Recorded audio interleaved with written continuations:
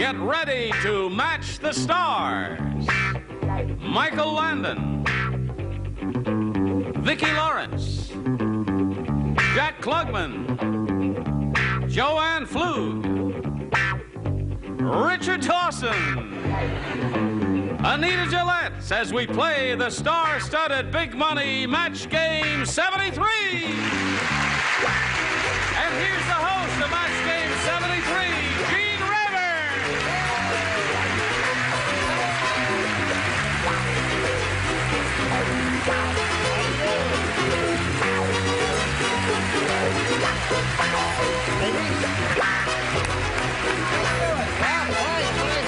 Aren't you beautiful? You really are a lovely bunch of coconuts, and I thank you for being here.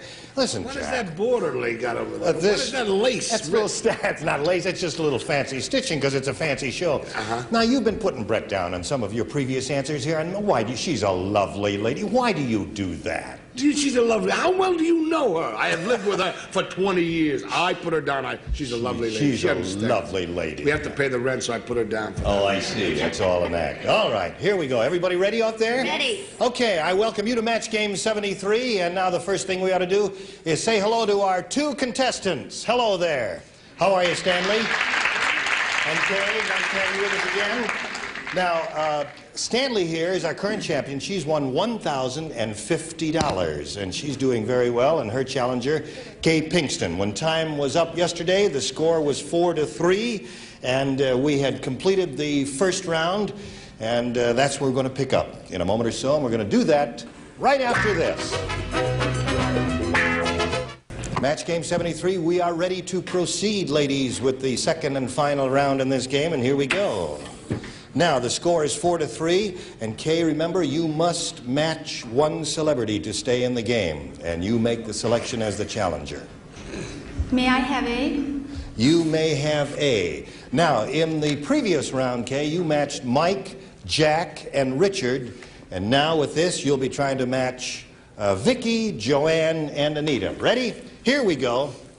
Mary always made blank in the morning. Mary always made blank in the morning. All right. For some reason, that tickles Mike. I don't know why, but there he is. Everybody ready over there? So, Kay, we'll call for your response to this. Mary always made... Eggs. Eggs in the morning is her answer. All right, now remember, you must match one celebrity to stay in the running, and let's see what happens here now. We'll begin with you, Vicki. May we see your response? Michael's being no good up here. Yeah, he is no good. Well, I don't eat breakfast, so I put coffee. Coffee. All right, there's no match there. Let's see what Joanne has. We're looking for egg. I was thinking Mrs. eggs. Olson's tip, and I put coffee, too. Oh, coffee. Oh, all right, we're down to Anita, and you must match Anita to get a tie here. It's always coffee for me, too. Oh, coffee. So our winner is Stanley Hill. Congratulations.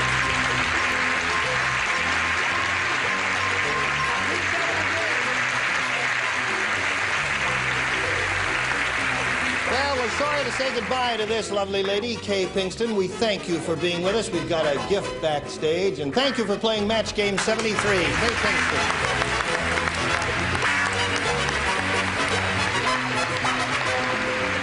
How are you? Good for you. Now, Stanley, you've been through this a number of times before, but I'm going to say it again just in case you've forgotten. You've won $100 and now the right to try for our super match here in which you can win over $5,000. Are you ready? I'm ready. All right, here we go. We polled a previous studio audience for their best response to this. Watch your blank. Watch your blank. Now, the most frequent response given to that audience is worth $500 if you can match it. The second most common answer, $250, and the third, $100. Now, whatever you win here is yours to keep, but more important than that, you get the opportunity to go on and try for 10 times your winnings, okay? Which means if you match the $500 response, you'll have a shot at $5,000. All right, you know that. Now, the panelists are going to help you. You'll choose 3 celebrities, one at a time, get their suggested responses, and then select one. All right, now, who do you want to start with? Mike. Mike Landon, how do you do this? Watch your step. Watch your step is what he says. Okay. Another celebrity, Stanley? Anita. Anita? Watch your weight. Watch your weight. Okay, no significance to I that. try. All right. And your third one? Joanne. Oh, no. Joanne. Let's see. Let's see. Watch your... He said step. We've got step and we've got weight. Watch your... You wouldn't watch your tongue. Watch your wallet. Watch your wallet. That's the only thing I could come up Okay. with. All right. You tell where she's been eating lately. That's right. So we've got watch your step, watch your weight, and watch your wallet. Those are the panel suggestions. Now you pick one of those or discard them all and give us one of your own. But right now we want one response. Step. Watch your step. That's the one that Mike gave you. All right, here we go. Let's find out how the audience responded. We're looking for watch your step. May we see the $100 response? Watch your language. That isn't bad. There, okay, it's not there. We're looking for watch your step. May we see the $250 response? Watch your weight. Oh, Anita gave you that one. Here's your third and last chance, Stanley. We're looking for watch your step. May we see the $500 response? Watch your step.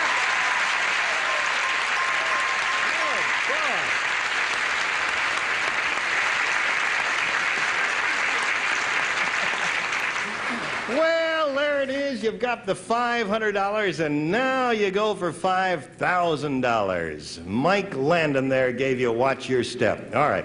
Now, to collect the $5,000, you must match one of our celebrities and match that star head to head. Pick a celebrity right now. I'll go with Mike. Mike Landon. All right. Michael, get ready.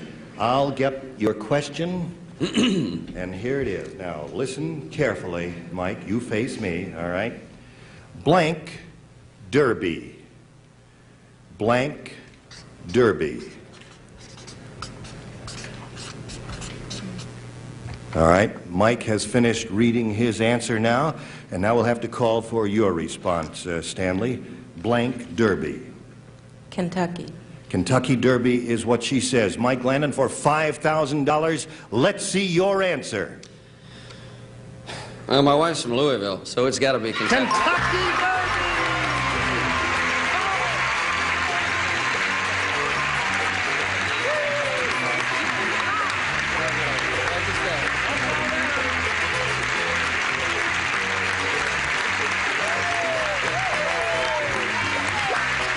You know that lady down there? Who's she? Oh. There's a lady down there in the first row here bouncing up and down and really happy, and she's a friend of yours, right? Well, we're all very happy for you, Stanley. You won $5,000 a moment ago. You now have a total of $6,650, and you're not through yet. You can take on a new challenger, and she's going to do that right after this. We've just had a big winner here on match game 73. I just asked Stanley what she's going to do with her winnings, and she says, I really never expected to win. I haven't thought about it. And she said, I can't. Take a deep breath. She said she can't get her breath. It really is an exciting moment for her. Now, let's say hello to our new player, Phil Gilman.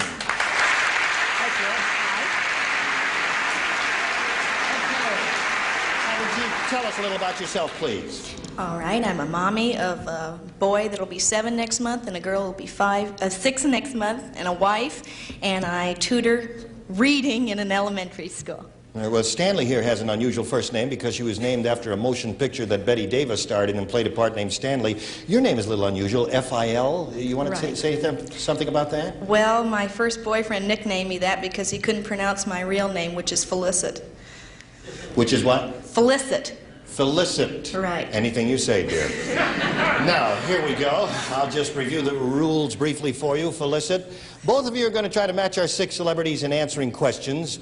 You're going to get 2 chances. At the end of the second round, whoever has matched the most celebrities wins, gets $100, and has the right to go to our super match where you can win over $5,000. Phil, the challenger, makes the selection, so we'll go ahead and do that right now, if you please. All right, B. B is what she says. All right, everybody plays, so if you're all set, we'll do this. John came back from Las Vegas, a blanker man. John came back from Las Vegas, a blanker man, Phil. she thinks about that.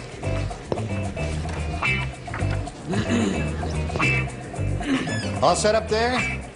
Okay, here we go. Now we'll call for Phil's response. John came back from Las Vegas. Broker man. A broker man. Will these have to be exact matches there, Your Honor? Broker man? Well, we'll find out what happens as we go along here. Mike Landon will call on you. Well, he probably was a broker man, but that also made him a wiser man. A wiser man. All right, now let's call on Vicki Lawrence. We're looking for a broker man. I tried to think positive, so I put wealthier. Wealthier man. All right. Jack Klugman, who has never been to Las Vegas. Now, maybe John came home a broker man, but Jack came home a poorer man. A poorer man. That is a match, okay? They don't have to be the exact words. Same idea in this case. Joanne. All the tales I hear about Vegas, I would say home a poorer man. A poorer man. So there's another match for you. And Richard... Yeah, you don't have to be a poorer man. The one way to beat the tables at Vegas is when you get off the plane, you walk straight into the propeller. I said, poorer man. Another match for you. Phil's very happy about that. And Anita Gillette. Well, I've never come back any other way but poorer. Poorer. So, you did very well. Okay. We picked up 4 there, and now let's see how the champ does. Ready, champ? All right, here we go. Everyone plays. Morris said to Evelyn... What? What was that? Oh, that was Morris. Fire John and Mary. No, John and Mary, a short hiatus. Morris said to Evelyn, why do you spend so much time in the blank? Watch it, sir. Morris said to Evelyn, why do you spend so much time in the blank?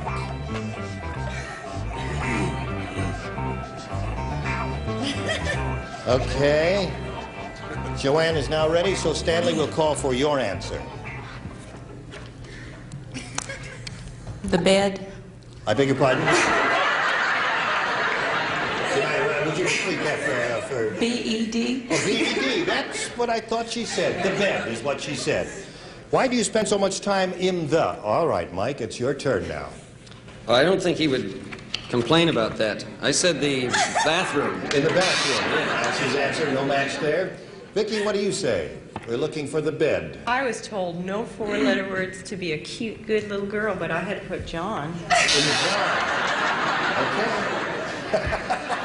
All right. You're a cute, good little girl in my book any day. Jack, what do you say? Well, then Evelyn saw that the box of prunes was gone, and she said, bathroom. Okay. Joanne Flug, we're looking for a bed.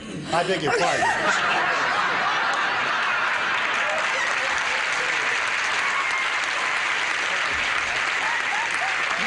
Very well, but have her back by Thursday.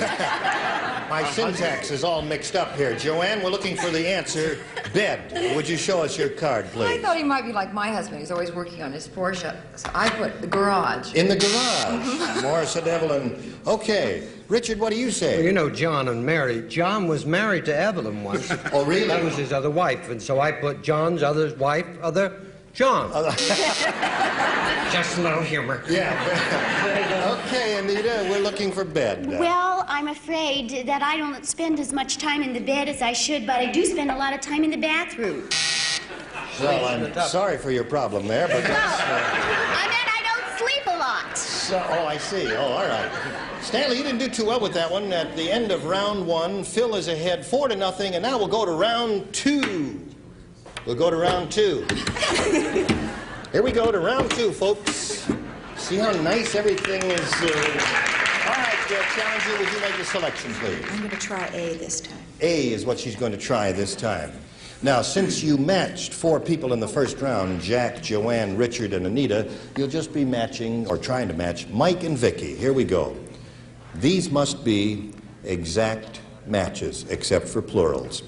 John ate like a blank. John ate like a blank. Did you hear that? Yeah. Okay. All right, they are all ready, Phil. May we have your response? Lots of food. I beg your pardon? John ate like... Did you hear me? I thought you said No. ate blank of No. blank. John ate like a blank. Like a pig. You don't have to get hostile about it. That's your answer. John ate like a pig. May we see your answer, please, sir? I'm afraid you're talking about Big John. I was talking about Little John who eats like a bird. Oh, yes. Very small appetite. Yes. All right. No match there. Vicky. Well, I don't mean to be so hostile about it, but yeah, I agree. Pig is a match. Very good, Phil. So you pick up one more score there, and you now have 5. And let's complete the round here with Stanley. Now, you must match 5 celebrities to stay in the game. 6, however, could win it for you. Here we go. And everyone will participate since she matched no one in the first round. Mary said to John, "You need to have your blank examined." Mary said to John, "You need to have your blank examined."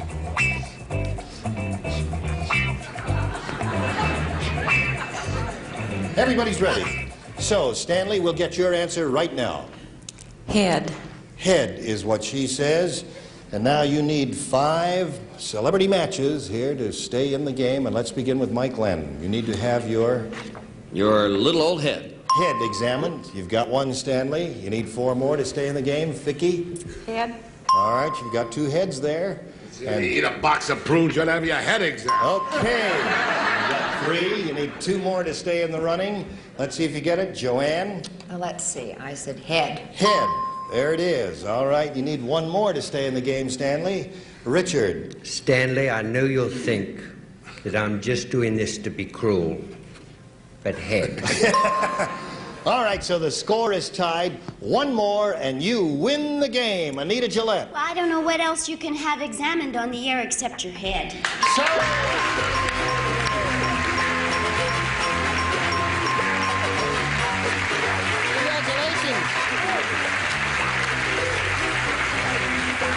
Okay. Phil, we're sorry to say goodbye to you. You're a very charming lady. We do have a gift for you backstage, together with our thanks for playing Match Game 73. Thank you.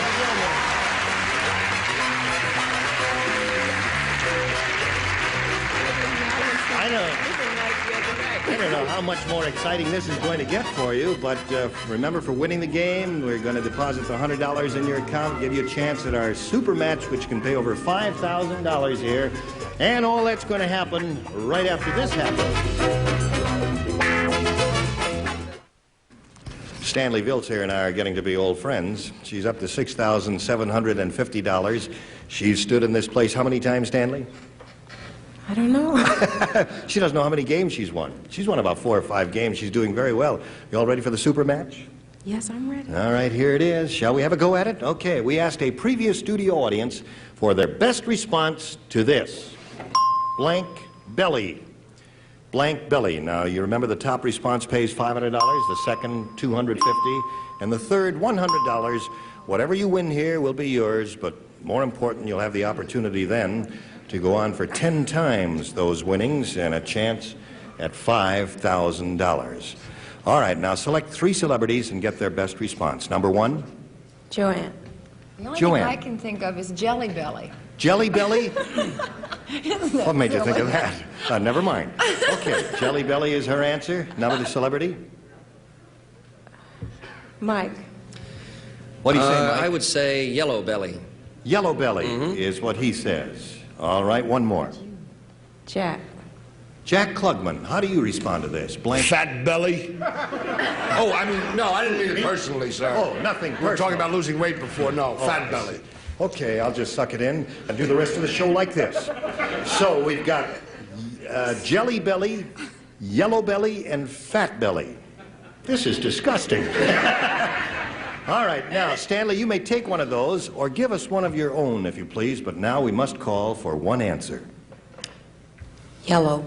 Yellow. You've decided to go with one of the celebrities' responses. Yellow Belly, the one that Mike Landon gave you. All right, now let's find out how that audience responded. We're looking for Yellow Belly. May we see the $100 response? Pot Belly. Oh, that's a good one. I don't know why I didn't think of that. Well, I couldn't give it to you anyway.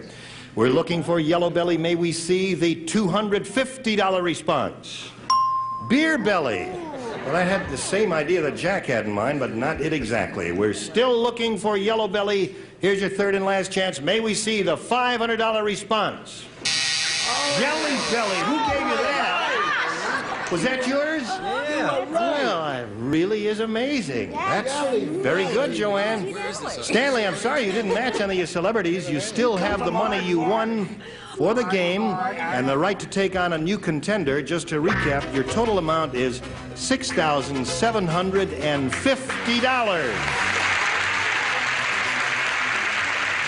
Okay, Stanley, you stand by. We'll be back right after this. Time is up for today, so that ends today's session of Match Game 73. Our current champion, Stanley Viltz, who's won $6,750, will be back tomorrow to take on a new contender. So we'll look forward to seeing her, and I'll look forward to seeing you next time, too. You were just dandy, all of you, and I thank you very much. Award-winning, you're a modest guy, that award-winning Jack Klugman. No, I'm not. I got it here, as a matter of fact. Who stole it? See you all next time. Until tomorrow, Gene Rayburn saying so long for Match Game 73.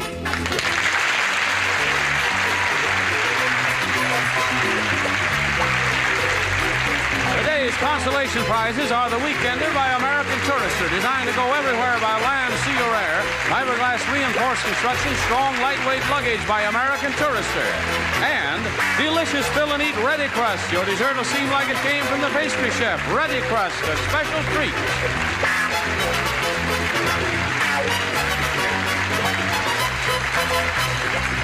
This is Johnny Olson speaking for Match Game 73, a Mark Goodson, Bill Todman production. Stay tuned for Secret Storm next over most of these stations.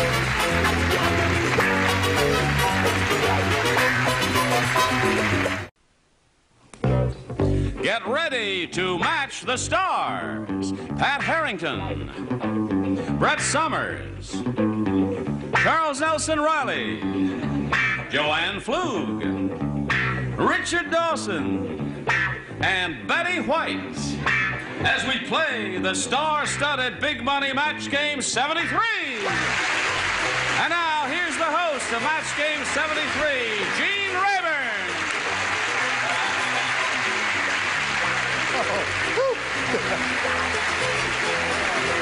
Thank you. Hi, Johnny Olson. How are you? Hold on.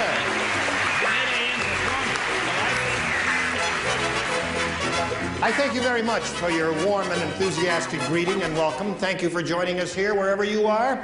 I'd like to say hello to all of these beautiful and talented people. Why and don't you? A special welcome to a gentleman who hasn't been with us before, but a man we worked together with. Hello, Pat. Didn't know I had that effect on you. Hi, Gino. Pat and I worked together for a long time. Pat who? It's a good start. I think that's marvelous. He's just had his nose fixed. Now his mouth won't work. All right, so there are our celebrities, and our regulars are happy to have all of you here. Now let's say hello to our two players, Rita Rossler and Chaplain Tom Schultz. Hi, how are you? Rita's our current champ. She won one game, has $600 to her credit. I guess I can take the Band-Aids off while I'm on camera. I'm a do-it-yourselfer, and I was just fixing things at home, and I got, oh, well, it's nothing. And are you ready? Okay, we kind of came out even last time. We finished a game and finished the super match and all that. And she's going to be challenged now by Chaplain Tom Schultz. Would you tell us a little bit about yourself? Yes, I'm from the Naval Station at Long Beach. I was with the Marines for a tour in Vietnam, and I have 3 sons and a wife in the audience. And they're here. Well, there goes that. Okay, all right. You didn't have a shot anyway. Rita, you know who's on his side, we'll wish you both luck, and we'll begin this game right after we have a look at these commercial messages. Here we go. Round 1. Chaplain, we asked the challenger to make the selection. Some people find some questions harder than the others. That's why it's entirely up to you. A, please. He wants A, new game, everybody plays. This is it. Yikes! Little Johnny was so angry at his mother, he made Jell-O in her blank. Lady out there in the first row with a dirty laugh. Little Johnny was so angry at his mother, he made Jell-O in her blank. Do not look so quizzical, Brett. Can we call Mount Sinai and have me taken away? The bottom tier is ready, and we're waiting for you. I wouldn't let that Betty White get ahead of me for anything in this world. Got it. All right, now we'll call on Chaplain Schultz to give us his response. Little Johnny was so angry at his mother he made Jell-O in her... Pot. In her pot. Yes, sir. He says pot, folks. That's his answer. P-O-T. Little Johnny's mother's pretty cool. Yeah. What do you say to pot, Pat? Well, this actually happened in our home once. Little Tressa made not Jell-O, but cereal in Margie's... Hair dryer. Yes. Oh, he was angry, wasn't he? She was. She was. Yeah, Oh, all I right. didn't marry Fred till later. I see. Brett? Well, keeping in mind that he was a chaplain because Mr. Harrington turned and said, "Is he a chaplain? Did he say he was a chaplain?" I said, "Yes, he's a chaplain." I want to go to confession. I said, "Oven." I couldn't think of another answer. That'd be a little difficult to make Jell-O in the oven. Charles Nelson I was always in my mommy's pocketbook, so maybe in the... Good answer. I love your new glasses. Oh, you do? They're crooked. They're great. Okay. They're crooked because one ear is lower. But other than that, I'm gorgeous. You are, indeed. Moving right on. Yes. Joanne? Well, I don't know. I put in his mother's new hat. In his mother's new hat. Listen, while we got the tight shot on you, I don't quite understand My this. camel shirt. What does that mean? I mean, are you... It's just the latest thing to wear. Oh, you like camels. Is that No, it? you see, it's sequins. Is that No, a one hump or a sequins. two hump It's camel? That's one. one hook camel That's that. I knew all it. together. like a I two-humper did. from here. No. Near that. All right. Animal lover that I am. Oh, I forgot. What was your answer? Would you... New hat. New hat. New hat. All right. Pot is the chaplain's answer. Little Johnny was so angry at his mother he made Jell-O in her... It's the first time I've ever wanted to walk a mile for a... Made it in her bra. In her bra. All right. Betty White, what do you say to that? Well, she said, "Johnny, where is the Jell-O?" He says, "In your hat." In your hat. Yeah. Your hat. Well, that... He was really angry. Okay, Rita, we've got this for you and for all of you. Are you ready? Ready. Good. Confucius say, old man who marry young girl better take blank on honeymoon. Better take what? Old man? Old man who marry young girl, he better take blank on a honeymoon. You understand when I talk to you? And you do an excellent Johnny. You understand? I understand.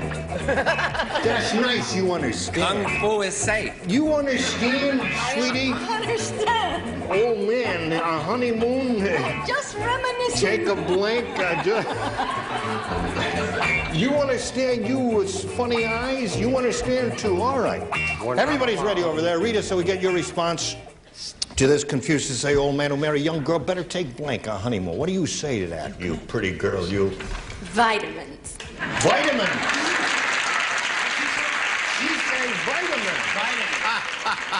Old man who marry young girl better take vitamins on honeymoon. What do you say, young man? We're more or less on the... No, I can't say. First I had reinforcements, and then I wrote stand-in. Better take stand-in. We don't have a stand-in in China. I thought everybody had a stand-in. No, we don't have a stand-in in China. Brett, what do you say, you funny lady?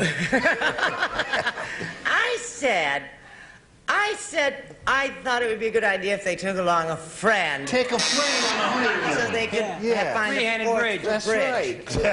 What do you say, man, I with said funny a glass? copy of Playboy magazine. Playboy magazine. Preferably the Christmas edition, because that's Vitamins is Rita's answer. So I heard that. exciting. What do you say, lady, with the funny thing up here? What do you say? I married a young man. You very... No, I married a young man. Oh, you married a young man. Has nothing to do with it. Yes. But I believe in health foods and taking vitamins, so I figure if you marry an old man, that you should have to take vitamins along. Vitamins. Rita, that scores once for you. Here's the sage. Well-known Oriental saying. What? Old man who marry young girl. Yes. On honeymoon must take understudy. Understudy. Cut out rehearsals. Complete. Very good, number one son. You say very good. What do you say? I say also a good book. All All right, so Rita scored once at the end of round one. It's 1-0 favor of the champ. We'll start round two right after we talk to you about this. We have finished round one, 1-0 favor of the current champ. We go to round two. Chaplain Schultz, would you make a selection? B, please. He wants B. Last time around, you didn't match anyone, so everyone plays. The gangster said, well, if you decide not to take the insurance, your blank may suddenly disappear. Who said that, The sweetheart? gangster said that. The gangster. The gangster. If you decide not to take the insurance, your blank may suddenly disappear. He said it very calmly. Well, he could afford to because he was carrying a gun. Don't think too long. Oh, I can't bend over because of my stiff neck. And I can't see. Dad let you have the car tonight, huh? Yeah, and I've got to leave quick. And you're going to leave right after the show? Right behind the curtain. Kurt, you parking right outside there. He's got his Harold Teen sweater Oops, on. excuse me. Walk much? All right, is everybody ready over there? So let's call on Chaplain Schultz and get his response. Gangster said if you decide not to take the insurance, your blank may suddenly disappear. Wife. Your wife. He says wife. So we call on Pat Harrington. What do you say, Pat? Well, we must be of the same faith. There it is. One match. Now let's go to Brett Summers. What faith are you? Never mind, just answer the question. Mine rhymes. Your life may disappear. Your life may disappear. Okay. Oh, I don't like those booze. Let's make it the wife. The wife may disappear. Another one for you. Okay. Joanne. Ta-da! Wife. Another wife. I have family and friends here. The whole family. But you got wife, that matches. Now. Said your wife may disappear, and if you don't keep up the policies, we'll bring her back. The answer's wife. Another one. You're doing very well with this one. All right, Betty, wife it is. Right after this show, Joanne wants to get something off her chest. It's wife. Wife. It only took you 3 minutes to come out. All right. So, Chaplain, you scored 5 times with that. You did very well. And now we'll go to Rita's end of the round. I remind you, you must match 4 celebrities to stay in the running. 5, however, will win the game. Last time you matched Joanne, so now you'll be trying to match the others. Tony is such a busy man, he even blanks standing up. Tony is such a busy man, he even blanks standing up. What was his last name? Tony. Oh, well, I don't know his last name. You know, we don't reveal everything here.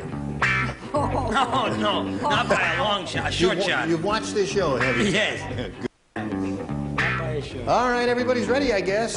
So here we go with Rita Rossler. Champ, what do you say? Tony is such a busy man, he even blanks standing up. He sleeps standing up. He sleeps standing up. Her answer is sleeps. You must score 4 times to tie the score. Let's see if it happens. Pat? I wouldn't mind scoring once if I... Here, Sleep. There it is. Okay. Brett, what did you say? I told you should have sent me to Mount Sinai. Eats. He eats. All right, you must the same thing. match the remaining celebrities who did not match Charles, so that means our winner is Chaplain Tom Schultz. Congratulations. Would you come around, please? What did you have there, Betty? Eats was the answer. Right here, if you would, sir. We congratulate you. You've got $100 for winning the game. And now we've got some money for you, Rita, in the amount of $600, together with our thanks for being with us and playing Match Game 73. Let's say goodbye to Rita Rossler. Thank you. Bye-bye. Bye. Bye, Rita. Now, Chaplain, you're going to have a go at the big money here where you can win up to $5,000. You all set for it? Yes, sir. You know how it goes? Yes, sir. All right. We polled a recent studio audience, and we got their best response to this.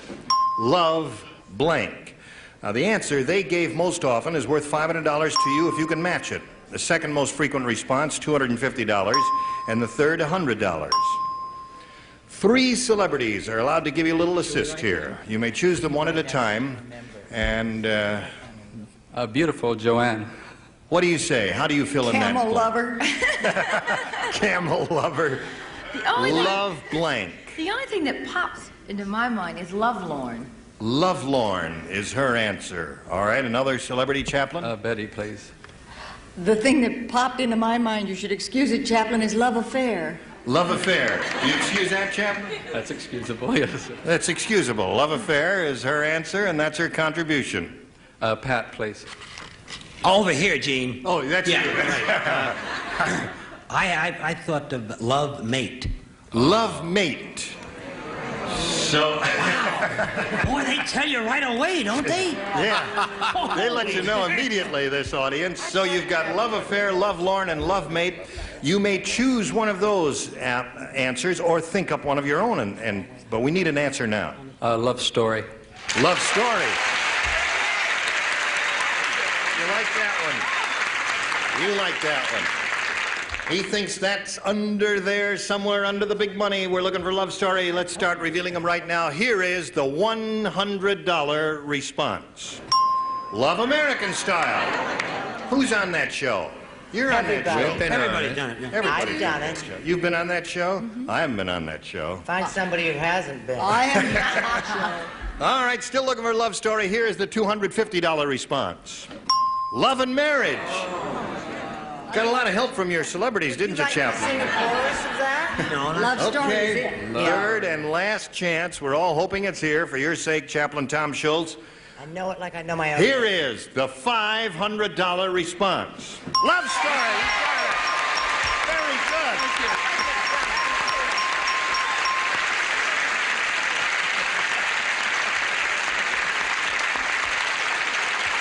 Well, everybody's very happy for you, Chaplain. You got a love story, you got the $500. That means you're going to be playing for 10 times that amount now, or $5,000.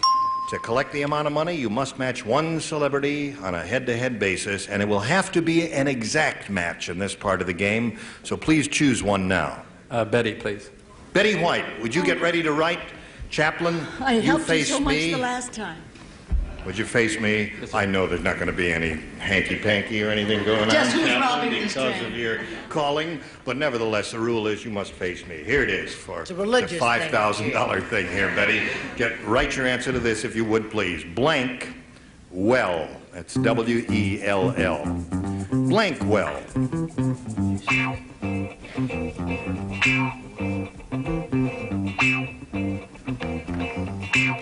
Betty is finished. So, would you please give us your response to this? How do you fill in that blank? Blank well. Feel well. Feel well. Remember, we say it must be an exact match. For $5,000, Betty, may we see your answer? Oh, I'm sorry, Chaplain. Get well. Get well.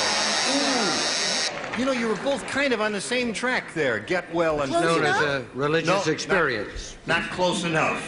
Very Well, good, listen, though. Chaplain, you're the champ. You've got the $600. You're going to play another game, or someone is going to be out here to challenge you right after we pass along these messages. Here we go. Chaplain Schultz is now going to be challenged by Joanne Breen. Let's welcome her. All right, Joanne. Hi, Gene.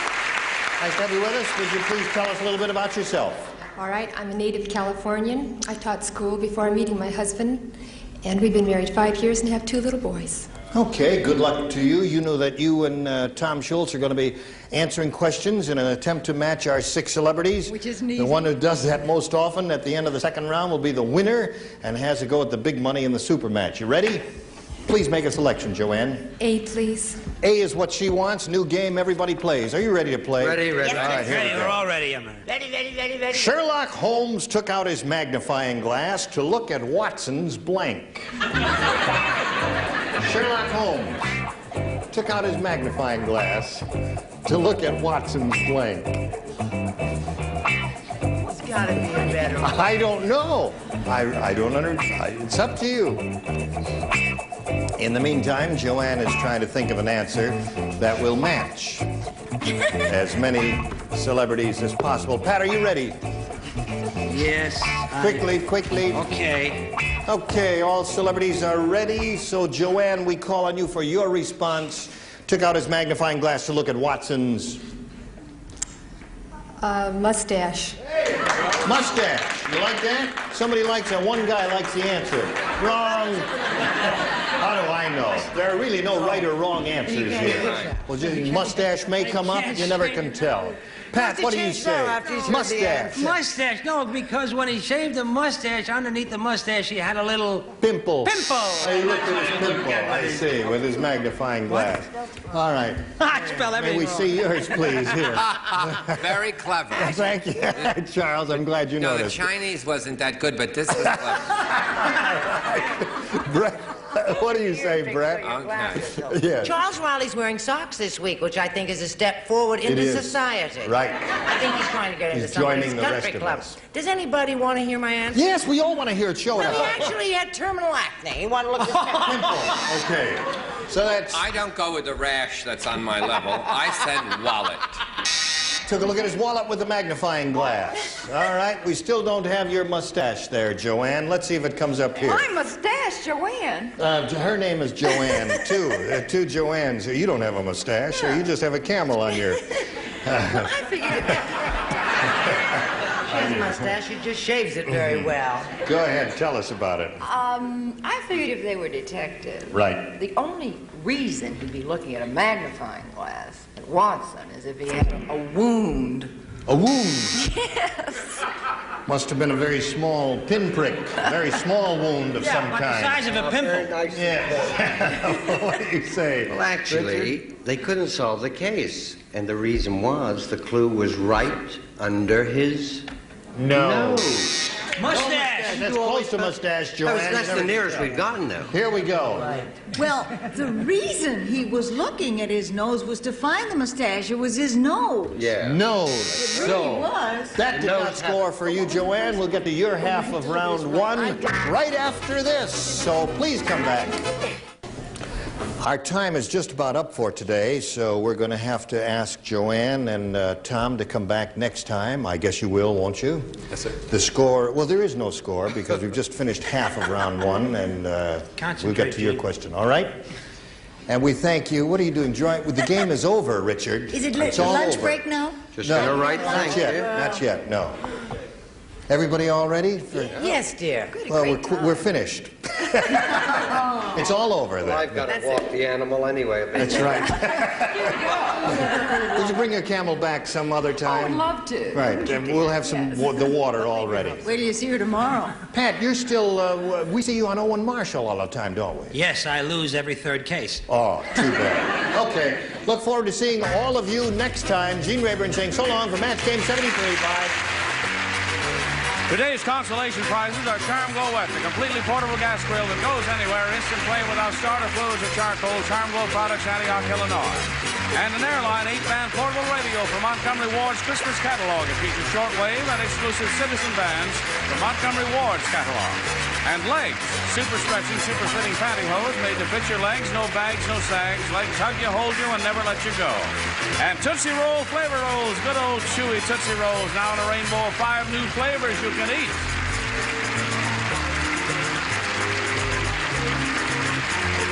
This is Johnny Olson speaking for Match Game 73, a Mark Goodson, Bill Todman production.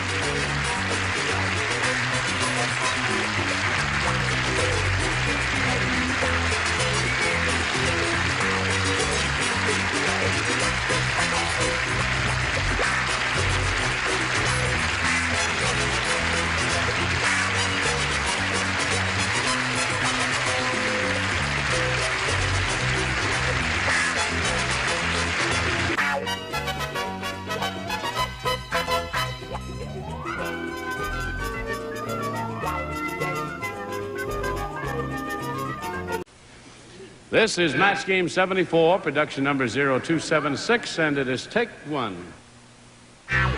Get ready to match the star. Donald Ross, Brett Summers, Charles Nelson Riley, Patty Deutsch, Richard Dawson, and Fannie Flagg as we play the star-studded Big Money Match Game 74. And now here's the star of Match Game 74, Gene Rayburn.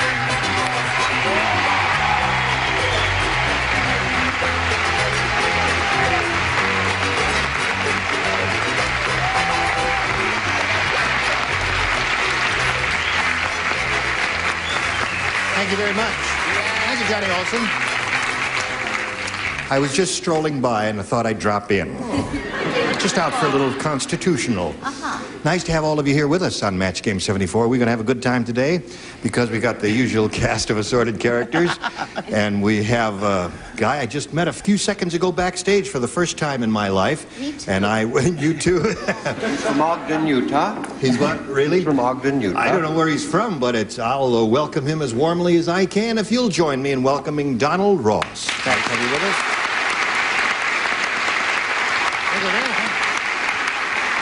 How about that shirt and tie, Donald? How about that shirt and tie? Yeah, that's a matching... But I'm not going to wear it on the show. Oh, you won't wear it on the show, okay. I think it's very attractive, the shirt and tie that matches. No, it doesn't match. It doesn't match? No. It looks like it matches to me. I think Patty dressed me again. Oh, I didn't want to match it out. Those two folks are married, this one and this one. Up until Just not in case. anymore. To me, and he's married to her. Let's get underway by welcoming our two players here, Janet Finn and Chris Keaton. Hello, ladies. How are you? Okay. Janet's our current champion. She's won $6,200. She's got a lot of money to her credit, and we haven't even started, and you're tensing up already, aren't you? Stay loose, Janet. And she's being challenged by Chris. We're in the middle of round one, and you've had your question, and you didn't do well with it, did you? And we've got a question for you coming up in a moment or so, but first we've got a little business we want to do with you, and this is it. Here we go. I'll push a button and reveal our other first round question. This is for you, Janet. Listen carefully. Everybody plays. Chiquita, the flamenco dancer, said, "I forgot my castanets. So, at tonight's performance, I'll be banging my blanks together."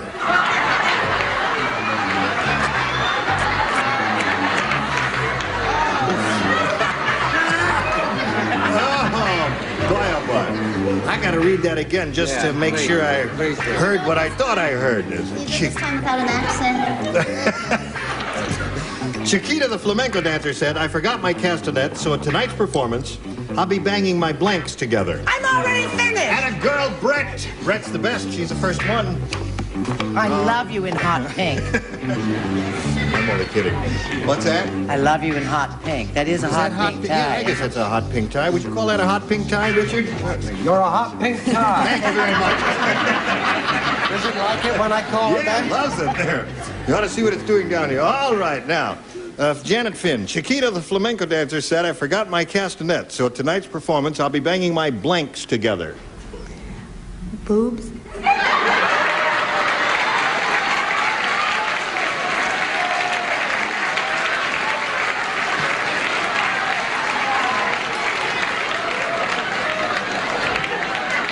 Okay.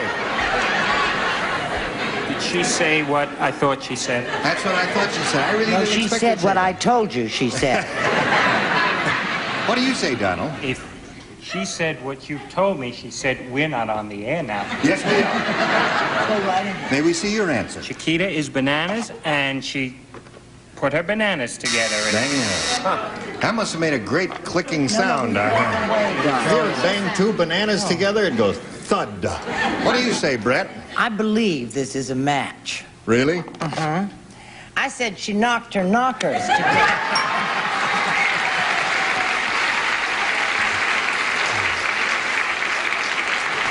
I don't know. I guess I have too logical a mind for you people. It's the last answer in the world that I would have said. I mean, you could do that all day. You wouldn't make a sound. I wouldn't make a sound. You chew gum while you do it, honey. From Alabama here. The lady from Alabama. No. You wouldn't make a sound, but you'd get a lot of bookings. Charles, what did you say? I said boobs. That's what she said.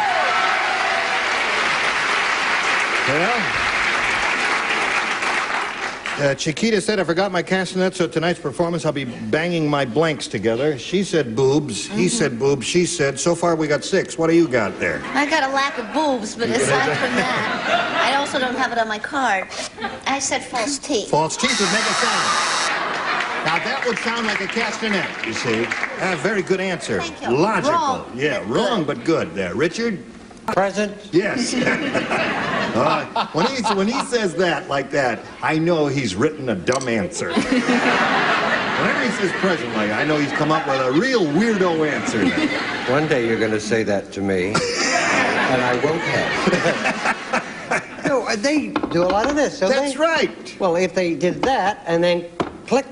Oh! I just became a boy soprano, ladies. Anyway, I wrote heels. Heels would make it. Yeah, that's right. Oh, leg. Yeah. No, but all right, let me see. I'll tell you what I thought in a moment, but I can't until... No, after you. Now, Janet, I take this game very seriously. I really do. And I was thinking of myself in terms, if I were Chiquita, what would I do? Now, logically, I would take off my earrings. Now, listen, please. Okay.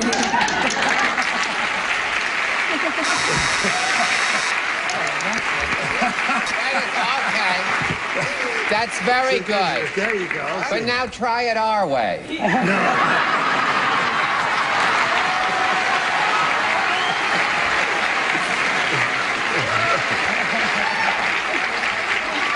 Did you hear something go click, click, click? No. I told you, I tell you my answer after everyone has given his, because I'm not allowed to do that.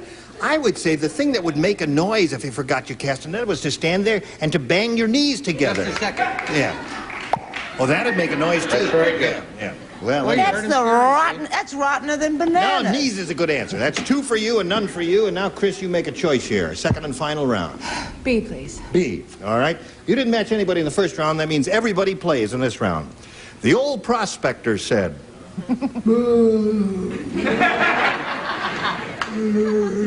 Very old prospect. Boy, was he old. Very sleepy and tired. He said,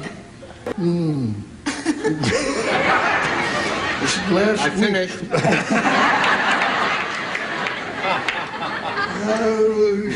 Last week, some strange young fella named Kung Fu walked into my camp and blanked my burro.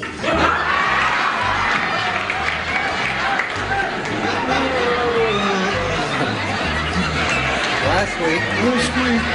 Gosh, I'm so smart. This last week, some strange young fella named Kung Fu walked into my camp and blanked my burro. Think about that. I've been ready for an hour and a half. What's that? Did you say something to me? Huh? I love it when you get old.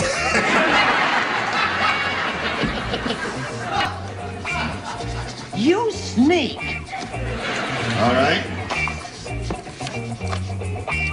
Everybody finished. Now, Chris Keaton. Did you hear all that? You want me to repeat it? Would you please? Oh, sure. Be glad to, Chris. Thank you. She wants me to repeat it. No, she doesn't. No. Yes, she does. Can somebody else repeat it? No, she does. The old prospector said... Last week, some strange young fella named Kung Fu walked into my camp and blanked my burro. For hell of my blank. No. Blank my burro. What do you say? What do you put in a blank? Kicked. Kicked my burro. Okay. Ha! He's always doing that, isn't he? Ha! What do you say? The question that became a 90-minute special. I said karate, judo chop. Judo chop my burro. That's what he does in Kung Fu. What do you say, Brett? I say with that matching shirt and tie, I'm going blind. Yes, it's a bit much. Gay. Could you get a little gate to put up here or anything like that? I said karate. Now, I don't want any comments about my spelling. Okay, he karate my burro. Kicked and karate do not match. Charles? I said also karate shot, but it's chopped. It's chopped, yeah. But karate is there. Yeah. Yeah. What do you say? Well, that fella that does Kung Fu is a very spiritual person. Right. So I said that he blessed his burro. Chris, you're looking for the answer, kicked my burro, and you've got to match the 2 remaining celebrities to stay in the game. Let's see if it happens. Richard. Burro. Burro. I said it first. Burro. Well, at the risk of making an ass of myself, he stole. My Stole my burro. That does not match. So, Janet Finn, lead the game.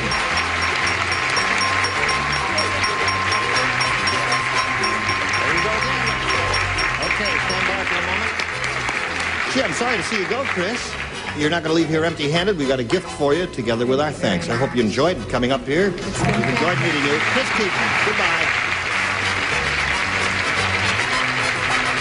There she goes.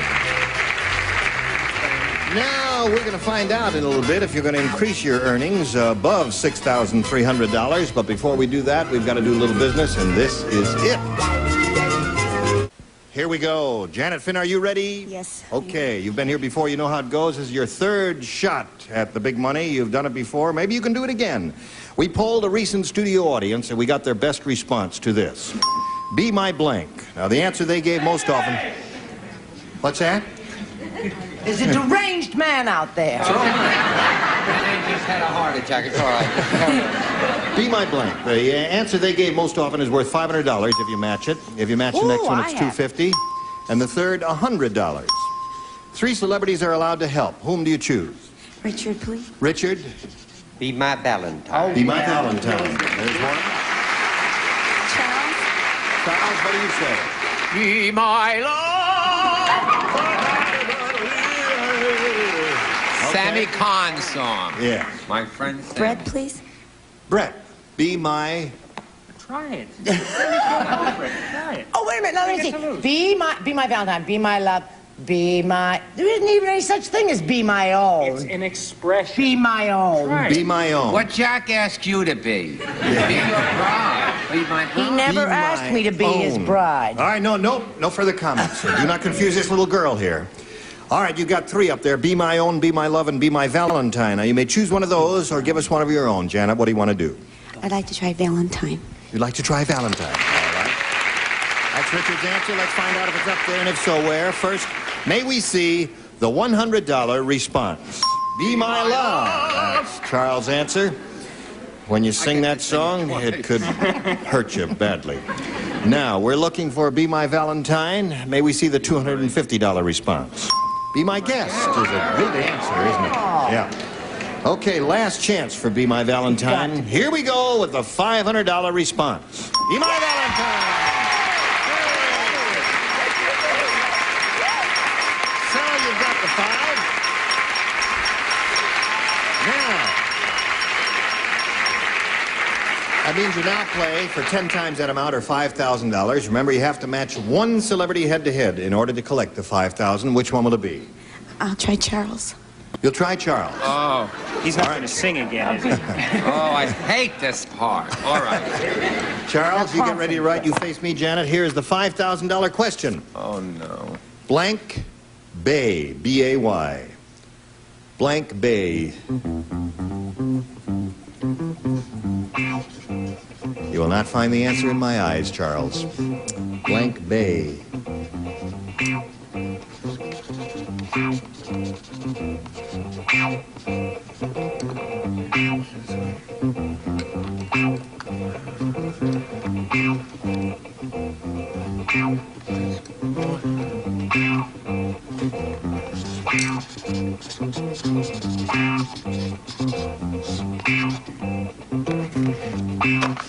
Finished.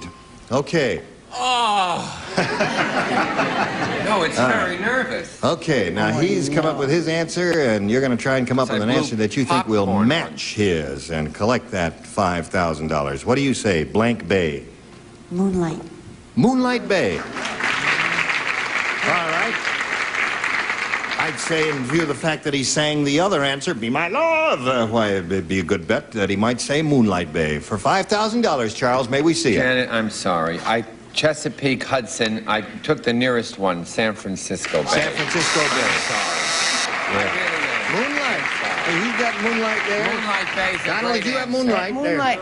But she probably dated more than I did. Sheepshead Bay. Yeah. You wouldn't say Sheepshead Bay. Here in California, you wouldn't say Moonlight Bay. Moonlight Bay is a good answer. Moonlight Bay is good. Okay. So you're up to $6,800. You have improved your position a little bit. You're going to play another game. Let's welcome Richard Fox.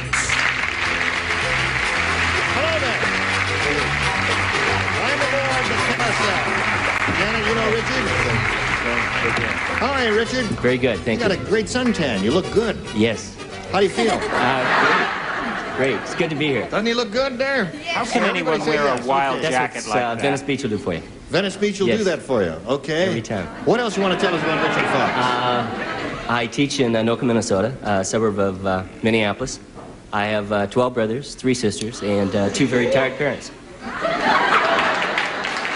for you, Richard. Great. Thank you. Are any of those people here? No, they're all back east. They are? I'm sorry to say. Well, I guess they'll be rooting for you, though. There wouldn't be room for anyone else. All right, Richard. Good luck to you. We'll start this game right after we start this commercial for you. You hurry back. Okay. All righty. Richard Fox, you're the challenger. You make a selection if you would. I'll take A, please. A. I love that jacket. Thank you. It really is terrific. If you haven't got a color set, he's...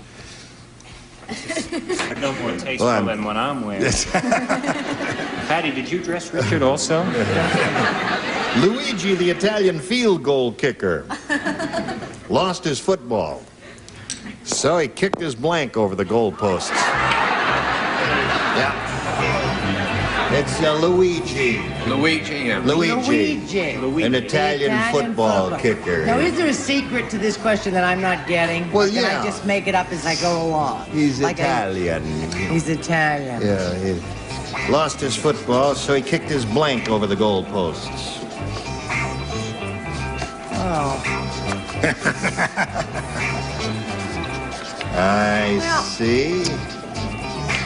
Okay, this lower tier is ready. I know. Charles is ready. I would like to make an announcement if I might have camera 1. Hello. I would like to talk about loud jackets and shirt and tie sets and pretty pink ties. But my rather distinguished, stunning tie was a gift of the Dawson boys, Mark and Gary, and personally sewn by them. Mr. Dawson's sons gave me this simple but distinguished, as opposed to the rather loud, raucous things on my right, including the dress I'm next to. Yes, of course.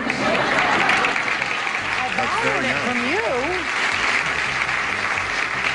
That's very nice. You're teaching your boys to sew, isn't that sweet? Well, they're also co-owners of a gay bar in La Cienega. I see. There's nothing wrong in sewing, is there? No, nothing wrong. All right, here we go. Luigi, the Italian field goal kicker, lost his football, so he kicked his blank over the goalposts. Richard? I'd have to say shoe. His shoe? Yes. All right. Shoe. What do you say, Donald? He said shoe. I didn't say shoe. No. Did Carol say something about my shirt? No, and he tie? didn't. No. Not Okay. the shirt or the tie. It's both. It's the shirt and tie together. May we see it? Yes. I said pizza. His kicked his pizza. All right. Luigi, the Italian, kicked his pizza over the field goal. What do you say, Brett? Why did Patty marry him? Can Do she not answer a explain that question to with a us? question. No? No. Poor little thing. Plowing I ahead. said helmet. Kicked his helmet over. Look, I've got a fan over there. I'm That's not right. alone and lonely. That's right. That's a good answer, according to him. Yeah. Charles? Don't put too much Romano cheese in and you can kick your meatball. Right. That's a good answer. Have you got the goodie? The goodie? Yeah. Well, I don't know, but another side order of meatball. Yeah, that's a good answer. All right. Then I wrote 3 meatballs. So far, we've got 3 meatballs. I beg your pardon. 4. That's an order. Okay. Well, all right, Richard, you didn't do well with that at all. You're and right. We've got your first round question, but before we do anything, we've got to do this. All right. Oh, boy. Listen, no score in the middle of round 1. Your question will be coming up next time we get together. Bring that jacket back. I've got to see that jacket again. That's terrific. If that jacket's missing, we'll know where it is. It doesn't go with the shirt, Donald. No, it doesn't. Trust Absolutely me. do not do that. I have to thank you and say goodbye. It's been a pleasure, my pleasure, and your pleasure to join us next time. Gene Rayburn for Match Game 74. Goodbye.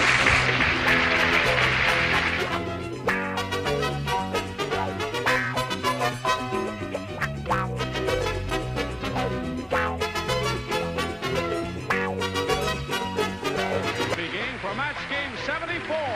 Mark Kurtz and Bill Todman production.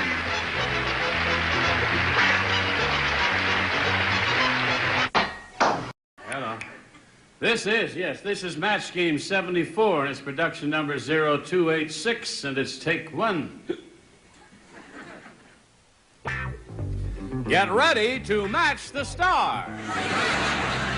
Scully Mitchell, Brett Summers, Charles Nelson Wright, Elaine Jordan, Richard Dawson, and Fanny Flagg, as we play the star-studded Big Money Match Game 74.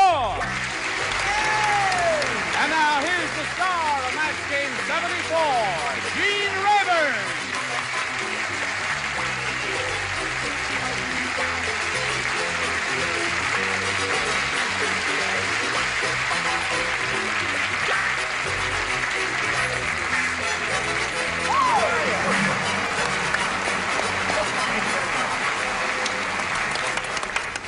I've got something I want to say. Yes? I got the horse right here.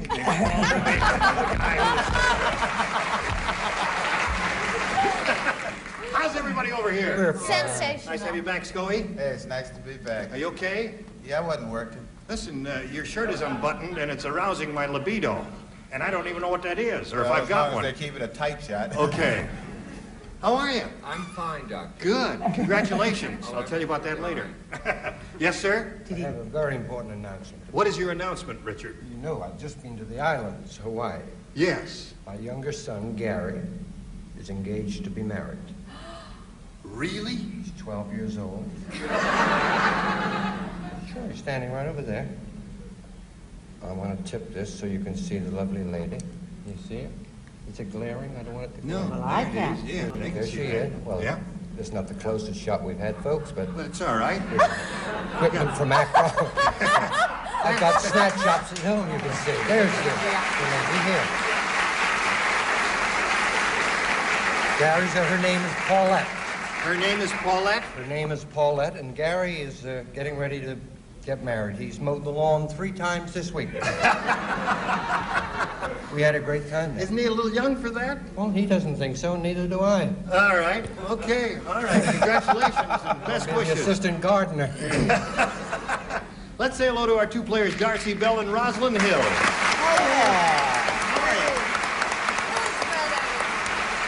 Darcy is our current champ with $6,200. Are you happy about that, Darcy? Very. I guess she is. Now, we're in the middle of round 1. She's being challenged by Rosalind Hills, which is this lady's name. It's not a place in Westchester County. And it's nice to have you back here again with us, Rosalind. You all ready? Thank you. Yes. Okay. We'll continue this game right after this message. Wonderful. Hello there. Okay, I'll push this button and reveal our B question, which is for Darcy. You had your first round question, match 2 celebrities. Now let's see how Darcy does with hers. At the gas station, Dumb Dora stuck the air hose in her mouth, and before she knew what happened, her blank was inflated to 10 times its normal size. Honey. Fanny, stop acting so tacky. What was that question, dear? At the gas station, Dumb Dora stuck the air hose in her mouth. And before she knew what happened, her blank was inflated to 10 times its normal size. Gracious. We all right. Okay. Good. Do you all right? Everybody writes, because this is a first-round question for Darcy Bell there. It's her first go-at. Do you know that Charles Nelson Riley could take the excitement out of an earthquake just by showing up? You've got to wake up now, Charles. Are you with it, Charles? Yes, but my light was flashing don't right. Well, Charles, it's been a long weekend. No, today is Tuesday, though, isn't it? It hadn't been a long weekend. What is today, Wednesday, Ira? October. Today's Tuesday, right. Okay. All right, here we go, Darcy Bell. At the gas station, Dumb Dora stuck the air hose in her mouth, and before she knew what happened, her blank was inflated to 10 times its normal size. We need an answer from you, which you think will match the dingbats over there. What do you say? Her bust? Her what? Her bust? Her butt. Her butt. Her butt? I'm sorry, what were you doing down there? I thought you dropped an earring. She said her bust, Scoey. That's the answer she's looking for. What do you say? You remember the last time I was on the show, I played so well that they almost didn't book me back. That's right. Frankly, I was kind of surprised to see her. I don't do the bookings, So but here you are, I Scoey. try to cover myself as well as possible with little blanket answers like, I said her buns. No. Oh, I see. All right. Some of them know what buns are. All right, what do you say there? No match, Scoey. Geographically, this is a match. No, it does not match her answer. Now, if you think it's a match, you don't know if you're coming or going. All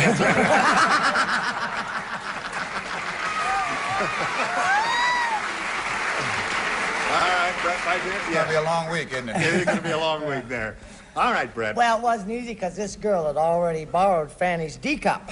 The bosom. Bosom, she said. So there's one match for Darcy. Charles? Danny, the last time Scoey was on, he said buns to everything, too, didn't he? Yes, he did. I think so, yeah. I said bust. You moved. Okay, so that's Now, my dear? Well, I wanted her to win, so I agreed, and I said breast. okay. Well, Just one. had 3 different names for it so far. What do you say? Here it comes. Well, good things always come in pairs. Yeah. Bazoom. Bazoom. All right. Now, what do you say? You tell him, Fanny.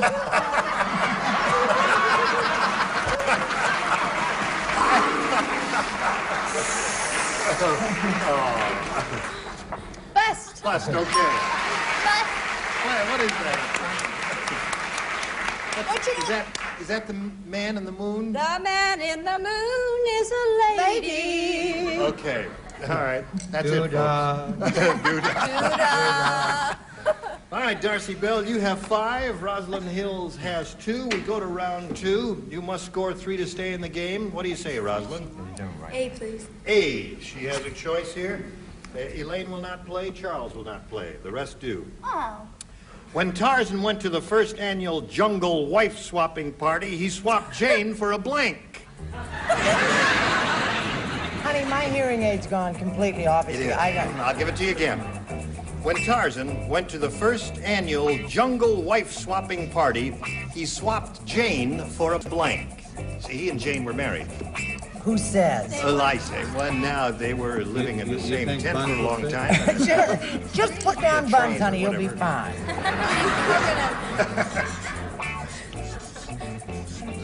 Could I hear the question yes, again? Of course.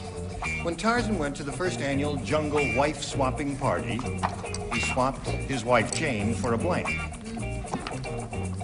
I recognize that they were married. B-U-N-S. They were not married? No. They were just good friends. No. They never got married. They never got married? I read the book. Okay, everybody's ready. Rosalind Hills.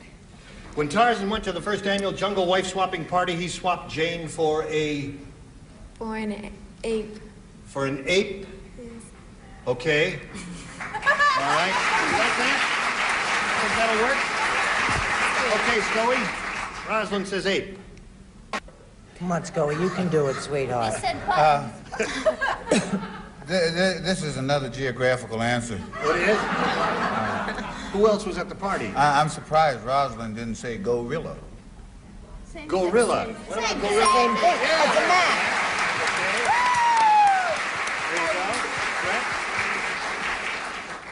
go. Scoey's in shock. He got it right. I said chimp. Is that a match? That's an ape. Richard. We swing over to you, sir. Yes. The answer she's looking for is ape. Yeah, well, he already had Cheetah. Oh. Who was an ape, right? Oh, I see. And he got nowhere with him. But I know what he really desperately needed was a refrigerator. A refrigerator. You got to match Fanny to stay in the game. Let's see if it happens. First of all, I'd like to tell you about my friend Tarzan. Yes. He jumped from the vine, he jumped into the house, and he ran, and he says, Jane, give me a double martini fast. He drank it, and he said, give me another. And she said, why are you drinking so much? He said, you don't understand, it's just a jungle out there.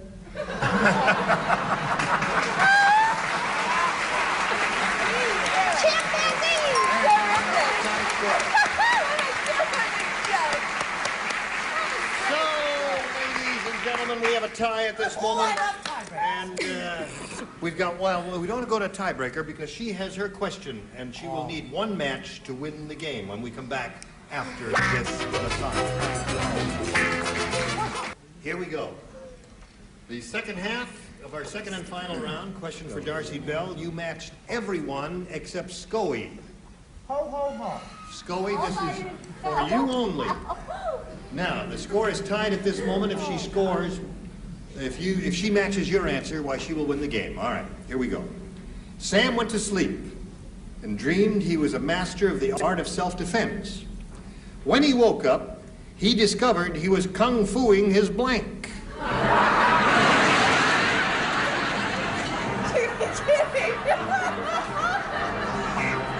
She'll never match this.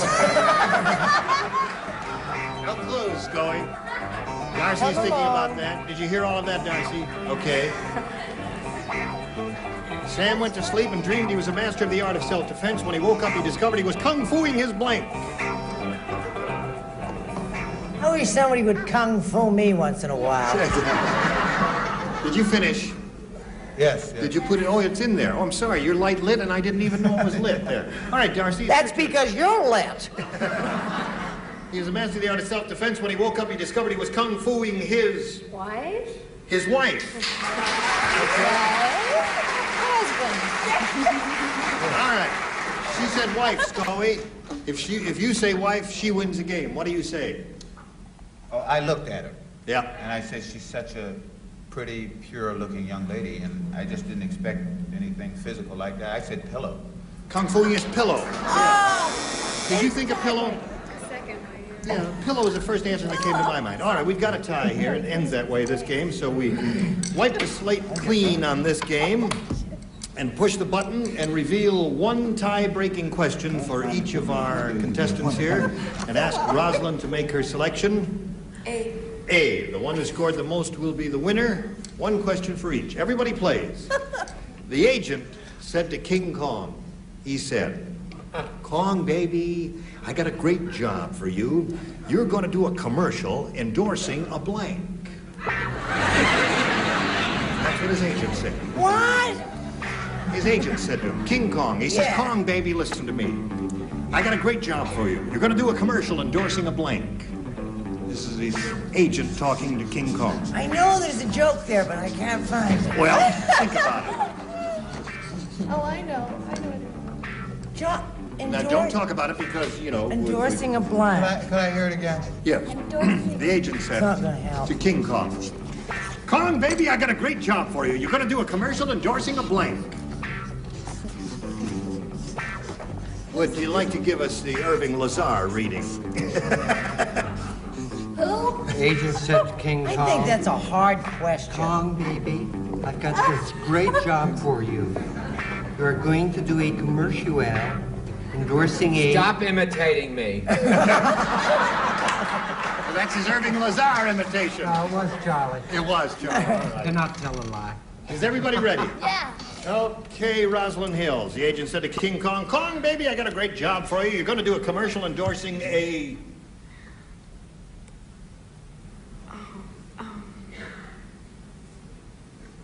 The only thing I can think of is a deodorant.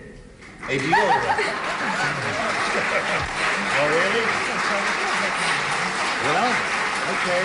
Why do you think she Some got of you like that and some of you don't like it. We'll find out how it works over here with our celebrity. She said deodorant. Scoey, what do you say? Well, first thing came to my mind is the way apes are built. You know, they're very, you know. And I said bra. A bra, okay. All right.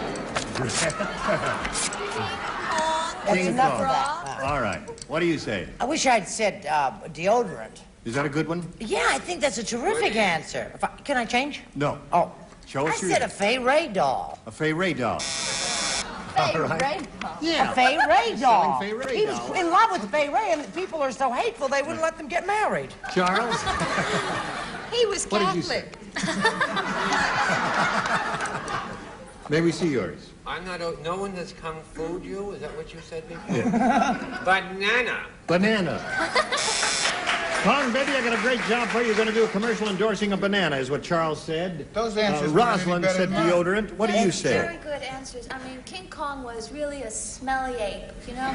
That's why he hung around on tall buildings, you know? Oh, because it was airy Nobody up there. could smell him. Yeah, that's all right. Enough of that. Just show us your okay, answer. I would have said deodorant, but first he had to shave, so I said razor. A razor. Yeah. Okay. Is it hairy ape? Yep, the hairy ape. Richard? Yeah, it was actually a great commercial in which he ate Yule Gibbons. It was for a health food. You're going to endorse a health food. Okay. All right. Now, Fanny. Fay Ray doll. Yeah. Fay Ray You know, doll. people make fun of Brett, but she really had a wonderful college. She was the first girl to go to college on a football scholarship. I'm proud of it. I said building, and endorsing buildings. A building. Yeah. Okay. All right. So, Rosalind, you didn't score there. Darcy, you've got your tie-breaking question yet to go. But before anything happens, we've got to have it go. All right. We're in the middle of a tiebreaker. Rosalind Hills didn't do too well with her half of the tiebreaker. Now let's see how Darcy Bell does with hers. You need one match to win another game. Here we go. Oh, boy. Vito said to Dumb Donald. Who? Vito. He's talking to Dumb Donald. What did he say? Who are these people? Well, I can see you're a novice when it comes to stick-ups. You're supposed to put a lady's stocking over your face, not a lady's blank. Now, you have to do a different reading. Yes, I do, because it all hit me as I'm as surprised as you are. Vito said to Dumb Donald, boy, I can see you're a novice when it comes to stick-ups. You're supposed to put a lady's stocking over your face, not a lady's blank. Oh, now. Now you got it, right? You're the best. Thank you. You got the idea? Yeah. You finished? No, Have you thought can of you something? see? It's nothing. Oh, I didn't say that. Oh. Gee, I can't Hello say there. anything. Now, chilly. let's see. Brett is ready. Are you chilly? I'm glad to hear that. I'm Doc. Grumpy. Okay. Sneezy. Sleepy. And I'm ready. Are you ready? Hallelujah. Charles is ready. Leave him alone. Put it in there. Okay. The upper tier is ready. And here I we didn't go. pick on him. I was Darcy just Bell. trying to help. Vito said to Dumb Donald, boy, I can see you're a novice when it comes to stick-ups. You're supposed to put a lady's stocking over your face, not a lady's blank. Bra? I can't hear you. Bra? Bra. She's so hesitant. This way? No, it's this Sure. way. Well, this way. Oh, I see. Sort of like Like a blindness. mask. Not like earmuffs, huh? What do you say? No, it's sort of like Halloween mask. Yeah. I said whole pantyhose. Pantyhose all together. The whole thing. Okay. Brett? Bra's her answer. What do you say? Oh, I don't know. I say I'm exhausted. You are. I say girdle. Girdle. Girdle? Okay. Girdle. You know, that thing you wear on the bicycle. A living girdle. That's right, Charles. I'm afraid Darcy's right. It was the two-faced mugger. Bra wins the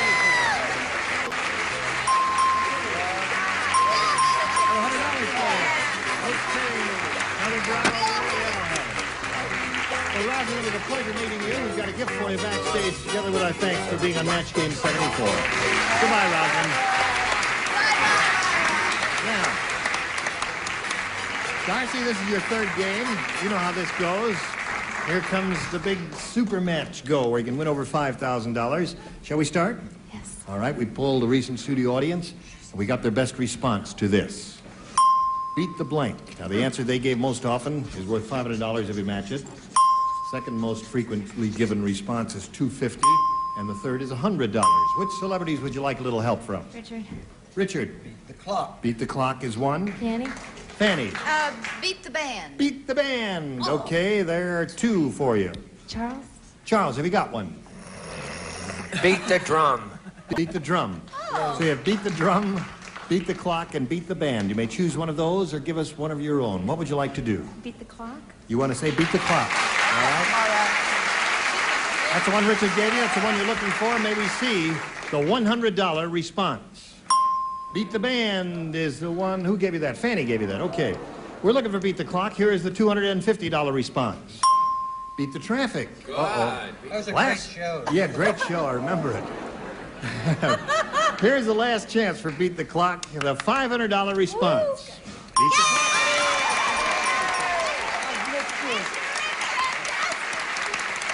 Congratulations. You now have $6,800. And you're going to have a go at the big money when we get together again, but right now we've got this for you. Here it is. Gee, it just seems like we started the show 2 minutes ago. All over already, right? So fast. Right. Well, we got to hold it till next time. Gene Rayburn, Match Game 74. Goodbye.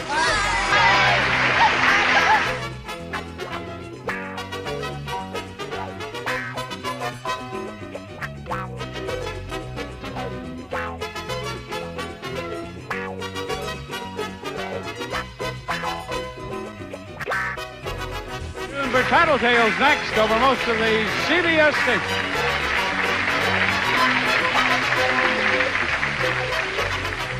Get ready to match the stars. Tom Bosley, Brett Summers, Gary Nurkoff, Meredith McRae, Richard Dawson, and Fanny Flagg as we play the star-studded Big Money Match Game 75.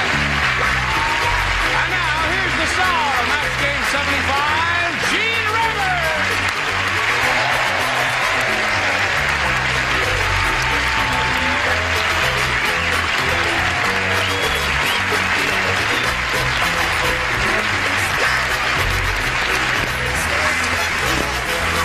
What?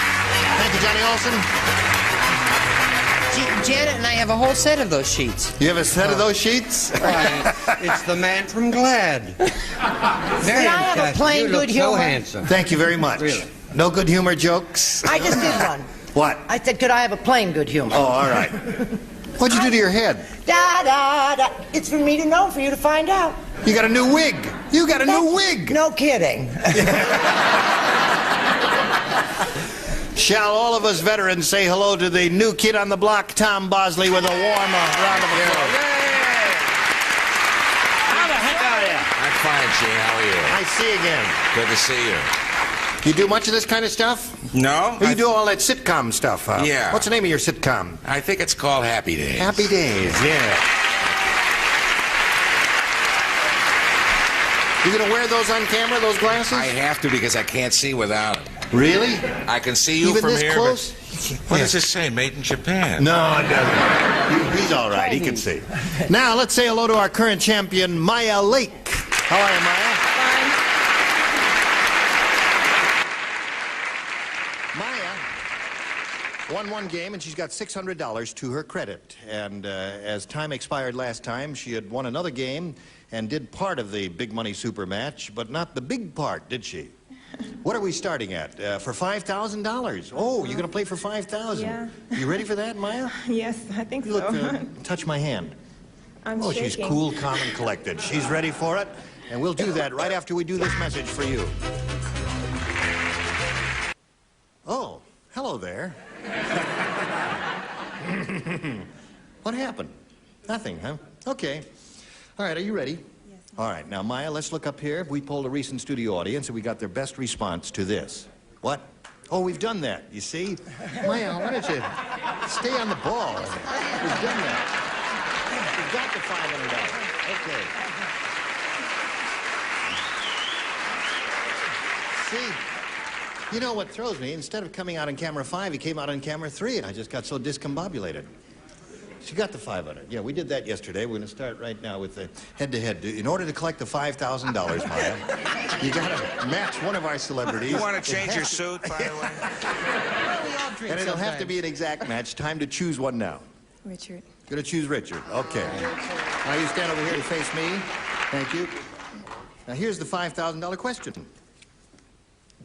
Motor blank. Motor blank or motor blank. Okay, he's finished, Maya.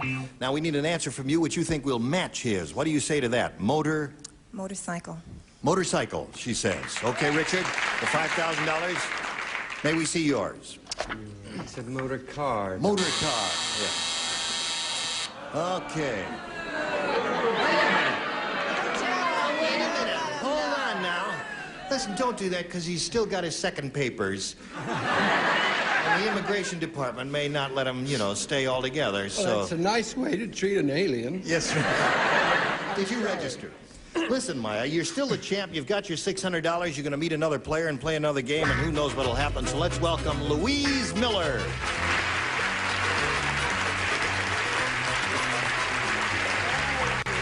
Louise! Louise! Is it really you, Louise? It's me, Louise. I've been waiting here so long, Louise, and you didn't... All right, now, would you sit up there, please? Louise, you know Maya Lake? I certainly do. All right. Now, please tell us the Louise Miller story. Well, I'm from Colorado Springs, and That's a pretty area, isn't it? It's beautiful. Yes. I'm married, and I have a little boy who's 2 years old. I'm scared to death. I love to knit, both hand and machine knitting, and we're expecting a little one in June. A baby. What have you got anything with you you've knitted? No? Okay.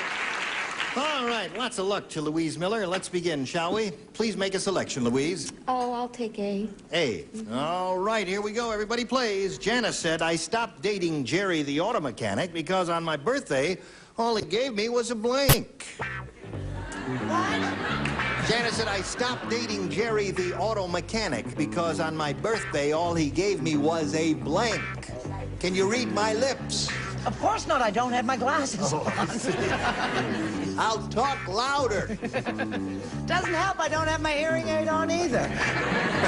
She only understands body English.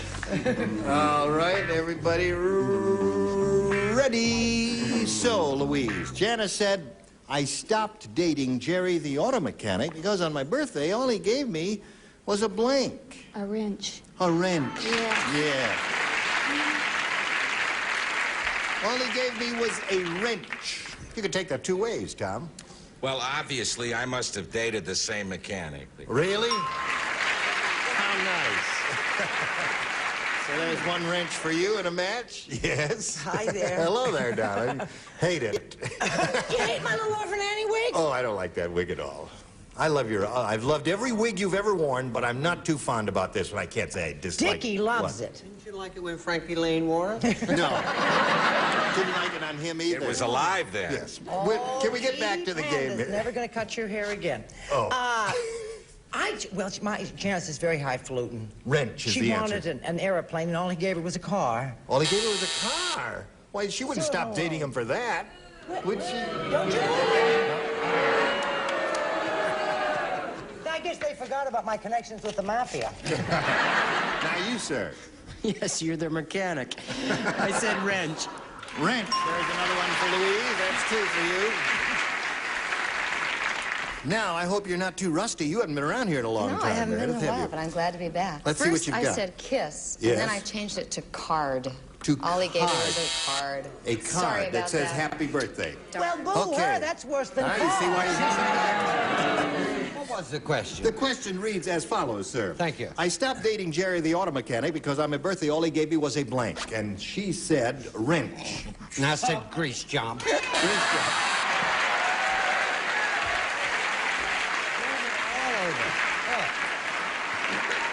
And then when he said, kiss me, honey, she went, bang! All right there. Did Yes. I get to it before you did? No. Oh, may we See see what it says that? Hollywood? Yes, it says Hollywood You know, there. Gene, doesn't when it? I came out here, I wanted to be a movie star, and I went to Schwab's and sat there for 2 years and got fat. Yeah. Now, an agent did say he would make me a star if I had my lips capped, but... Now, this mechanic dated Brett, too, so he gave this girl a muffler for her mouth. A muffler. That's two for you. That's And a what I question tell you, for you, but not right now. Right now, we've got this for our friend. We are ready for the second half of round one. Are you ready? Yes, I am. Okay, Maya, this is for you. The head of the Special Gadgets Division. Get special The what? Special Gadgets Division. Who makes teeth, by the way. No, who makes the set? He said to James Bond, He says, 007, do be careful how you sit down. I've hidden a blank in your shorts. He said that. Do be careful how you sit down. I've hidden a blank in your shorts. Do you understand that, Maya? Yes.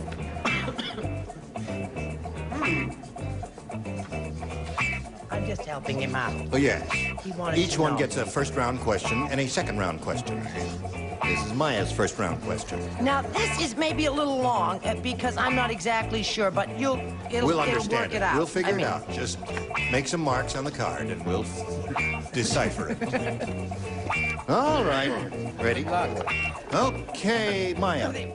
The head of the Special Gadgets Division said to James Bond, 007, do be careful how you sit down. I've hidden a blank in your shorts. A spring. A spring? Yes, a spring.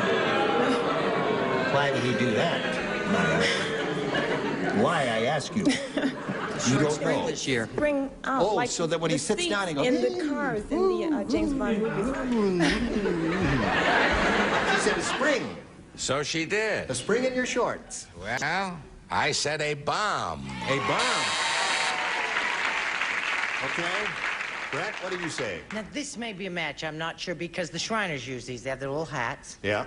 And their little things. And then they have what Carol Burnett calls an electric whoopee stick, which is like a spring. And an electric whoopee stick has electric charge to it, doesn't it? Yeah. Well, doesn't a spring? No. They both have the That's same... not what you told me in Encino. Oh, dear. Yes, Gary. Go. Where is Encino? I've hidden a blank in your shorts.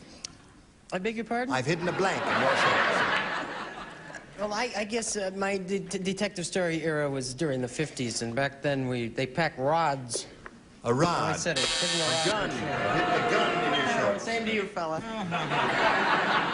The man said to James Bond, 007, do be careful how you sit down. I've hidden a blank in your shorts. Well, I was thinking of all these days that we've had of Watergate and everything, and I said microphone. A microphone. I was going to say bomb, but... That'd be interesting. Hello there. Do you hear me? Only want to sit down. What was that? Hello? Go. No, I actually thought they'd hidden a gun in there. A gun? Yes. Nothing gaudy. Okay. Single Simple shot gun. dead and... Right. Just a minute. Just a Brett, minute. The Humane Society is here for your wig. I said machine gun. A machine gun. No springs there, I'm sorry to say, Maya. So we go to round two. Score is 2-0 in favor of Louise. Please make a selection. B. B. Now, 4 of you play, 2 do not. Tom does not, Gary does not. Everybody else does. Mr. and Mrs. Elephant were having an argument. She said, and you call yourself an elephant, she said. Why, you can't even remember my blank. That's what she said. She said, and you call yourself an elephant, she said. Why, you can't even remember my blank. What's wrong with my pen? It's very thin today. Do you have another one on the other side? Switch pens, that's it. Oh, that's better. The Okay. pen isn't thin, your eyes Now, are fat. Louise, Mr. and Mrs. Elephant were having an argument, and you call yourself an elephant. She said, why, you can't even remember my blank. My name. My name. Elephants always remember, huh? Okay, Brett, you're first. She says you can't even remember my name. I'm gonna get that fanny flag. I'm not gonna mash the potatoes the next time I come to your house for dinner. I went to her house for dinner and I mashed the potatoes while she was conducting a business meeting and acting like Rockefeller, and then she said, these potatoes are very watery. I'm not lying to you. You put too much water in them. But she only had heavy cream. Wasn't my fault. Name. Name is the match. Okay, Louise. Why, you can't even remember my... Name. Ta-da! 4 for you. Got 2 more to go. Let's see what we get for disappointed because Brett told that marvelous anecdote about the mashed potatoes, which I'd been saving. So I'll just say name.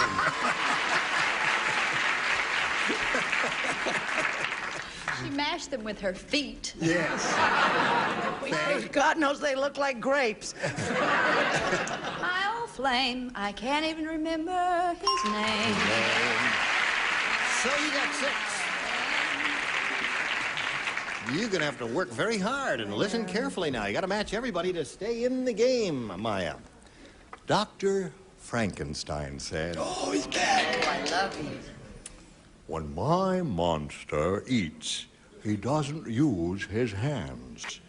I built a fork into the end of his blank."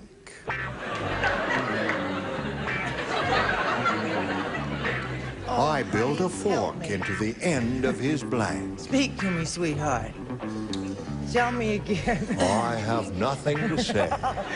When my monster eats, he doesn't use his hands. I built a fork into the end of his blank.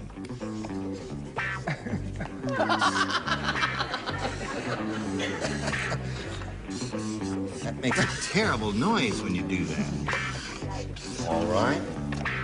All right. Is this a chicken joke? Here we go. It's a monster joke. Yes. Gotta match everybody, Maya. Think carefully. Dr. Frankenstein said, "When my monster eats, he doesn't use his hands. I build a fork into the end of his blank." His nose. End of his nose. That's good. If I were playing, I would say nose. What did you say? I was very logical and said hands. So that means Louise Miller wins the game. What have the rest of you got there? Nose. One nose. Come on down, Louise. Congratulations. Okay. Now, Maya, we're going to have to part company with you, I'm sorry to say. We've got a gift for you, together with our thanks for being with us. Thank you. And $600. Maya Lake. Goodbye, dear.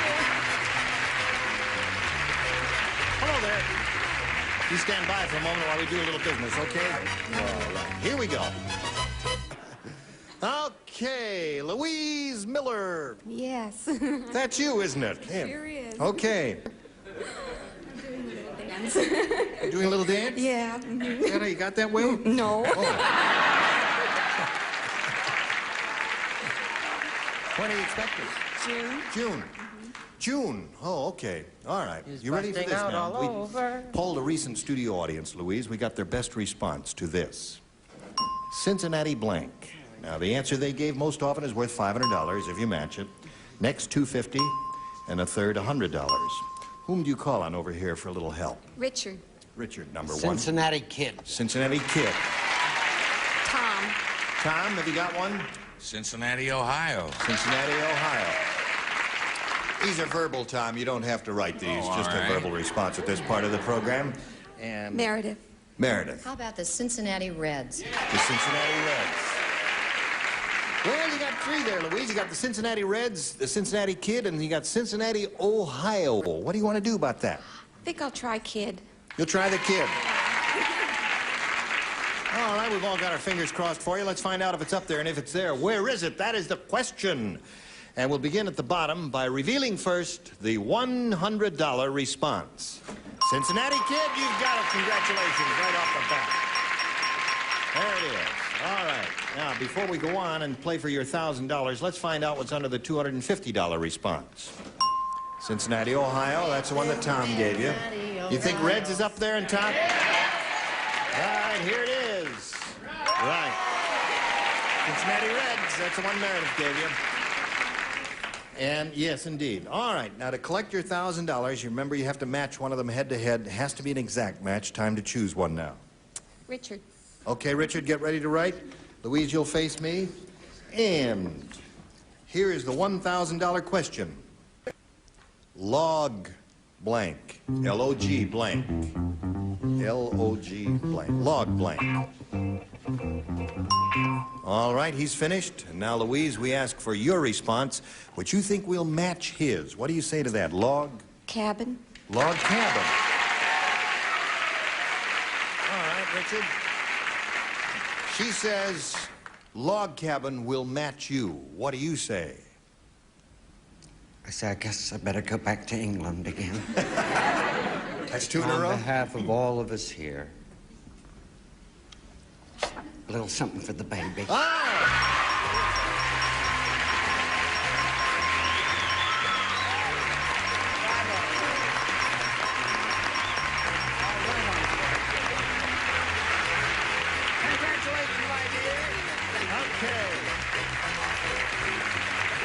Did he squeeze it too hard? No.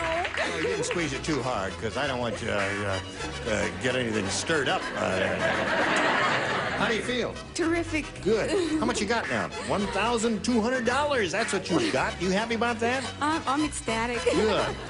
Well, if you, we'll give you a second or two to catch your breath while we introduce another player so we can play another game. So let's welcome Cecil Kearns.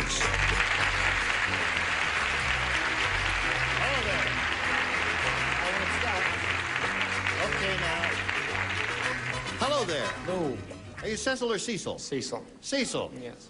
Every time I have a 50-50 chance of pronouncing a guy's name correctly, I always blow it. Boy, I got to stay out of Las Vegas. Well, Cecil, it's a pleasure to meet you. Where are you from? I'm from St. Joseph, Missouri. I'm a tire salesman. I'm an old married man of about 2 weeks. You're an old married man of 2 weeks? Old married man of about 2 weeks. Really? Do you live in this area now, or do you live in St. Louis? St. Joseph. Oh, St. Joseph? St. Joseph. Oh. You don't talk so plain. No, I stutter a lot. I see. Yeah. I thought you said St. Louis, but it's St. Joseph. St. Joseph, right. Missouri. Missouri. Yeah. And were you married there? No, we were married in Reno, Nevada. Came across country on a honeymoon. Married in Reno. And you're on your honeymoon now? Yes. What are you doing here? Congratulations, you little devil. Oh, you're here to win some money, right? Right. Oh, okay. Well, we've got to stop right now and do a little business and make a little money for CBS. So, will you stand by? Okay. Don't go away now. Just because you're. I can move. Okay, Cecil. Now we've got a little message for you, and this is it. Richard Dawson has kindly autographed the winning card here for Louise, and I guess she can take that home and have a nice memento of her visit here. We don't have time to start this game. We've got to say goodbye to you now, but we'll look forward to seeing both of you next time, as we will look forward to seeing all of you next time. How was it on your first time around here? Terrific. Oh, not bad. I thought you meant me. No, you're a veteran here. No kidding. Yeah, good. How come I'm not getting any benefits? I had a baby since the last time I was on the show. What is your baby's name? Her name is Allison, and she's 6 months old. Isn't that and terrific? she's going to be on a television commercial soon. No kidding. At 6 months? Put her to work already, right? You must have some terrific agent to get a 6-month-old kid a job. All right, join us next time. Gene Rayburn here, Match Game 75. Goodbye.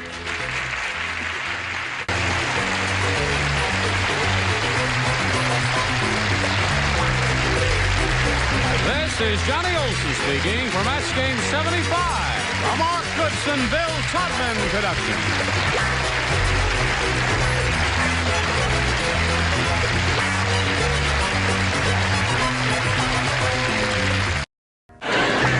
Get ready to match the stars. Avery Schreiber, Brett Summers, Gary Berghoff, Arlene Francis, Richard Dawson, and Betty White as we play the star-studded Big Money Match Game 75. And now here's the star of Match Game 75, Gene Rayburn.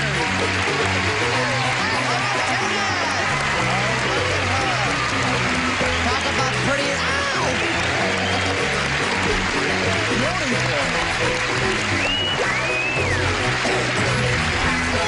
You used to work for Flo Ziegfeld? I used to work for Flo Ziegfeld. Really? Well, you are a vision in chiffon. Isn't it pretty? It's chiffon. You're a vision in plaid. Oh, no. That's all. Talk to each other for a little bit now. Shortening in tomorrow to 2 Vision. 2 Vision. Is there anything I can do for anyone before we press on? Yes. Kiss me. I've already done it for you. Give us a kiss. No, I'm not going to kiss you. I'm going to kiss her. No tongues. That reminds me. I wasn't going to say it. Just daytime film. That's it. Sorry, you don't sit in the first row. You don't get that. Well, you've got that disease, so I can't kiss her. Now, let's say John Sclementi and Rita Roth. Hello there. You got $950. How about that? Pretty good, pretty good. And you got a neat wardrobe, too, John. Looks familiar. Did you wear that once before? Yes, I think. Oh, well, I like it. Don't you like that? Very Isn't that nice. neat? Yeah. I liked it the other time, too. Yeah. La Cienega, here we come. How are you today, Rita? Fine, thank you. Are you ready? I'm ready. Say the name of your hometown again. Panguitch. Panguitch. It means big fish. In Indian. In Indian. Are there fish there? Oh, yes. Oh, really? In streams and rivers? A big lake called Panguitch Lake. Oh, sure. That's right. The little town is right near the lake, isn't it? Panguitch Town and Panguitch Lake. All right, we're going to start right from the top with round one in 1 minute and 3.5 seconds. Start counting. Okay, Rita Roth. I'll take A. You'll take A. You can have A. And here's how A goes. A? Now, A, you've all heard the song, When the Swallows Come Back to Capistrano. I'm sure When you've the all. swallows No, that's come enough. back. That's enough. Woman's had too many swallows already. She's had too many swallows, that's right. There's a new song out called When the Vultures Come Back to Blank. When the vultures come back to blank. Did you hear the one? Yeah. Did you hear the one that goes, strangers in the blight, exchanging rashes? Did you hear that one? When the swallows When the vultures come back to Three groins the on a vultures mountain, come back to blank. That sounds perfectly good to Dumb me. and Jewish, why is it wrong? Come on now, write something I down. have no idea what this is all about. When the Swallows Come Back to Capistrano, as you know, is a famous song. Well, there's a new one called When the Vultures Come Back to... Oh, I get it. Oh.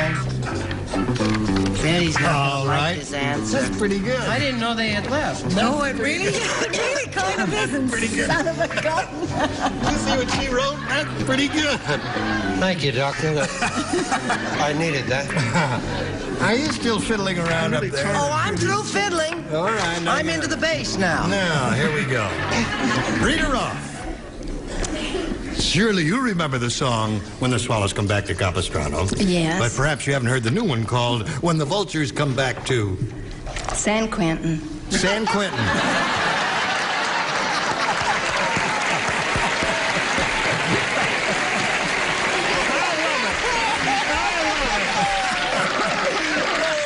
Marvelous answer. Oh, that's wonderful. What did you say? Well, I said when the vultures come back to swallow. To swallow. Yeah, they are scavengers, aren't they? Okay. Now, Brett. Betty, are you going to be mad at me when you hear my answer? What's the matter? Well, you're not well. I'm not well. I'm nervous. I said when the vultures come back to eat the swallows. Now she's mad. I was on a different wavelength totally. You may have been on the same one I was. I thought you were talking about real vultures, and I know they're at recess now, but when they come back to Washington, they'll start making some more laws. Oh, that's a good answer. That's a very good answer Don't there. be ashamed of it. Hold it up there. Don't I'm be not ashamed of Yeah. Not ashamed of my chest either. No. We are. No, she's not. We're proud of yours, honey. We love it. So we don't necessarily want to see it then.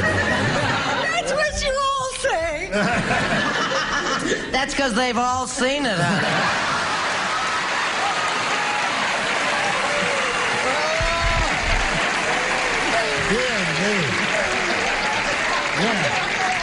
Excuse me, just one second. That was a vicious thing to say. That was a terrible thing to If you say. don't behave yourself, I'll put mirrors in your room.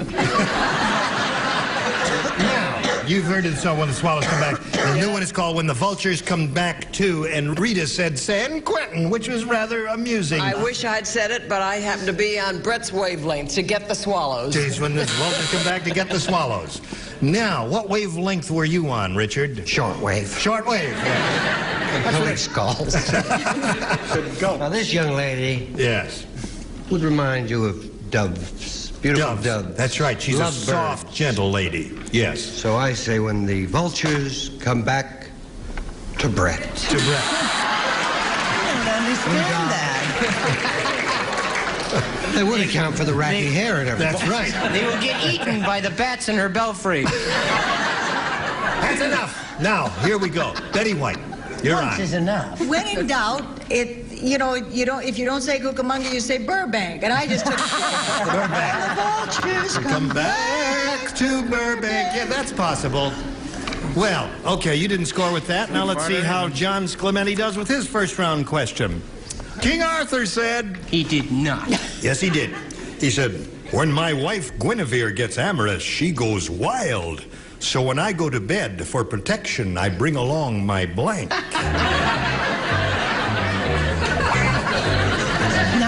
Would Johnny, you like to read it as King Arthur would have read it there? When my wife... No, that's not King Arthur. That's Sir Lancelot. She gets dangerous? No, when my wife Guinevere gets amorous. Amorous. Yes. She goes wild. She goes wild. So, when I go to bed for protection, I bring along my blank. Got it, honey. I got it. You got it? I think now, there are two wonderful, I should brilliant act as answers. Yes, bagel and Pillsbury Okay. You're going to. Splendid. We haven't seen the end yet. Yes, I've got it. Oh, I don't know. When she gets amorous, she goes wild. So when I go to bed for protection, I bring along my... Mr. Rayburn. Yes. Could you just check this Yes, out? let See me if I do understand the questions. Yes, that's terrific. Yeah, you're all doing okay up then here. let me write something out. Except the guy with the fuzzy hair, he can't think. Okay. John Davidson. That's all right. I know. Splendid. Everybody ready over here? John Clementi.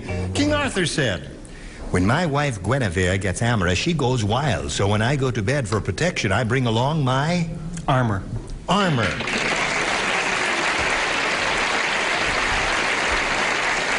He wears a suit of armor. I don't know. I thought that they were a little wilder than that. I had him bring along his guards. Guard?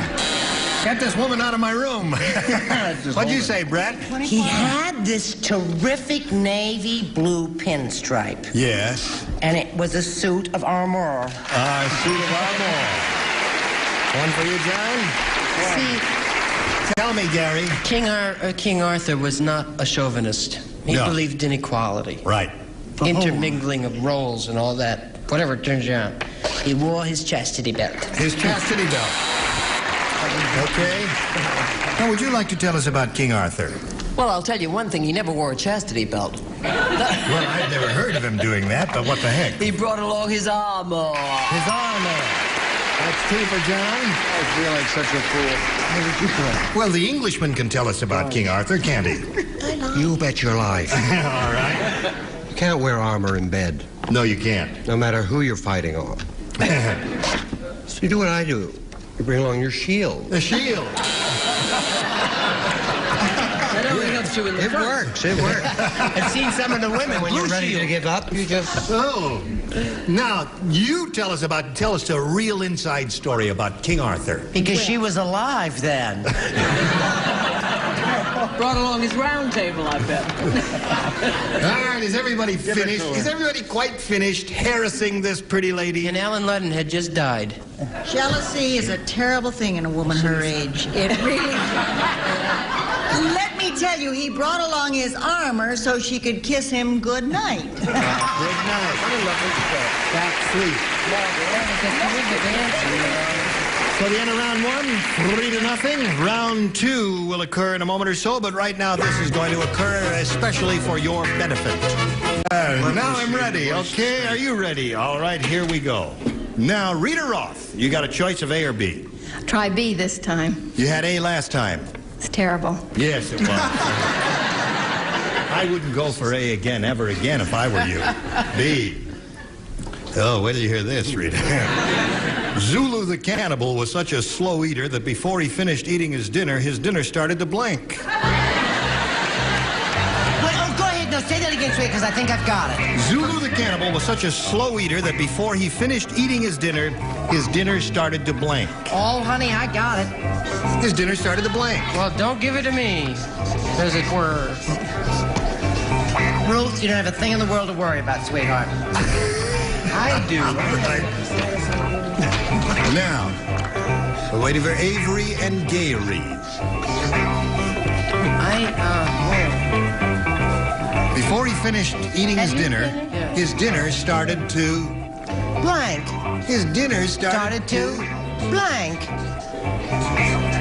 One more time. His dinner started to... started the blank. Want to change yours? No, you're all ready. All right, Gary, put it in the slot if that's it. Rita Roth. Ready? Zulu the cannibal was such a slow eater that before he finished eating his dinner started to... Burp. Burp.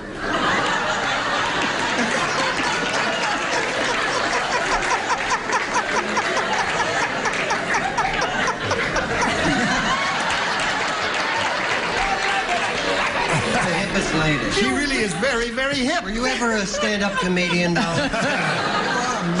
Yeah, really She may not terrific, win the Rita. game, but Does she have her own show? No, she doesn't, but she's going to get it after this. I think Rita would be a gas. Yes. Don't sneak those in there, Avery. Why not? Just show us your card. Burp. Burp.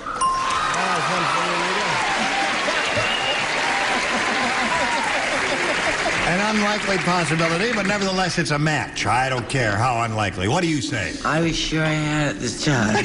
You did. Hey, could you read the question? Zulu the cannibal was such a slow eater that before he finished eating his dinner started to... Eat him. Eat him. Yeah, that's it. Or walk away or something like that. What do you say, Gar? I say, what is the address of that motel in Encino? Don't tell him, No, I'm not going to sweetheart. tell you. I don't. You didn't understand it? No. Well, I understood it, but I just couldn't think of anything. You couldn't? It's terrible. Yes. Well, then I just do said your walk Charles away. Nelson Riley. That's a very good answer. It is? Is it better than certainly. eat That's him? terrific. Would you like to be my agent? His dinner started to walk away. This is see? Certainly did. Yes. There you go. Now, what came to your mind? Well, Rita and I have the same stomach problem. Burp. Burp it is. That's true for you. All right. What about that Zulu? Zulu. Yeah, what about him? What about him? Eating at dinner and having it burp back at him.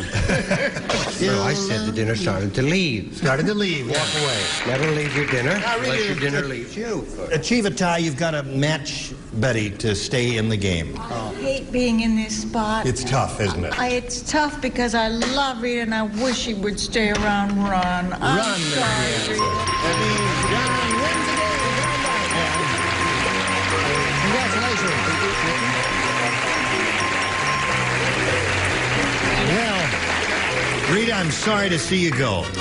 It's okay. It was fun anyway. It was really a pleasure meeting you. Didn't we enjoy meeting Rita? It was really terrific. We got a gift for you. Thank you, Rita. Goodbye. Now, John, here we are again. You're up to $1,000. You've broken the $1,000 mark. You got 105.0 to your credit, and you got to have a go at the big money. But before we do that, we've got to do a little business, and here it is. Today's consolation prizes are American Tourister Go Anywhere lightweight luggage, Continental Styling and Carrying Ease, American Tourister, the casual luggage that isn't made casually. And from Costco's Leathersmith Shop, 2 pedestal bar stools and easy care vinyl that looks like leather, feels like leather. That's no stranger, that's a Costco. And Regal wears beautiful Mardi Gras cookware in new porcelain clad aluminum with super hard Teflon 2 and matching poly perch. Match game 75 will continue in 1 minute. Here we go. John Sclemini, you have $1,050. Now you're going to have a go at the Big Apple. Ready? Ready. We polled a recent studio audience, John. We got their best response to this. Pinch blank. The answer they gave most often is worth $500. $250 the next. $100 if you match the bottom one. 3 of these people are permitted to assist you. Whom do you call on? We'll go Richard. Pinch me. Pinch me. Okay. Brett. Brett? How about pinch of salt? Pinch of salt. All right. And Darlene. Pinch penny. Pinch penny. So now, John, you've got pinch penny, pinch of salt, and pinch me. Do you want one of those, or have you got a better one in your head? No. No, I think I'll take pinch of salt. Pinch of salt.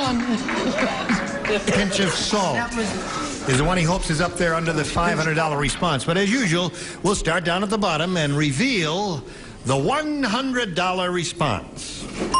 Pinch me. Who gave you that? Richard gave you that, right? You owe me $100. Looking for a pinch of salt, here's a $250 response. Pinch hitter.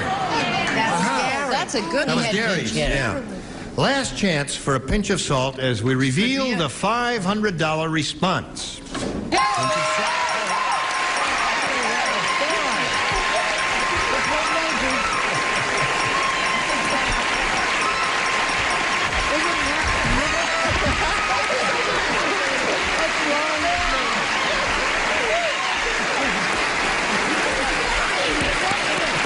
John, Okay.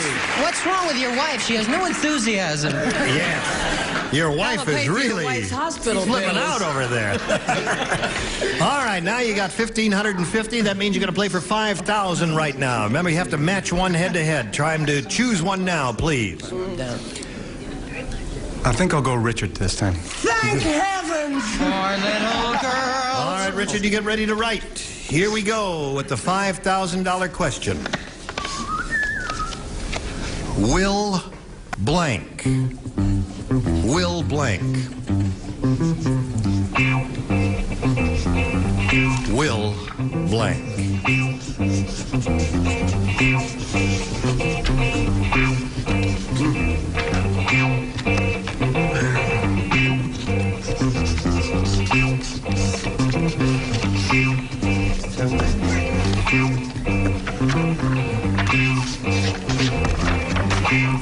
All right, he's finished. Now, we call on you, John, for an answer which you think will match his. What do you say to that? Will?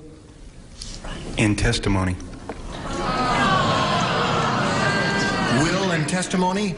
Must be a lawyer. That's the only thing I can think of. The only thing that came to your mind? That was a blank. You drew a blank on that one.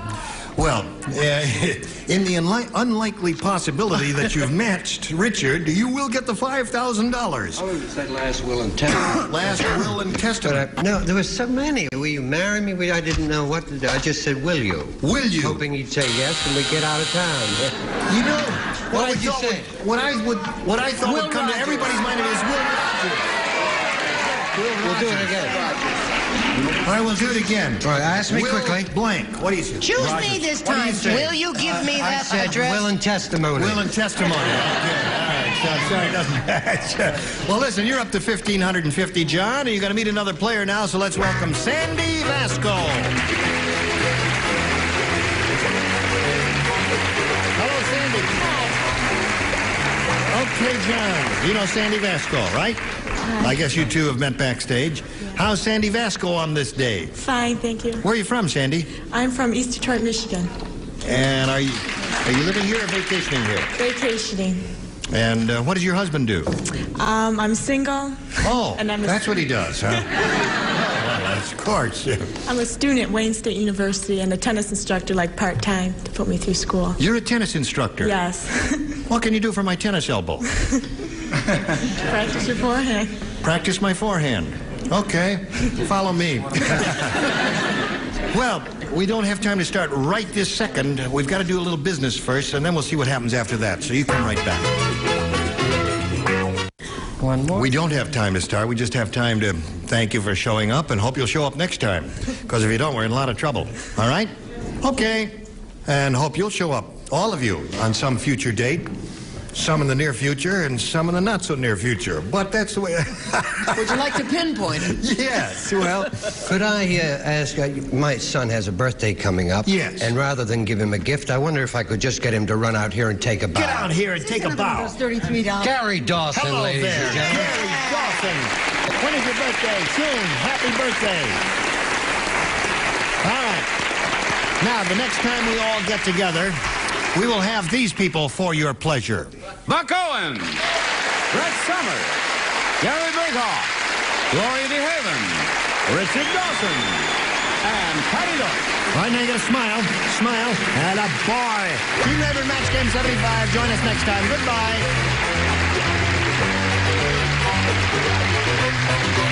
This is Johnny Olson speaking for Match Game 75. A Mark Goodson, Bill Todman production.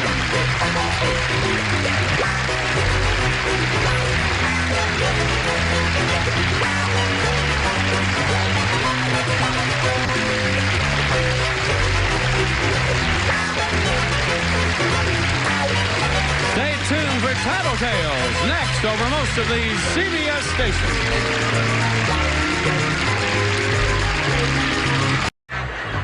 Get ready to match the stars. Jack Cassidy, Brett Summers, Charles Nelson Riley, Connie Van Dyke, Richard Dawson, and Betty White, I'll get you, as we play the star-studded Big Money Match Game 75. And now here's the star of Match Game 75, Gene Ray.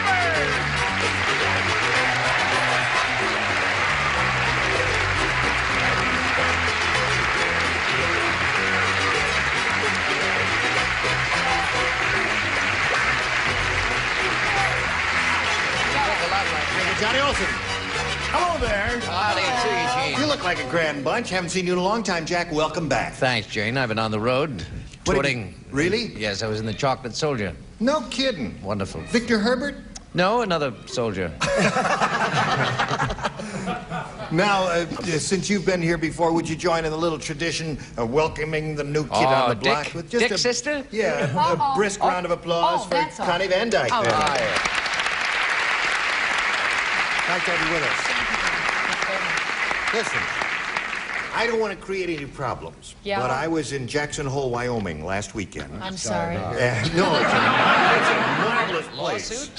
And my wife and I went to see your picture because, I said, Connie Van Dyke, she's going to be on the show. I better go see what the heck it's all about. That's sweet. And I must say, you're far more attractive in person than you were on that screen. Oh, Gene, do you mean it? I mean it. I thought you'd never say that.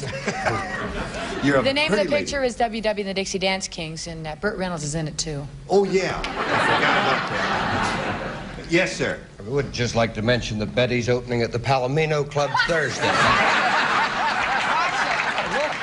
I know. Let's not knock that. I'd like to say one more thing. One more, and that's it. We know that Betty won the Emmy, but she's requested now that she's a winner instead of a loser, that we call her Miss White. Okay. All right, No. Miss White, we welcome you and we congratulate you. And let's say hello to our players, Ron Valenti and Janice Long. All right, Ron. He's a champ.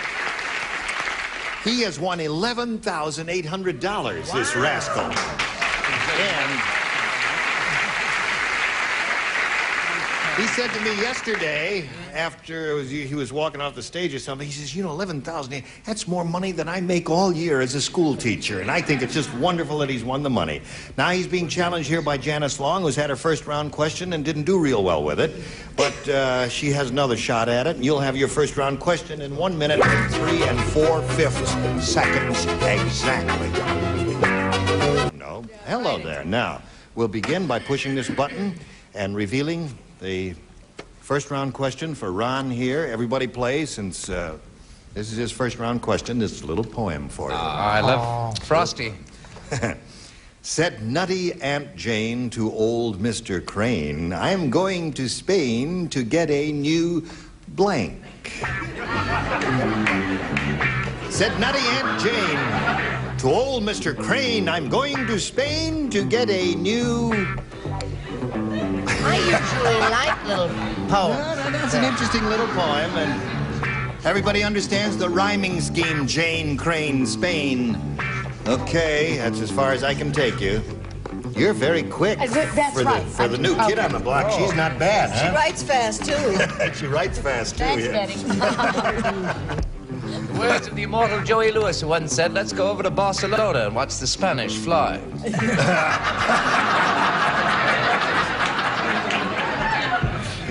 Shameless. He said that, huh? Yes, he did. Yes. He was abroad for years. Yes. It's like that. Just straighten him out. Okay, Where Charles. was this again? The location? Said nutty Aunt Jane to old Mr. Crane, I'm going to Spain Got to... it. You got it. Okay. Okay. General consensus is you're late, Charles. That's right. You're absolutely right, Jack. You're so observant, too. All right, here we go, Ron Valenti. Said nutty Aunt Jane to old Mr. Crane, I'm going to Spain to get a new... Brain. Brain! See? Well, he says, I'm going to Spain to get a new brain. I don't know if Generalissimo Franco's going to let him out of the country with that, but we'll find out. Jack, what do you say? I say I'm putting a niche in your 11 big ones. I said plane. To get a new plane. Going to Spain to get a new plane. Well, I'm influenced by Joey Lewis. Yeah. All right. Back on the road for Jack. That's right. There you go. Another Victor Herbert musical. Okay, Brett. Well, I said, oh, well, let's just push right along. Vein. Get a new vein. Vein. Oh, I see. And I don't start so early in the week. Yeah, that's right. Remember, she's a veteran. Both wars. Charles? I figured she went to the Spanish hardware store to get a new drain. Drain. Sensible. New drain. Boy, we're really getting the rotten ones today, aren't we? I guess it's up to the bottom road to show the... I redeem the whole thing, would you, my dear? I'd get a new brain. Brain! Now, you're off to a grand start. What do you say? What else but... Oh, the man. Brain. 2. All right, Betty. I thought, and I came up with brain. Brain. Let's sneak around. Listen, do you think the dummies in the top row paid attention and No. they saw it? They didn't hear. No, they were talking. Oh, They they were were talking. talking. We get plain, vein, and drain. We're all from the live We're theater from the now. theater, so we're thinking of We don't more. know about I all see. the Oh. We think on a higher plane. All right, here we go. Round 2, Janice Long. B, please. B it is.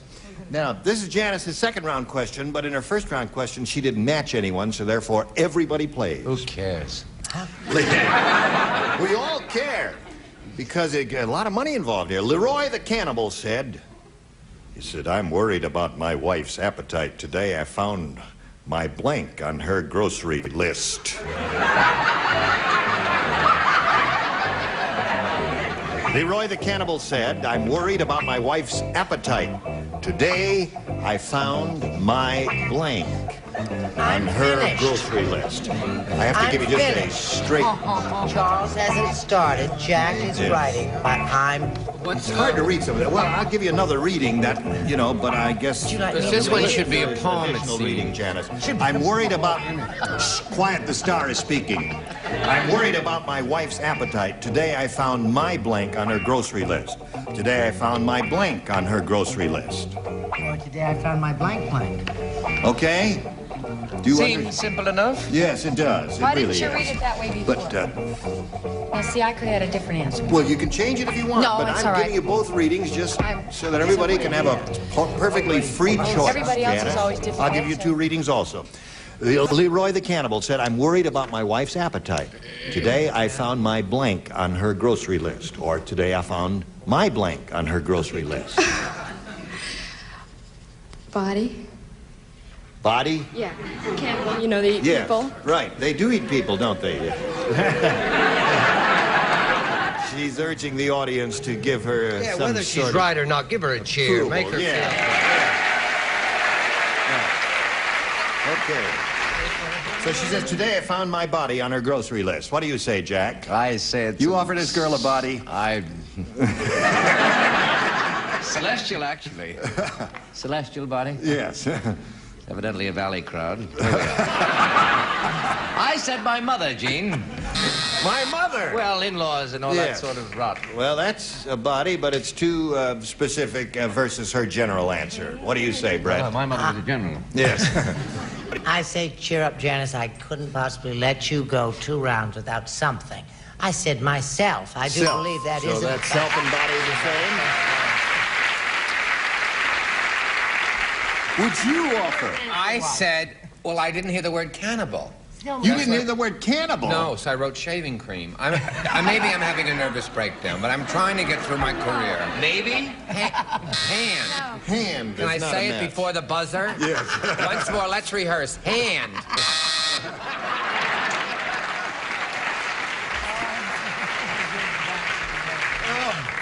Madness. Today I found my blank on her grocery list, and Janice said body. I'm so terribly sorry, darling. I said leg. Leg. Okay? Now, you must match the 2 remaining ones to stay in the game, Janice. Richard, what do you offer this girl? Now, what I'm going to ask the judges to look at this, because I mean this to indicate the person. So I got word. I found my name on her grocery list. Name and Thank body you. would be the same.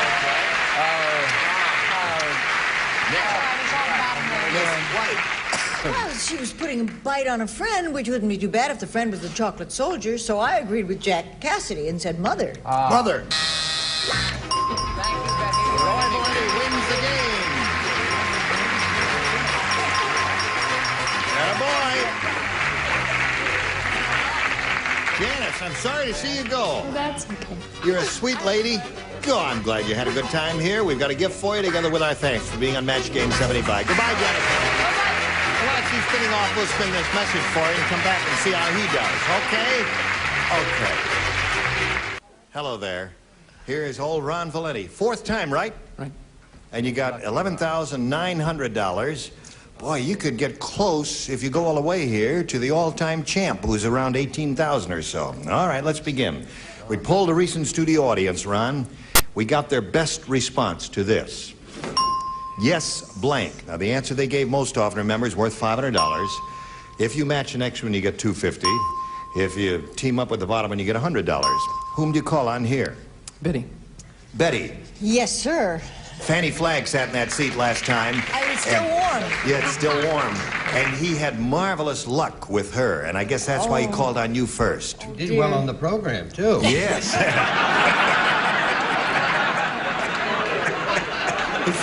Yes, ma'am. No, yes, sir.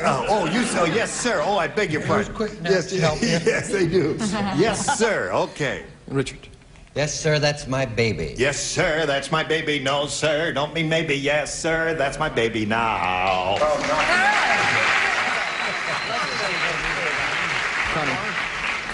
Connie. Mm-hmm. That's really tough. Yes and no. Yes and no. Mm-hmm. Okay, so you got yes and no. You got yes, sir, that's my baby. And you've got yes, sir. You want one of those? You don't have to take one of those. I'll go with yes, sir. You go with yes, sir. All right. Ma'am. That's a hard decision to make, isn't it? Yes, ma'am. Three, pretty good. Yes, sir, is the one he's looking for. Naturally, he hopes it's under the $500 response. We'll begin, as usual, at the bottom with the $100 response. Yes, we have no bananas. We have no bananas today. How we old were these people being polled? That's enough of that guy. How old did the poll of these people? How old were they? That song was big in 1906. Was it, Ed? Introduce it. Yes, sir, is what we are looking for, friends. Let's find out if it's under the $250 response. Yes or no is the one Connie gave you. Yeah. Not as dumb as I look. No, sir. Right. You're getting close to it there. Last chance for yes, sir. Here's the $500 response. Yes, sir!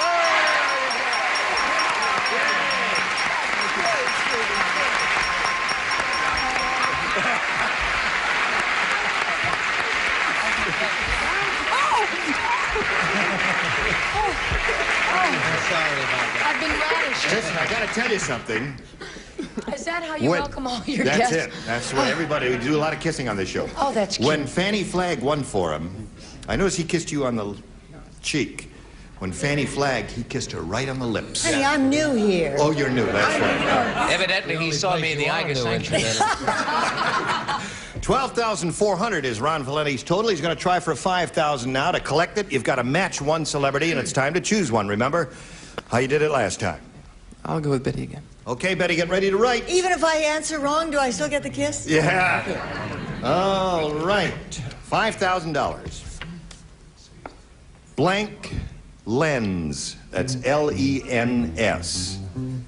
Blank lens.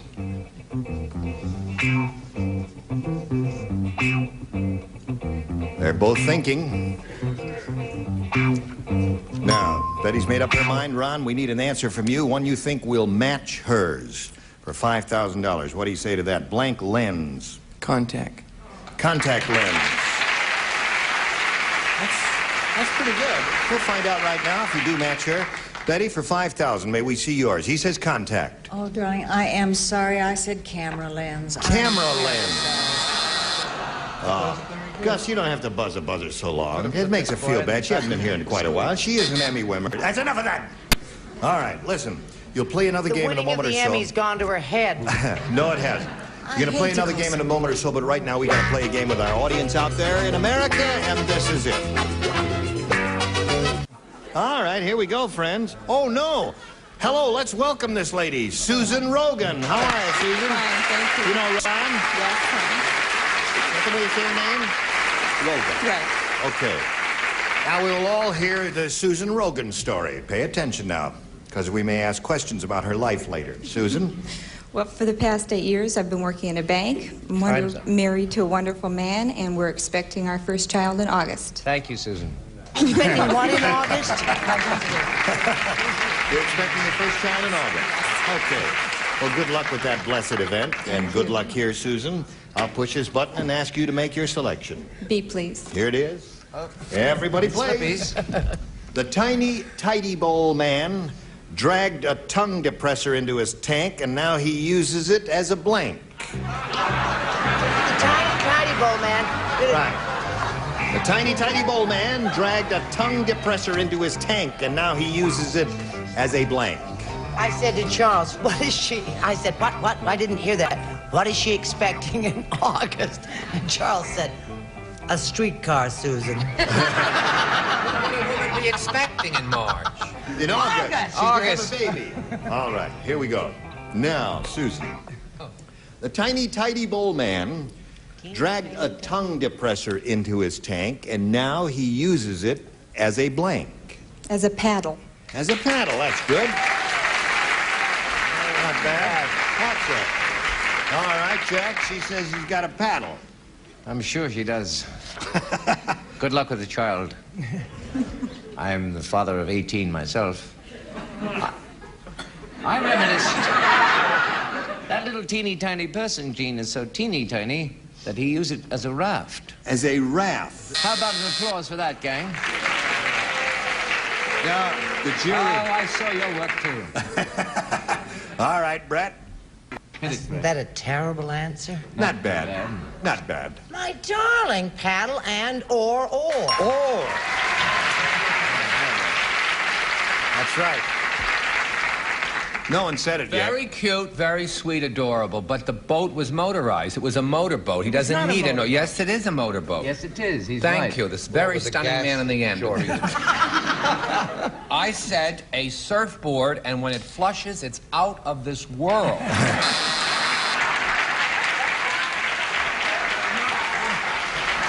Now, wait a minute. Let's get that straight. Is it a motorboat or is it a sailboat? It's a motorboat. Is it a motorboat? It's a motorboat. I've never studied that closely. He putzes all Apparently over Charles has.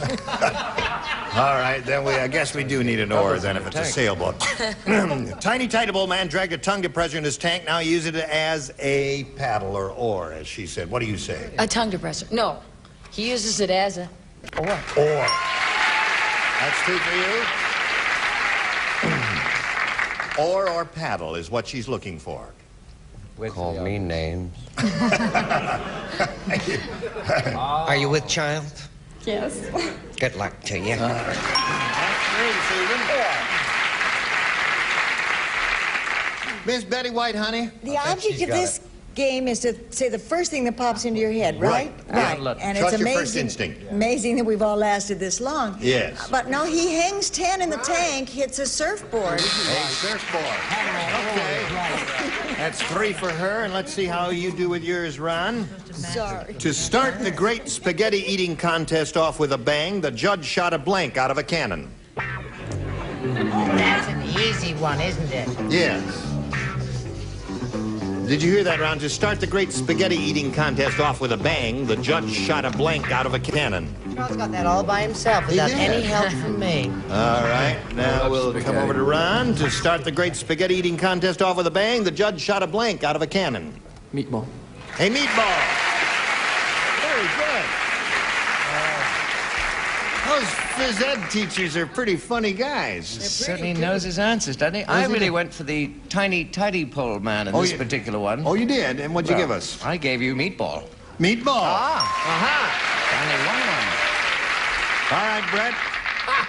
Remember what a fool Fanny made of herself over Ron last week? That's right. I have a note for you from her. Oh. Meatball. Meatball, that's two for you, Ron. Charles.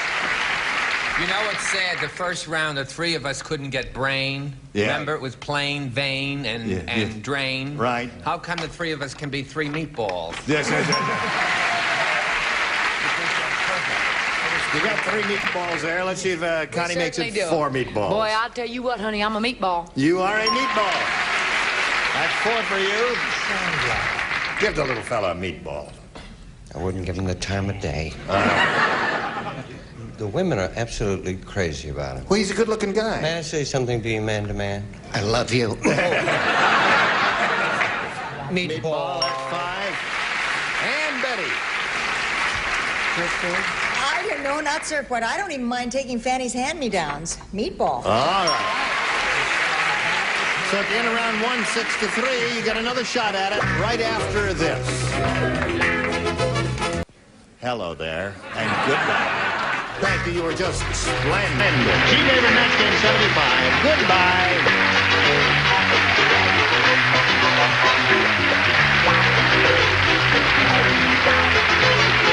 This is Johnny Olson speaking for Match Game 75, a Mark Goodson, Bill Todman production. Stay tuned for musical chairs next over most of the CBS stations.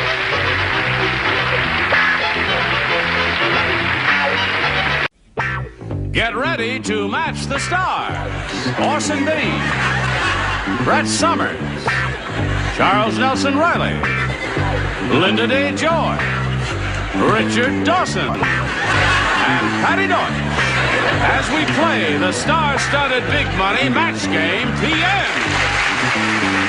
And now here's the star of Match Game PM, Gene Rivers.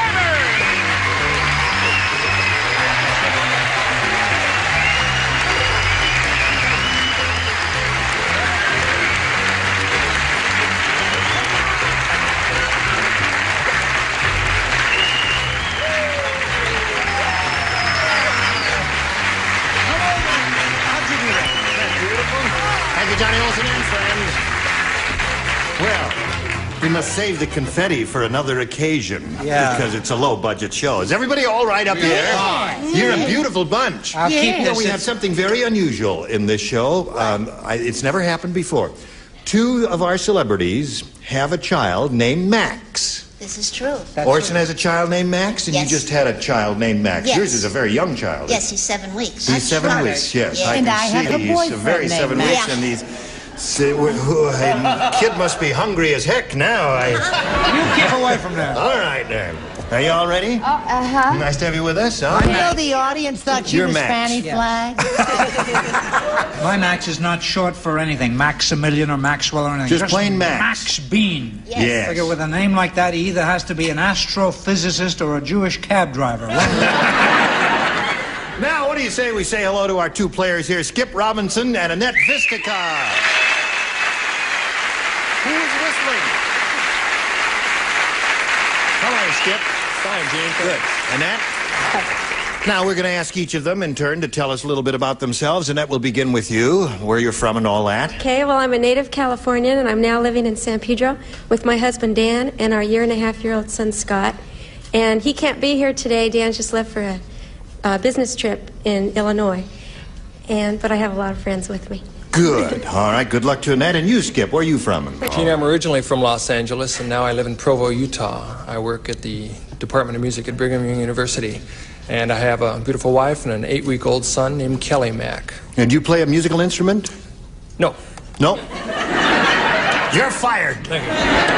Well, good luck to both of you. I remind you that you're going to try to match as many of our celebrities as you can. The winner goes on to play the Big Money Super Match, which can pay off over $10,000. Annette, I will ask you. Somebody's I'll ask you at to get the an door. electrician and fix this machine. And I'm going to ask you to do that. Now, wait a minute. Now, don't nobody panic now. This is going to work. There it is. All right. Now, Annette, what do you have, A or B here? Take B, please. You want B? All right, here we go. Are you ready? Oh, yes, are we Everyone ready? listen carefully now. Sergeant Preston of the Yukon had been alone for so long that he got desperate and married a blank. Did you hear all that, Annette? All right, you think about that. Sergeant Preston of the Yukon had been alone for so long that he got desperate and married a blank. Blank. Was he in the Yukon? Where is the Yukon? The Yukon is that cold region in Canada. Oh. You know, a cold area. It's cold up there. You know Sergeant Preston of... Sure, of the Yukon. Right. He was a member of those guys who wear the gay colored clothes. Too crazy You mean about the that ones question. that always I don't get their know a lot man? about Yes, that's the one. I remember. All right, everybody's all set. We come over here to Annette. Sergeant Preston of the Yukon had been alone for so long that he got desperate and married a... Polar bear? A polar bear. Well. And they lived happily ever after. Isn't that a lovely story, Orson? Yes. What do you say? In the spring, it got a little close in the igloo, but aside from that, it wasn't bad. He married a polar bear. Polar bear, Annette. Very good. All right, Brett. We come to you.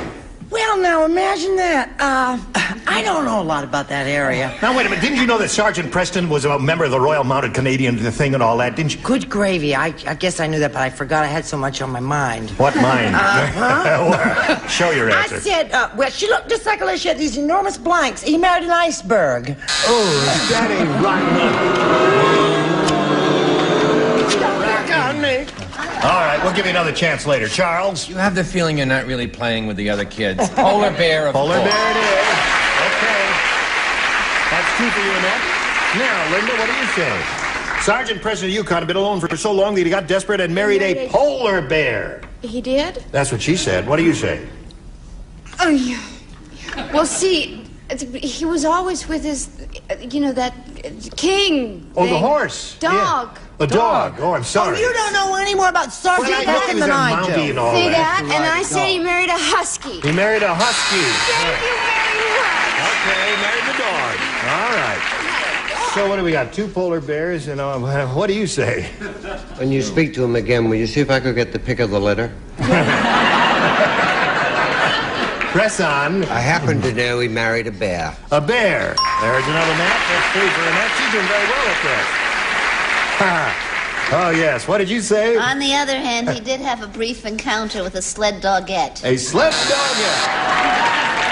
Okay, Annette. Three for you now. Skip, your first round question reads as follows. Now listen. The Johnson family was shocked. How shocked were they? I'll tell you. And, they were shocked because Ewell Gibbons came to the Johnson family reunion and Ewell ate the blank. That's what he done. Ewell Gibbons came to the Johnson family reunion and he ate the blank. I have a wonderful Johnson answer. Well, don't. Give us your second choice. Johnson family? Is that some The kind Johnson of family, special family? No, it could have been the Smiths or the Jones or whoever. But they were all shocked because Ewell Gibbons came to the Johnson family reunion. Ewell ate the blank. It didn't help anymore to have you read it again. All right. This girl is a southpaw. All right.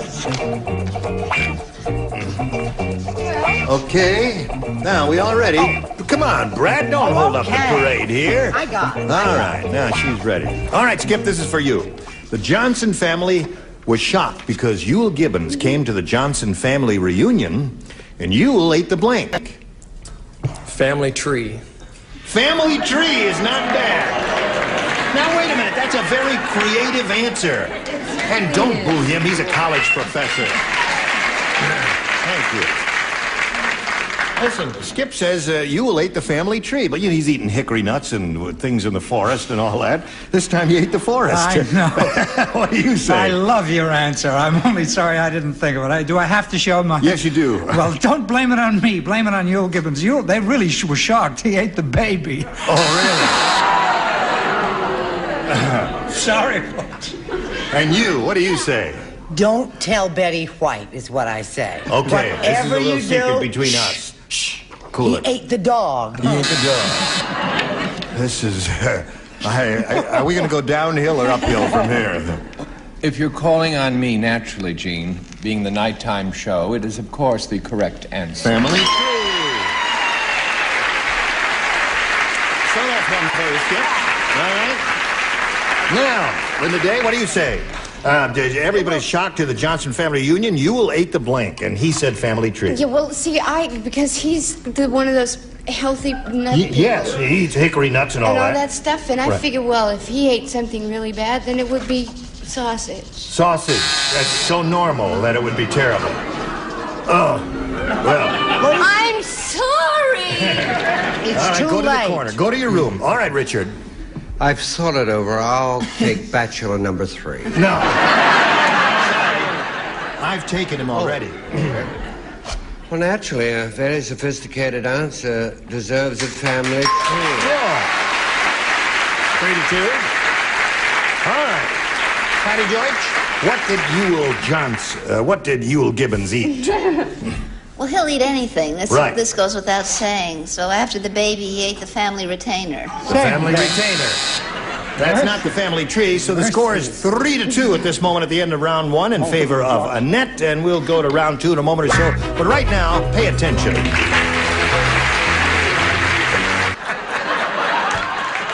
this group... Okay.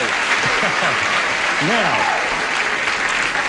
we've ended round 1, and we go to round 2, and let's see, it's 3-2. You're ahead, Annette, so we'll ask you to make the selection. I'll pick B again. B it is. Here we go. Now, who does not play? I does not. Gene, you don't play. I does. You don't play. And Chuck. And Chuck doesn't play. The rest do. Here we go. I have a TV guide listing for you. Oh, Listen to good. this now.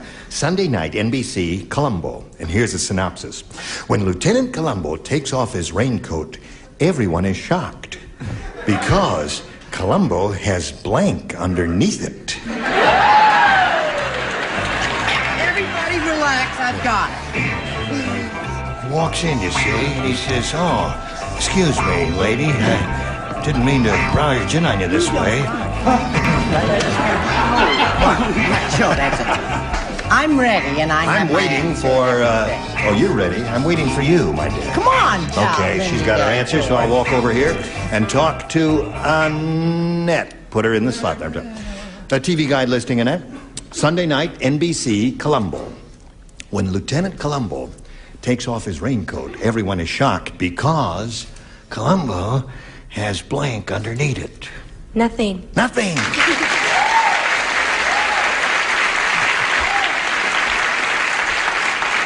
Well, what Annette is telling us is that Columbo was a flasher. I was a flasher for the FBI. Yeah. What do you say about Columbo? I say I've known Peter Falk for 20 years, and I wish he'd come over and flash for me once. You know what I mean, huh? Yes, he's a very attractive, handsome fellow. Yes, he's adorable, and I said nothing. I'm catching on. Okay, Annette, we're up to 4 now. All right, everyone is shocked because Columbo has blank underneath it. She said nothing. What do you say? Well, you know how he is. Like, I mean, his lady, clothes are you trying to make fun of the way I talk? No. What do you say, lady? Well, I mean, he wouldn't change very often, right? No. So they would eventually just sort of rot away, right? Yes, right. So he didn't have anything on, nothing. He had nothing. 5 for you. Okay. Columbo has nothing underneath it, according to her. What according to you, Patty Deutsch? According to me, what was so shocking is that he had Kojak underneath. He had Kojak! Well. Yes, he's an undercover agent. All right, now, Skip. You've got to match 3 to stay in the game. If you match 4, you're going to win, okay? All right. Who, let's see, you matched 2 in the first round. Charles and I will not play. All right, 2 men lay out there. How long you in for? The young bride said, Yes. my 102-year-old groom won't go on a honeymoon. He says his blank won't let him. That's what the young bride said. Think about that, Skip. My 102-year-old groom won't go on a honeymoon. He says his blank won't let him. Okay. 102-year-old groom, you see. I can't go on the honeymoon. Oh! My blank won't let me. Okay, that's all right. Just put it in the slot. 102-year-old guy goes to the doctor. Yeah, the 102-year-old guy goes to the doctor. Says, I'm losing my potency. The doctor says, when did you notice this? The old man says, last night and again this morning. I guess everybody's ready, and we come over here to Skip. The young bride said, my 102-year-old groom won't go on a honeymoon. He says his blank won't let him. I have to say mother. His mother. Very good. Okay. Skip says mother. What do you say? I say that his mother wouldn't let him His either. mother wouldn't let him either. Okay. 5 to 3 now. Skip is creeping up there. Brett? You see, I wasn't so smart at the beginning. Right. But I'm picking up speed. Mother! 5-4 in the score. All right, Linda, it's up to you. Do we get a tie score? Ask Patty first. No, we always do it in this order because the cameras would get mixed up. Because I said doctor. Doctor! My doctor won't let me. All right, Skip, you got to match Patty to achieve a tie and stay in the game. Let's see what happens. Go. Oh, hello. Hello. Yeah, I said his personal physician. His personal physician, so Annette Vistica wins the game. Come on down, Annette. Congratulations to you, my dear. You stand by for a moment or so here while we say goodbye to Skip Robinson. Skip, we wish you the very best of luck in your career at the university in Utah there, at Provo, Utah, right? And we've got a gift for you, together with our thanks for being here on Match Game PM. Skip Robinson. While we're spinning him off, we're going to give you this message or two.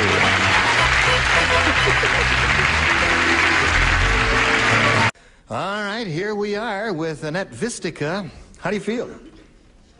Okay. Good, I'm glad to hear that. Well, Annette, it's time now for the Big Money Super Match, where you can win over $10,000. Now, to do that, we have 2 audience matches for you. And whatever you win in these audience matches, you'll have a chance to multiply by 10. Are you ready? I'm ready. Okay, here comes the first one. We polled a recent studio audience, and we got their best response to this. Crab blank. Now, the answer they gave most often is worth $500 if you match it. If you match the next one, you get $250, and the bottom one brings you $100. 3 celebrities are permitted to help. Whom do you call out? Richard, please. What do you say, Richard, please? Crab meat. Crab meat. All right, there's one. Charles. Charles. Crab apple. Crab apple. All right, there are 2. Brett, have you got one? Well, what about how about crab grass? Crab grass. Okay. Sarah gives you crab grass, crab meat, and crab apple. Do you want one of those, or do you want to give us one of your own? I think I'll take crab apple. We'll take crab apple. All right, that's what she's looking for. She hopes it's under the $500 response, but we're going to begin down at the bottom and reveal, if you would please, the $100 response. Crab grass. Who gave you that? Brett, that was yours. All right, that may be a good omen, Annette. Let's find out now if crab apple is under the $250 response. Crab meat. Well, you got 2 out of the 3 that the celebrities gave you. This might be it. Who knows? All right, are you ready in there, Earl? Okay, Earl. Earl, speak up a little more. Ready. Attaboy. Sounds ready to me. Doesn't he sound ready to you? All right, Earl, slide the $500 number. There it is. Congratulations. You got it. Sure, go ahead.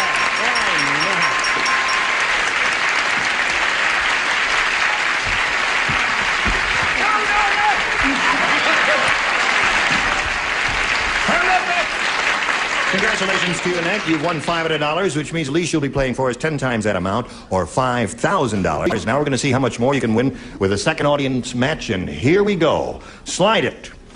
Blank lash. Blank lash. All right, you know 5, 250, and 100. Now it's time to call on 3. Charles. Charles. I got 2 good ones. Oh, boy. Whip. Whiplash. There's one. Orson. That was an old book I used to bring home from Paris. Wisdom of the Lash. No, that's too long. How about, what did Charlie say? Whip. He said Then how whiplash. about backlash? Backlash. Okay, one more. And Richard. Eyelash. Eyelash. So you got eyelash, whiplash, and backlash. Do you want one of those, Annette? Eyelash, whiplash, backlash. I think I'll take whiplash. You'll take whiplash? Okay. I'm going to give you a little whiplash. All right, that's the one she's looking for. She hopes it's under the $500 response, but we'll begin at the bottom again and reveal the $100 response. Backlash. That's the one that Orson gave you. We are still looking for whiplash. Let's see if it's under the $250 response. Eyelash. It's the same procedure we had last time. You got the 2 out of 3, and then the whiplash was on top. We all hope it's on top for her sake. Are you ready? Let's see if it's under the $500 response. Whiplash. We save time that Did he scare you? Okay. So, you won another $500. We multiply that by 10, which gives you $5,000. Add that to the previous $5,000, gives you a pot of $10,000 to shoot for. Yeah. Okay, to collect, you've got to match one celebrity head-to-head. It's time to choose one, Annette. Who will it be? I've got to go with Charles. Charles. Okay, Charles, you get ready to write. Annette will face me. I hate this part. No. You're wonderful at it, sweetheart. This is very dramatic. I reach for the $10,000 question. Look at the shape of that beautiful artistic hand there. All right, are you ready? Here we go. I'm giving Charles heart failure. Blank poker. Blank poker. P-O-K-E-R.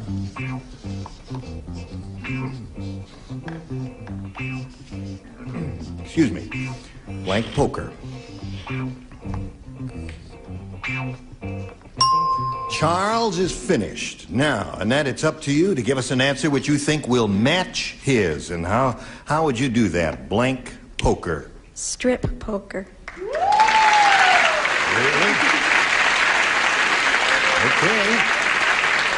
Charles, she says, watch it now, Charles. She says, for $10,000 strip poker!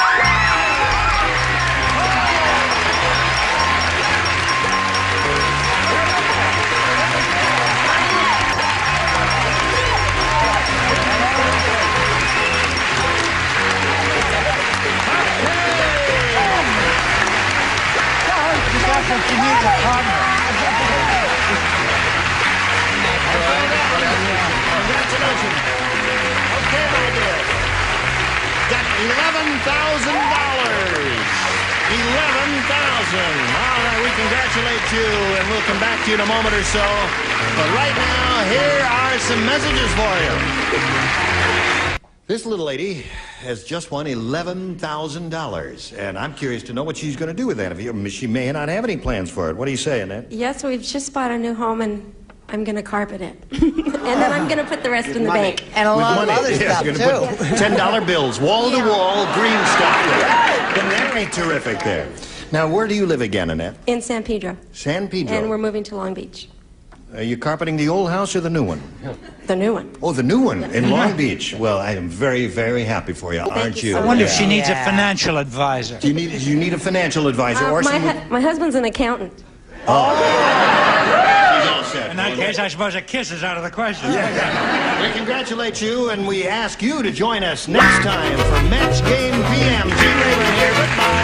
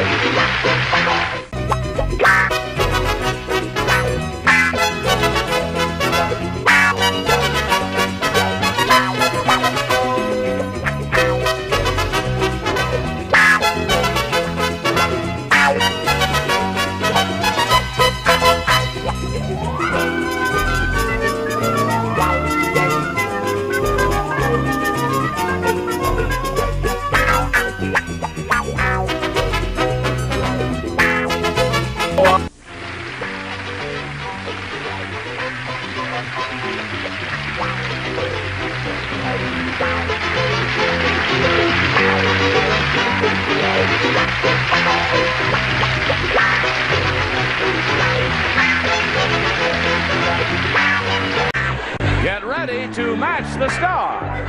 Edward Asner, Brett Somers, Charles Nelson Riley, Julie London, Richard Dawson, and Fannie Flagg as we play the star-studded Big Money Match Game 75. And now here's the star of Match Game 75, Gene Rayburn.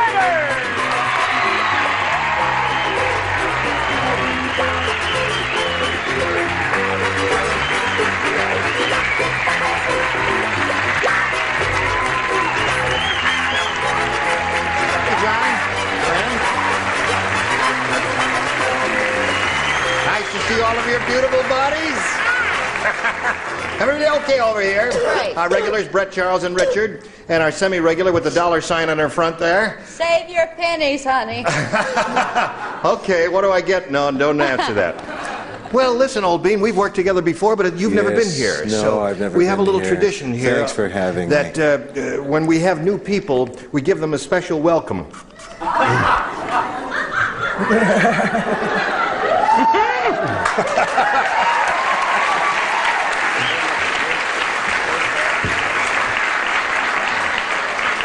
You got it.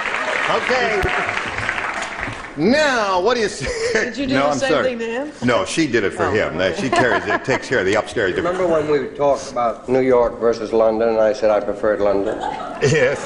This is what I was talking about. Julie London, right towel. Okay, now let's say hello to Dorothy Seidel and Terry Richardson. Dorothy's our current champ. She's won 3 games, has a grand total of $7,000 even, which is pretty good for her. 7,000. Listen. Is that you bought a poochie since we last saw each other? You're starting to spend the money already, and we haven't even sent it to you. I got carried away. Well, good for you. And she's being challenged by Terry here.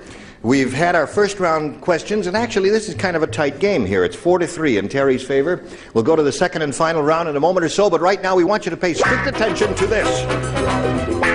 Still sitting in. Now, I push this button here and reveal our second round questions. Final round. Terry, it's up to you to make your decision here, A or B. I'll try B this time. B it is. 2 people play only. Only 2. Richard and Fanny are the only 2 who will participate in this because he matched 4 of the celebrities during the first round. Well, who matched here when I was? Well, whoever was sitting there played the first round, Betty White. Well, isn't she a smart one? She is smart, yes. Here it is. The doctor said to Fat Phil, I've got a surefire way for you to lose 20 pounds of ugly fat. I'm going to cut off your blank.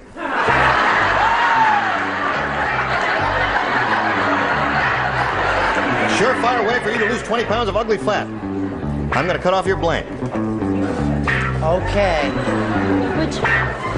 I suppose now Julie London's here this week, you won't even notice Fanny and I at all. No, I will be up there sometime during the course of the week to kiss your lips, just as I did hers. I know that you're just going to be hugging She's a good Julie kisser. Are you ready, Fanny? Yes. Okay, Terry Richardson. The doctor said to Fat Phil, I've got a surefire way for you to lose 20 pounds of ugly fat. I'm going to cut off your blank. Your head. Your head.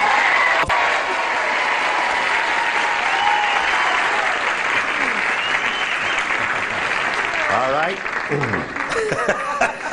You're up first. Yeah, Terry, he wouldn't care whether he was fat or thin if his head was cut off. I thought he'd take a little slice of his derriere.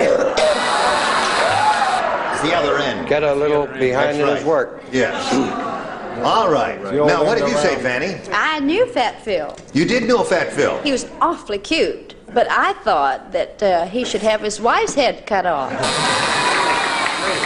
Head and wife's head does not match. So now, Dorothy, here's what you have to do. You have to match 1 celebrity to tie, 2 to win. You ready?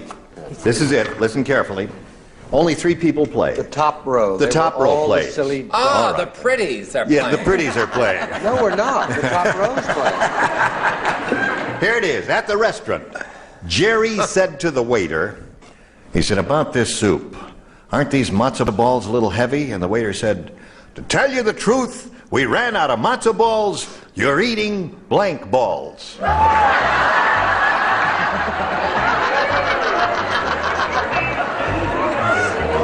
Golly, you have white teeth. Thank you.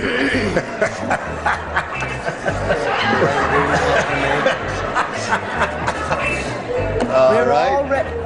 Ed? Ed is hurrying. Ed is poking along. Okay. All right, now he's finished, and we'll come over here to Dorothy Seibel.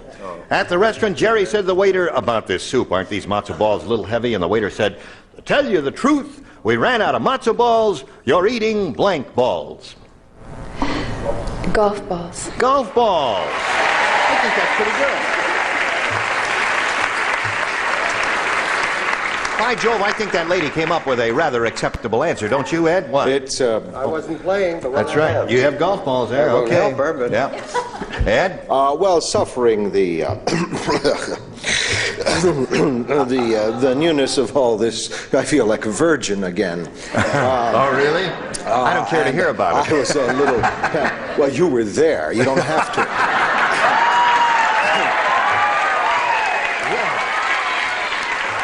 It's not true. No, I'm much younger than anyway, I suffered from panic, and I put Just down wrote an an inane answer. Well, I'm glad you did something. Snowballs, okay? Is that wrong? To tell you the truth, you're eating snowballs. Oh, yes, All right. that is about as wrong as you can get. Leave him alone. He's a new kid on the block. You mind your own beeswax here now. I once made matzo balls, and I literally threw them into the sink, and they went like that, and they bounced. That's true. They're very hard to make. I said golf balls. Golf balls. Now we have a tie score. Charles? Hello, dear. And she used the broth from her homemade soup to polish her car. She's fabulous. I'm sorry, sir, golf balls. Golf balls wins the game.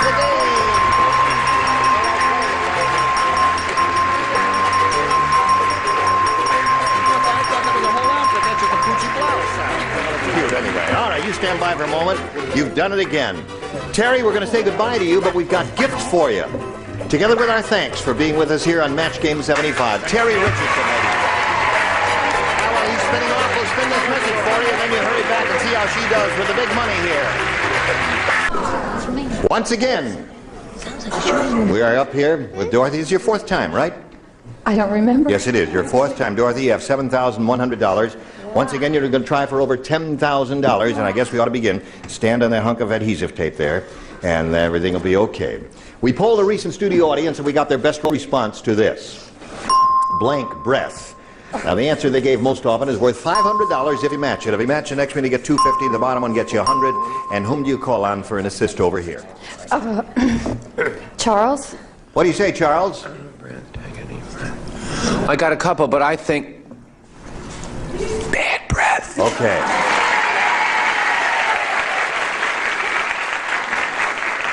All right, that's one. Brett? What about out of breath? Out of breath, that's two. And Richard. Came to me third, eh? Well, don't hold your breath. Don't hold your breath is one, bad breath is two, and out of breath is three. You want one of those? Yes, I would like to go with Charles' answer, bad breath. Bad breath? I think you're letting the audience influence you, aren't you? Only in America could bad breath get a round of applause. That's right. It's a strange situation. It shatters you, doesn't it? Let's see if we can find bad breath. Blah. I hate this whole routine. May we see the $100 response? Sweet breath. Yeah, why can't that give you more Nothing money? for They sweet don't breath applaud here. sweet breath. Bad breath is what they applaud. Weirdos. All right, here's a $250 response. Deep breath. They don't even applaud that. Oh, the guy's guy's gasping. Takes a deep breath there. I tell you, I'm really going to be disappointed in America and our studio audiences and everybody if their bad breath pays off $500. I'm really going to be terribly disappointed there. Oh, I want you to have the money, but I don't. All right, go ahead, slide it, Earl.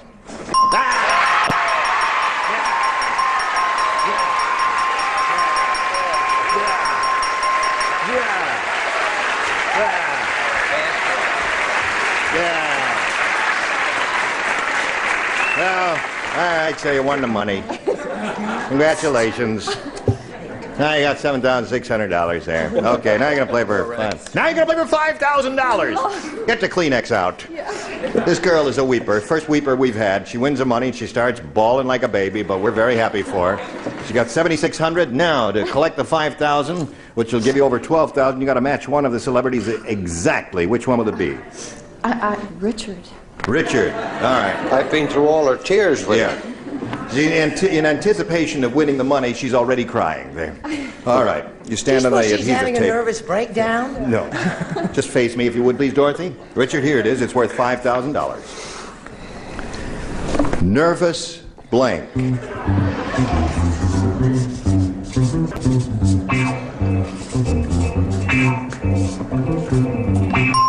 Okay, he's finished. Now, Dorothy, what answer do you want to give us what you think will match his nervous blank? Well, I really have to say breakdown. Why?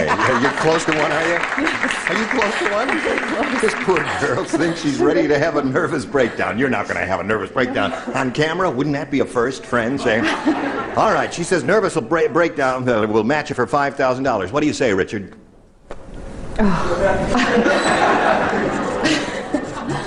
I'm sorry, that didn't even occur. You didn't occur to you? Nervous breath, that's all. Maybe I'll cry this time.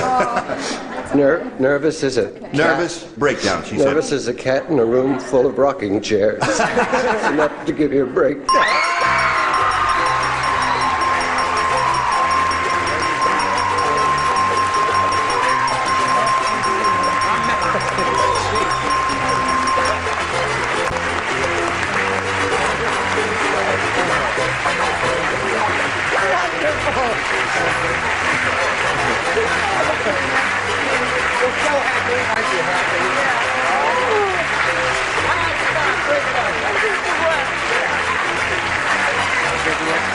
You have a grand total of $12,600, and we're all very happy for it. Now let's meet Edith Sprinkle.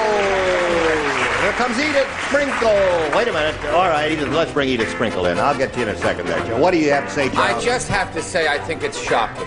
What? Because when she came on this show about a year and a half ago, yes, as a poor woman, she said her nieces and nephews were staying home to watch her. Yes. They have now all failed out of class. Yes. But they don't care because they go around the city saying, our aunt's a very rich lady. Let's say hello to Edith Sprinkle. Hello, Edith.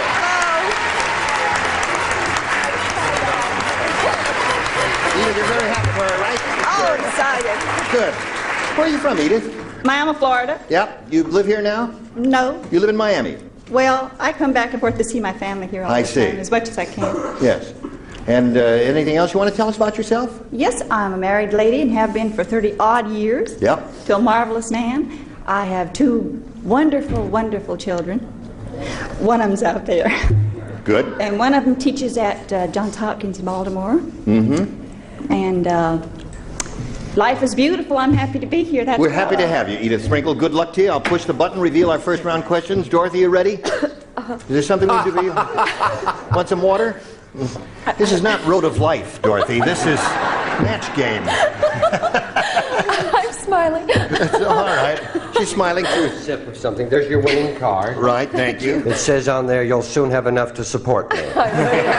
Take a sip. I must have it back, though. Take a sip of that. That'll be good for you. Thank you. Where's the bang on the drum there, the way Jackie Gleason always had? Boy, all right. Love this. Thank you very much. Now, I ask Edith Sprinkle to make her selection here, A or B. Well, my granddaughter said take A. Is that what she said? How old is she? I take B then. She said 8. She's 8. All right, everybody plays. This is it. Murray said Dr. Soul, the foot doctor, is really strange. After...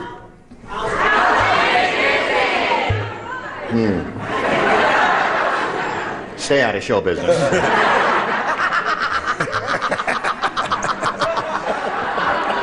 Dr. Soul, the foot doctor, is really strange. After he removed my corn, he blanked it. So do I. Just the kind of question I loathe and detest. After he removed my corn, he blanked it. First round's finished. We're all finished now. Splendid. All right. Ed's ready here. And I guess we're ready up there, too. Okay, here we go. Yes. Fanny, did you put it in the slot? Yes, right. Didn't, She was the not first quite one get in there. All right, Edith, here we are up to you. Murray said, Dr. Soul, the foot doctor, is really strange. After he removed my corn, he blanked it. Pickled it. He pickled it? Yeah. I think our doctor was a little stranger than that, as you will find out when we call upon our celebrated guest. Edward? Well, the cost of meat these days and the, I see what you're leading up high to. cost of feed grains, Yeah. I felt that the doctor wasn't as strange as... Oh, he planted it. He planted. Oh. All right, that's an interesting answer. Sure.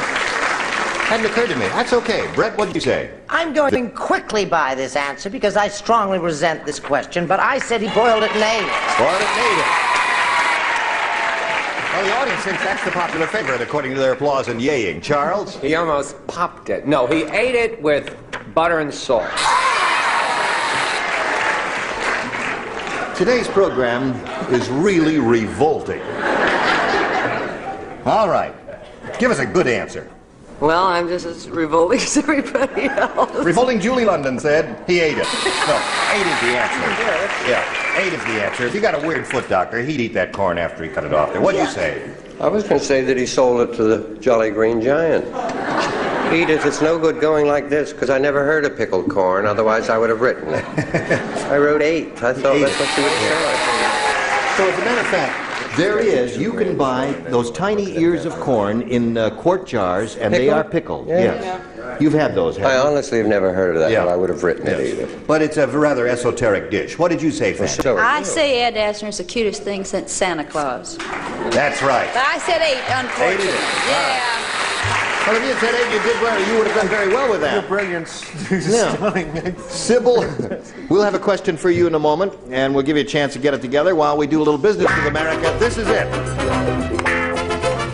Now, we go, Dorothy, this is all yours, your first round question. Everybody plays. Here it is. When Harvey was arrested, the police gave him the world's most horrible torture. They locked him in a room with blank. Gave him the world's most horrible torture. They locked him in a room with blank. It's a first rounder, you know how they are. So just put something down and away we go.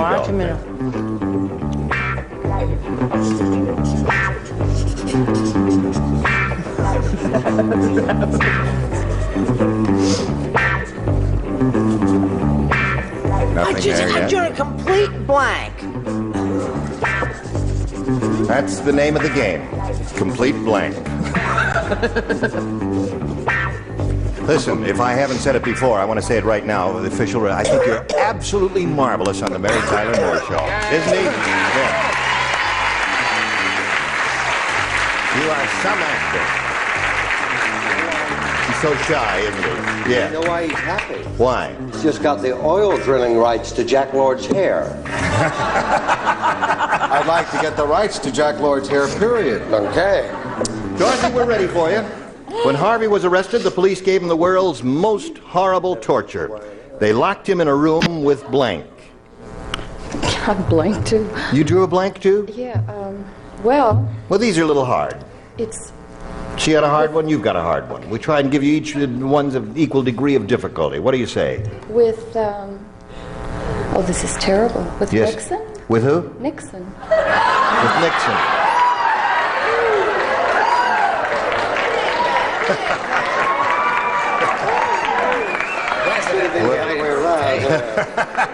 Well, that would be good or bad, depending on your viewpoint. Edward? You know, She drew a blank. Now, this is a difficult question. I got to admit feels so rotten, and the way you've you know, your previous remark to me and all yes, that. and I've been so gracious to you and so kind. And you're letting us down. Please, no. Just please write this off as a case of nerves on my part. Oh, you rascal! He said me. What would be so bad about that? Okay. Shall I tell them? Oh, no, I better. No, better not then. Now, what do you say? Well, darling, I couldn't think. I went totally blank like Dorothy, but I loved her answer. I thought that was a terrific. I'm on her side. I said about the Seven Dwarfs drunk. The Seven Dwarfs drunk. I mean, that... That'd drive you right up the wall, wouldn't it? You'd go crazy. All right. Hello, Charles. I'm with San Clemente now, area code 7. Yes, well, I understand. The nieces and nephews will be put in prison, sir? Yes. Just a All of moment. them. He suggests that it be Howard Cosell. Howard Cosell. That would really hurt. Okay. My dear, you are up. Go. I don't really mean this. Who are you kidding? I just said it, but I don't really mean it. I said Brett. Brett. Stop, Brett. I really mean this. You Brett. really mean this, Brett. We're looking for the answer, Nixon. What do you say? I say he was locked in the room with his mother-in-law. Mother-in-law. Okay, no score at the end of round one. Now we've got this message for you. Correct. Gene Everett here. Goodbye.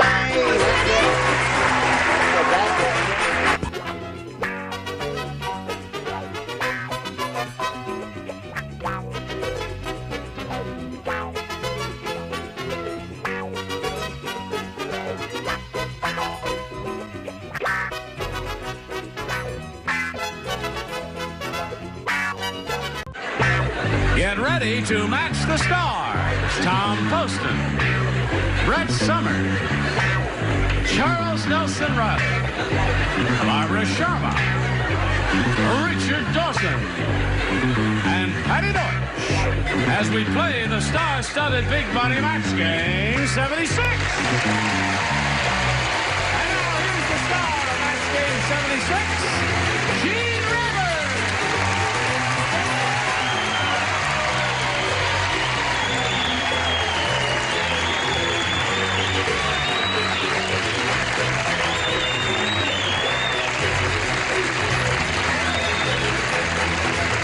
Thank you, Johnny Olson.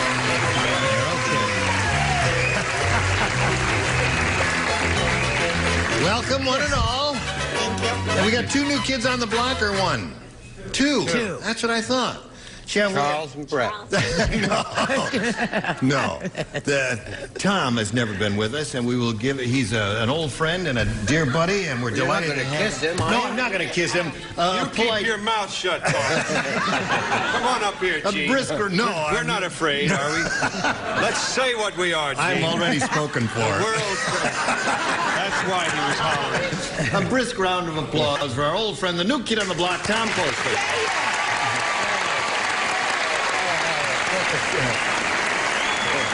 Our thing is on the rocks. I think that's a show that used to be on, isn't it? Isn't it still on? Is this mic working? No, this is the mic right here. And the other new kid on the block, whose face and body you've seen in Broadway, and if you haven't seen it there, you've seen it on with us. She was on just a Laughing, model. yes, and Rhoda. Right. This is a bad news. I have to welcome her. Welcome.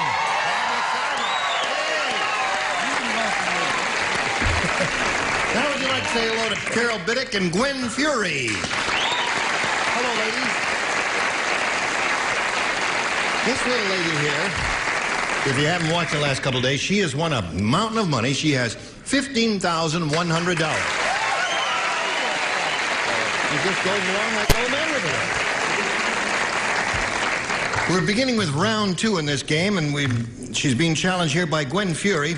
They're both good game players, and so far it's a pretty close game. 4-2 is the score at the moment. We'll carry on with round two, our final round, in 1 minute and 5 seconds. Tune in for sure. Hello there. Now, we are ready? Round two, final round. Gwen, it's your choice, A or B. B. B. Two people play. Brett and Charles, the rest of you lay out if you would, please, because she matched the rest of you in the first round, or at the positions at any rate. At the restaurant, yes, George told the waitress that his knife wasn't sharp enough. So she brought him another one. To show him it was sharp, she stuck it in his blank.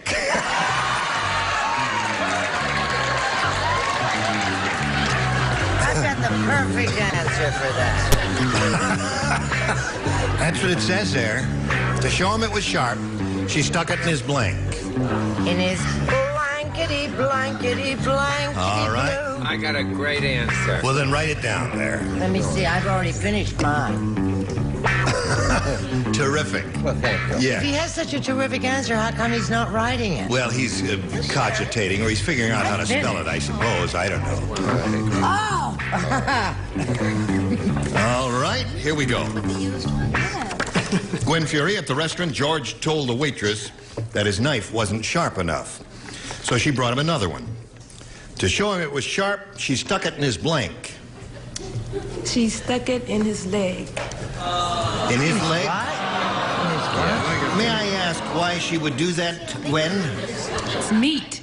It's meat?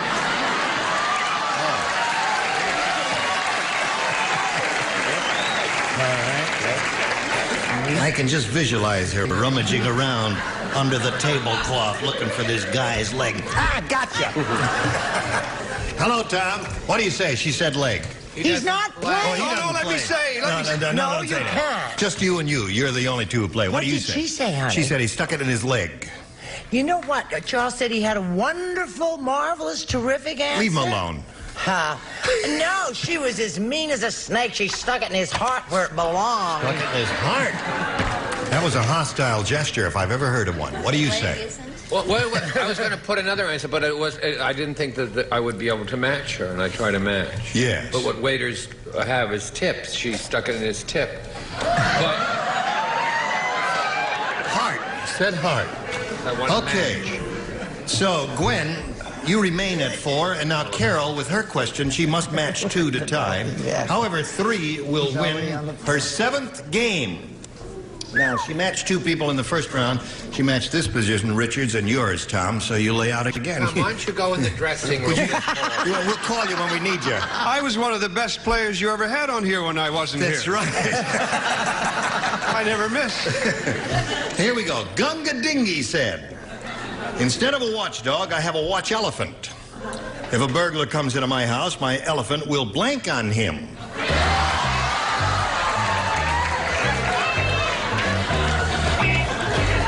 Instead of a watchdog, a watch elephant.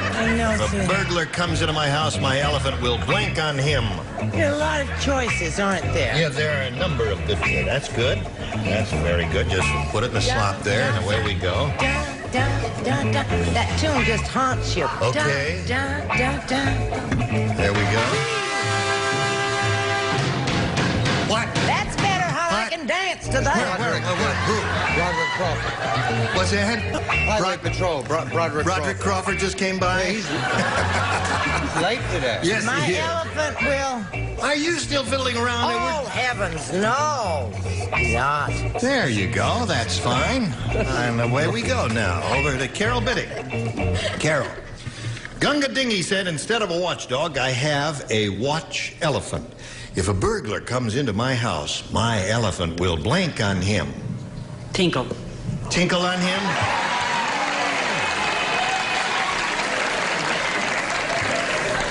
That would be terribly distressing. Chase him away. To me, at any rate. Now, let's see. Who did not? Now, just go. Forget he's even on the show. Okay. Could I borrow your jacket for my round? For his round. What do you say? She said tinkle, is it? She said tinkle. What did you say? Ring your bell and stomp is what I said. Stomp on him. If a burglar comes into my house, my elephant will stomp on him. That's very good. Thank you, yes. darling. Just a moment or so. We'll be ready there. Don't sweat it all up for him now. Any credit card? If a burglar comes into my house, my elephant will... You're under arrest. Oh, yes. I said stomp. Elephant stomp. Elephant stomp. Listen, Carol... It's like the hustle. What? I thought that second. You thought stomp was your second choice. Right. And tinkle was your first. Now, you must match Barbara and Patty to stay in the game. If a burglar comes into my house, my elephant will tinkle on him, according to her. What according to you? Oh, well, my elephant sits.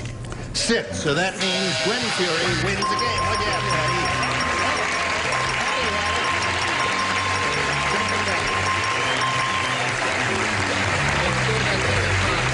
Hello there. Congratulations. Hang around here for a minute, will you? You hang around? Okay. Now, well, Carol, it's been a long and pleasant relationship. You've been here for a long time. You got $15,100 in Carol Biddick from North Carolina. Goodbye, my dear. While she's spinning off, we'll spin these messages exactly for you.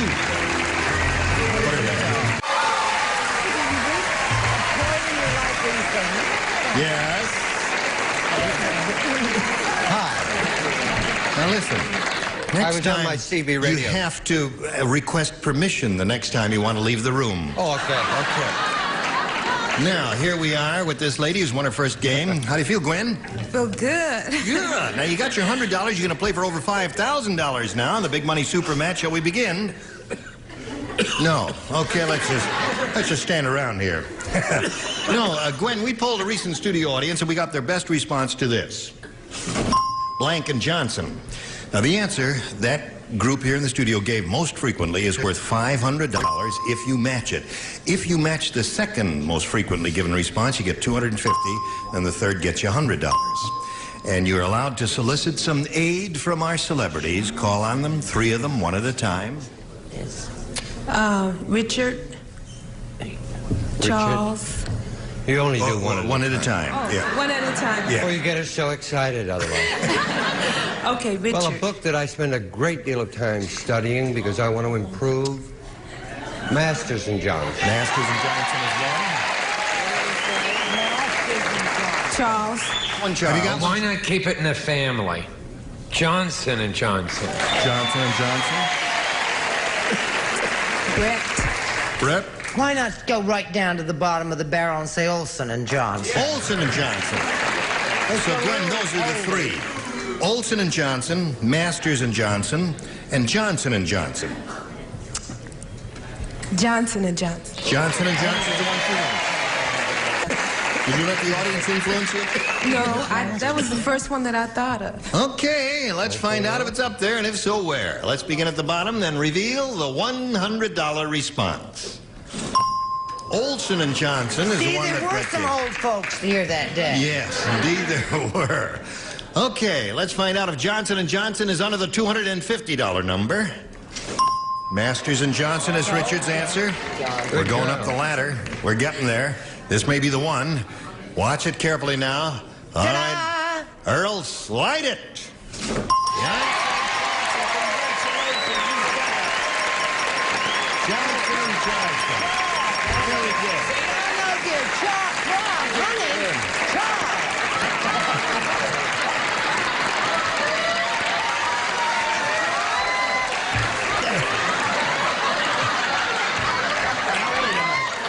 Come over here.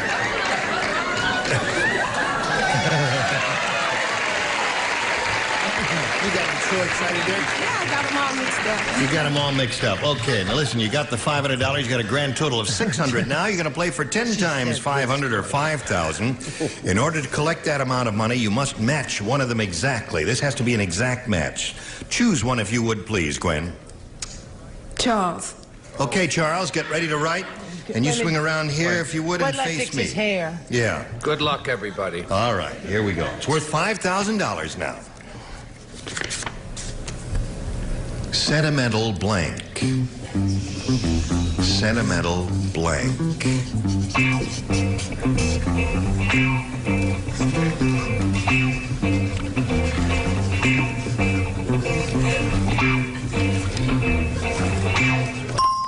All right, now he's finished, and we need an answer from you which you think will match his. Gwen, what do you put in that blank?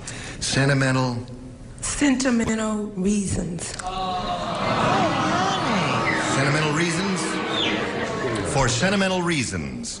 That was a lyric in a song, wasn't it? I love you. For sentimental reasons. Oh, yes, I did. 70 mental reasons. Yes.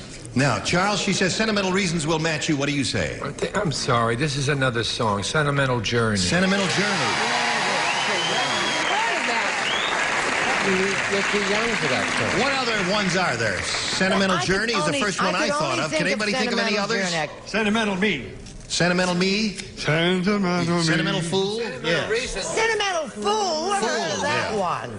You Sentimental Fool. Anyway, Gun, you got your $600. You're going to meet another player. You want to do that? Yeah. Here comes Danny Burke.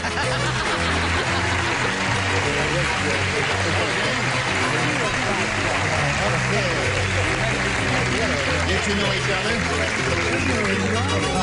Now, Danny, we welcome you, and we'd like to find out a little bit about you. Well, I'm an airline pilot. Yeah. And, currently flying domestic versus international. I have a beautiful family. And boy, am I ready to play this game. You ready to play? Well, let's get right to it and ask you to make a selection, A or B, Dan. A, please. A it is. Here we go. New game everybody plays, including you, Tom. Tom finally gets to play? Old man Periwinkle said,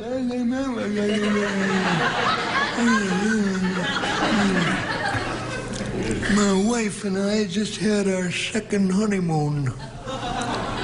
We did the same things we did in our first honeymoon, except this time we did them blank.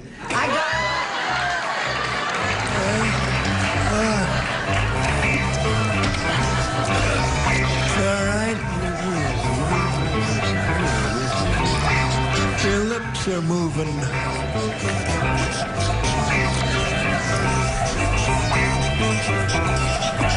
Good. Put that down.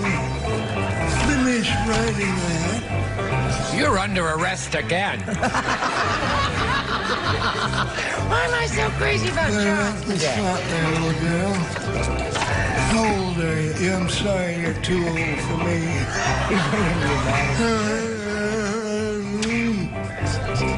Hey, do we have someone who's going to be slower than Charles on this team?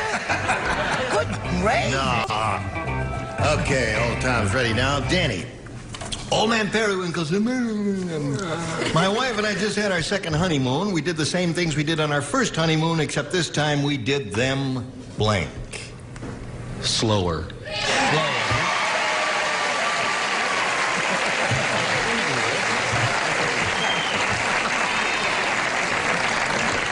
The audience loved his answer. They're gonna love yours? Only this time I went in the bathroom and cried.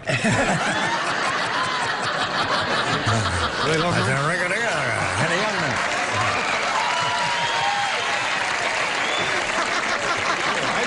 I did mentally. I didn't know how to. Except this time we did them mentally. I thought it had to be.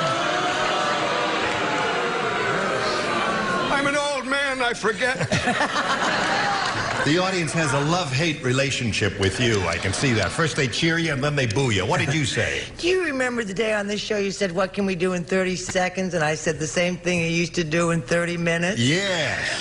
But so I said they did it with a lot more alacrity, or, for those who don't understand that word, or faster.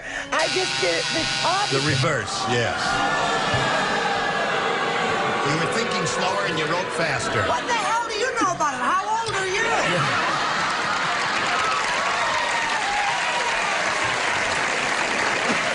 What do you say, Charles? All right, Chuck. Because I fly myself. That's what I've heard. I'll only use pilot's terms. Okay. So I'm going to wing in with this answer. Slower.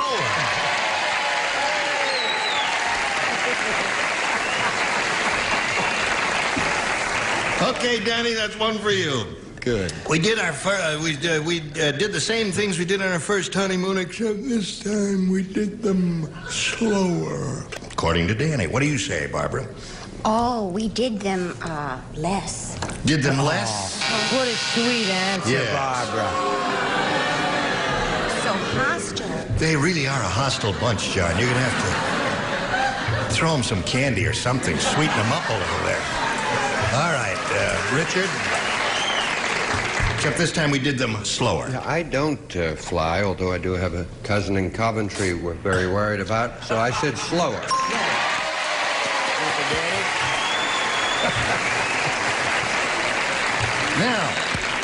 Now we come to Patty Deutsch. Yo, Yes. see, I figured they were so old. Yeah. How old were they?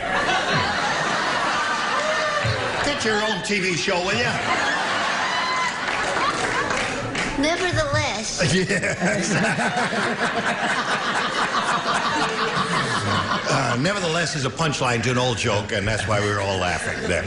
Go ahead. They really couldn't get it together anymore, so they did the same thing separately.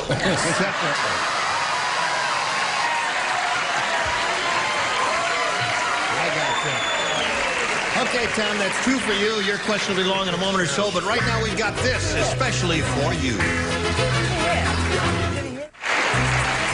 Today's consolation prizes are first. From Amity, a ladies' three-piece ensemble featuring the ultra-French purse, pills easily removed and hidden compartments with the change purse. Amity. And Hoover's Tri-Pan, the top boils the middle fries, the bottom warms, like having 3 appliances in one Tri-Pan from Hoover. And a selection of 52 varieties of fresh, delicious Dunkin' Donuts, jelly, glaze, and cake donuts. Something's always cooking down at Dunkin' Donuts. And a shower's stove from Parsons Ammonia. Freshens every room, walls to windows, costs little, cleans a lot. Parsons, America's #1 selling ammonia. Dope that barge and lift that bale. Get a little blank and you land in jail. Where you can watch Match Game 76 when it returns in a minute.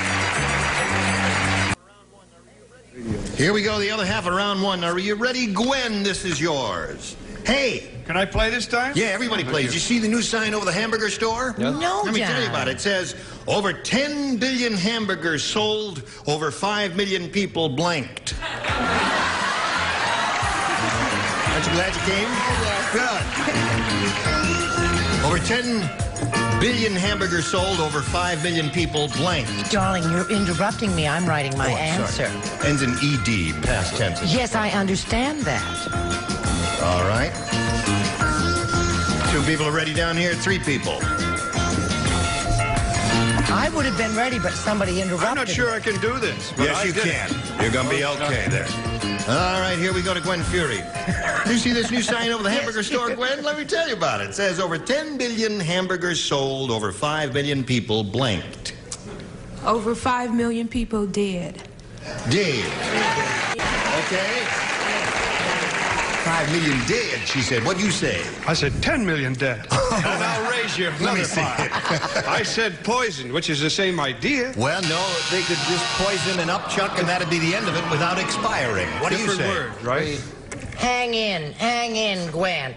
Just to make sure I did it twice. Crocodad. Crocodad. Okay, there's one for her. What do you say, Charles? Well, this could be a match because, seriously, it's 1/2. She said 1/2 died. Yes. I had survived. So if 1/2 survived, 1/2 died. No. The other half didn't even get sick. What do you say, Barbara? Oh, I said, died. Died. Her score is tied 2-2. Richard? I said died. Died. That's 3-2. And Patty? Mildly nauseated. Mildly nauseated. So at the end of round 1, the score is 3-2 in favor of the champ. And now this message for you. Right, Roger, right. Oh boy, Gene Rayburn here. Join us next time, Match Game 76. Goodbye.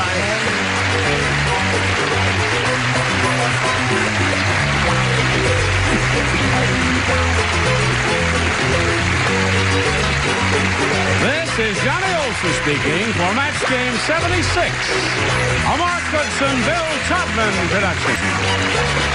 Stay tuned for Tattletales next over most of the CBS stations.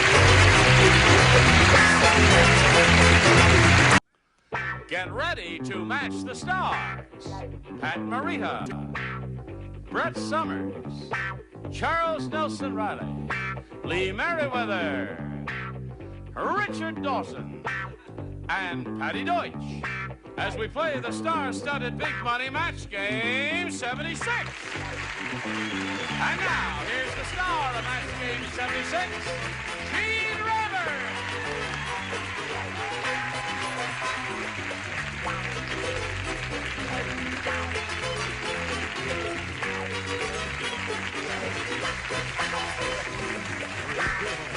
Thank you, Johnny Olson and friends. Playing games with me, are you? I'll untie your, and your blank will fall off. My navel? Yes. I said Barnaby Jones yesterday. You did. And I Yes, you said did. Mr. T and Tina, but I neglected to say Family Feud, Richard Dawson's nifty, terrific, exciting show. So, isn't that exciting? You cried? He cried when you didn't you, He Richard? cried when I didn't mention it. Just upstairs in the dressing room. No one saw that. Now, let's say hello to our 2 players, Charles Strickland and Kate Nagy. Now, Charles is the current champ, as you well know.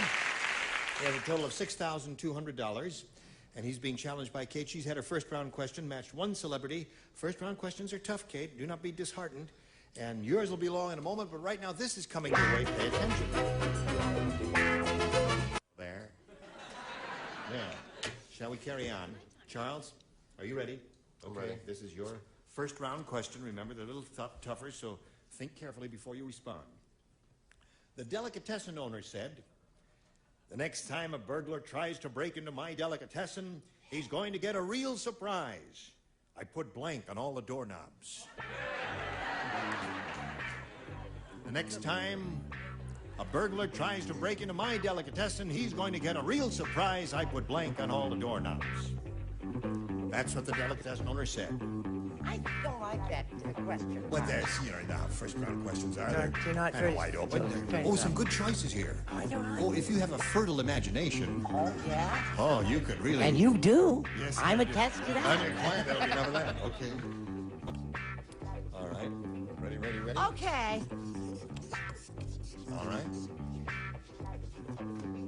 Now, Charles, the delicatessen owner said, the next time a burglar tries to break into my delicatessen, he's going to get a real surprise. I put blank on all the doorknobs. Locks. Locks. Locks.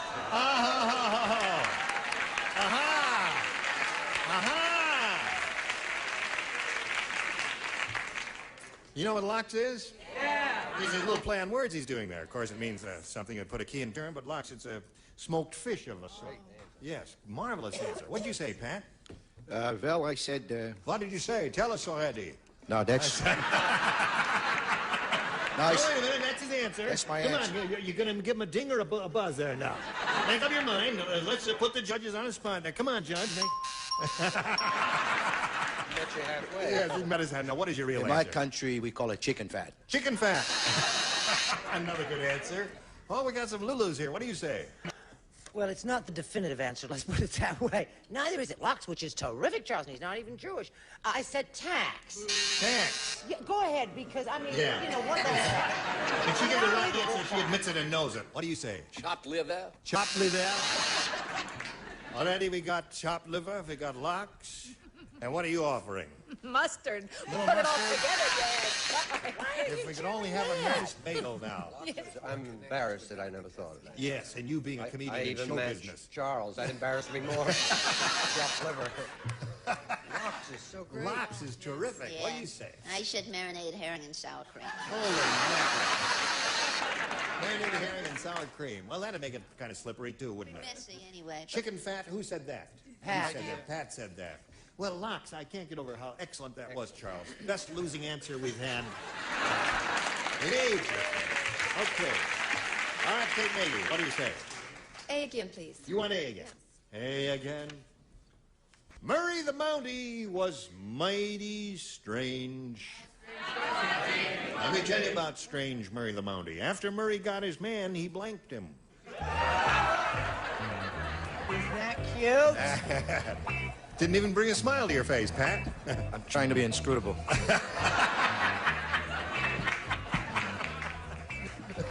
He's clever, isn't he? Yeah. What is that? He says he's trying to be inscrutable. Charles, Yeah. finish. Don't Charles play. is finished? No, I find that hard to you answered in the believe. first round. Okay. Pat. Don't be too inscrutable, Pat. Okay, he's finished. And we'll come over here to Kate Nagy. Murray the Mountie was mighty strange. After Murray got his man, he blanked him. He kissed him. Okay. He kissed him. He kissed him. La da da da da da da da. What do you say? I figured if you could do it, they could do it too. I said kiss. Okay. Kissed him. And you, my dear. I figure in 1976 you don't hang around with a lot of kissing. You go straight down the aisle. He married him. Married him? Sure, Lon. Oh. Didn't you see Dog Day Afternoon? Charles? My lights are on. Oh, yeah. You wish. I wish we could make brighter lights so I don't make that mistake. It makes me look like a fool. These lights are so dim, I don't know who's playing and who's not playing. Are you playing? Yes, I am. Okay. Kiss. Kiss. Okay, Kate, you're up to 3. Murray the Mountie was mighty strange. After Murray got his man, he kissed him. He kissed him. He put him in the jail. And then he kissed him. And then he kissed him. So, Kate, you're up to 4 now. Let's see if you get another kiss from Patty Deutsch. No, I went with all the alliteration of Murray the Mountie married him. Murray the Mountie married him. MMM. Murray the Mountie married. Okay. So, Kate, you've got 4. Charles, when we come back from this commercial, 4 to tie, 5 to win. Now, this message for you. Okay, we are ready. Last final round. Charles, it's up to you. 4 to tie, 5 to win. This is very important to Charles. Who plays? Everyone. Marge said, "My new husband is not very romantic. On our honeymoon, we went to Niagara Falls. But when he saw the falls, all he wanted to do was blank." When he saw the falls, Niagara Falls, when he saw the falls, all he wanted to do was blank. So he was not very romantic. Wait a minute, sweetheart. I think they got this wrong. On our honeymoon. Read it out loud. Marge said, "My husband's not very romantic. On our honeymoon, we went to Niagara Falls, but when he saw the falls, all he wanted to do was..." Even when I acted well, I Yes, don't. yes. I'm ready.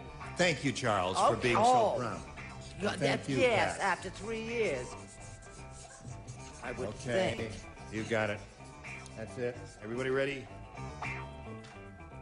We're coming back here to Charles and ask him to respond. Marge said, "My new husband is not very romantic. On our honeymoon, we went to Niagara Falls. But when he saw the falls, all he wanted to do was..." Tinkle.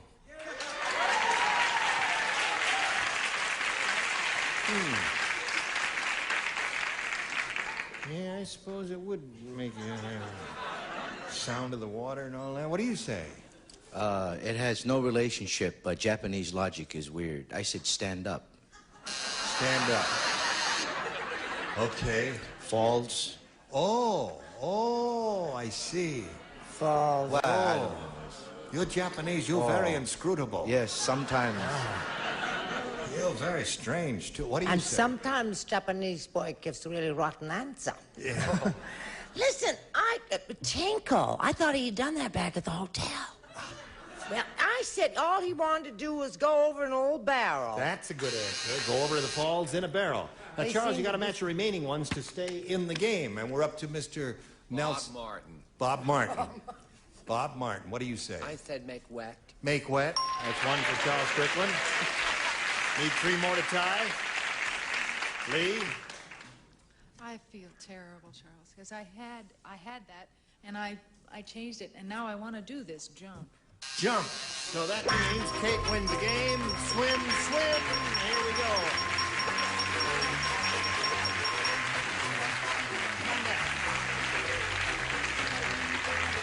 It's exciting, isn't it? All right, hang around there for a minute. Charles, let me shake your hand. You're a good man. You've got $6,200 and our best wishes. Thank you very much. Charles Strickland. Okay. Now, if you're ready, we'll just press right on. You see this big thing turning around here means we're ready for the big money super match where you could win over $5,000. Wonderful. Wonderful. Well, wait till you win it. Oh, Wait till you win it. okay. Yeah. What are you going to do with that money? You need it. Put it in a baby fund. Oh, that's nice. You, What is she going to do I'm with planning on. I'm working on it now. Oh, all right. Yes. Okay. Time to go to work. Yes. We have polled a recent studio audience, and we got their best response to this. Buster Blank. Now, the answer that group gave most frequently is worth $500 to you if you match it. Got to match it, you see. Now, if you match that middle one, you get $250, and the bottom one gets you $100. And we'll give you a little assist from 3 of our 6 celebrities. I'd like Brett, please. Oh, those nice little sweet shoes. Buster Brown's. Buster Brown, actually. Buster Brown shoes, right. And Lee? Lee? Oh, the favorite swimmer of all time, Buster Crabbe. Buster Crabbe. And Charles. Charles? Buster? She's looking at Richard. But she's saying your She name. said your name, Charles. Oh. I have something nice there for... We have... Well, that's good. Don't strain yourself, Charles. No, I have several. I bet you do. Buster in the mouth is one. I'm not going to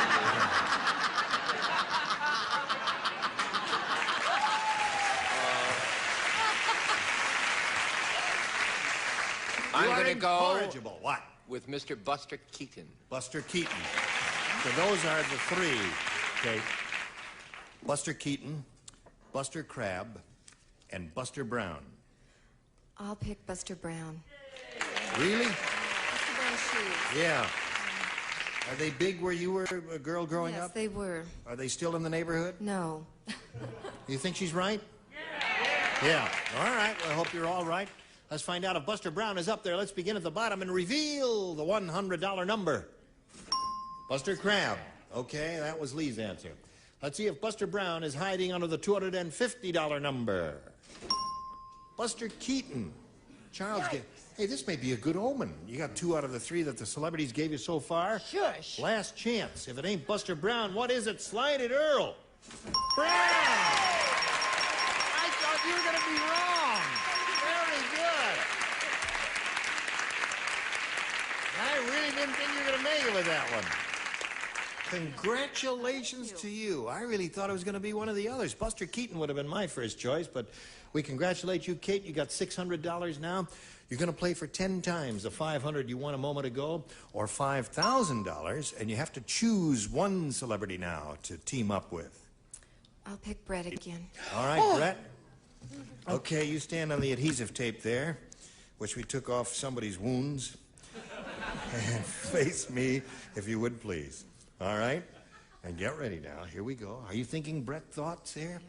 Thinking, got your... ESP. Electricity, you know. Thought waves are electricity. Get them going over there. Are you AC or D? Well, never mind. Blank. T. T-E-A. Blank T. T-E-A.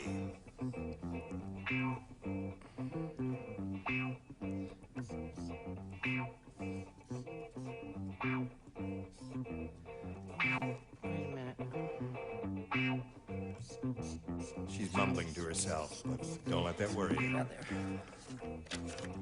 All right, she's finished. Now, Kate, we ask you to give us an answer which you think will match hers. If her thought waves were strong, perhaps you'll come up with the same one, collect the $5,000. Blank T. Black tea. Black tea.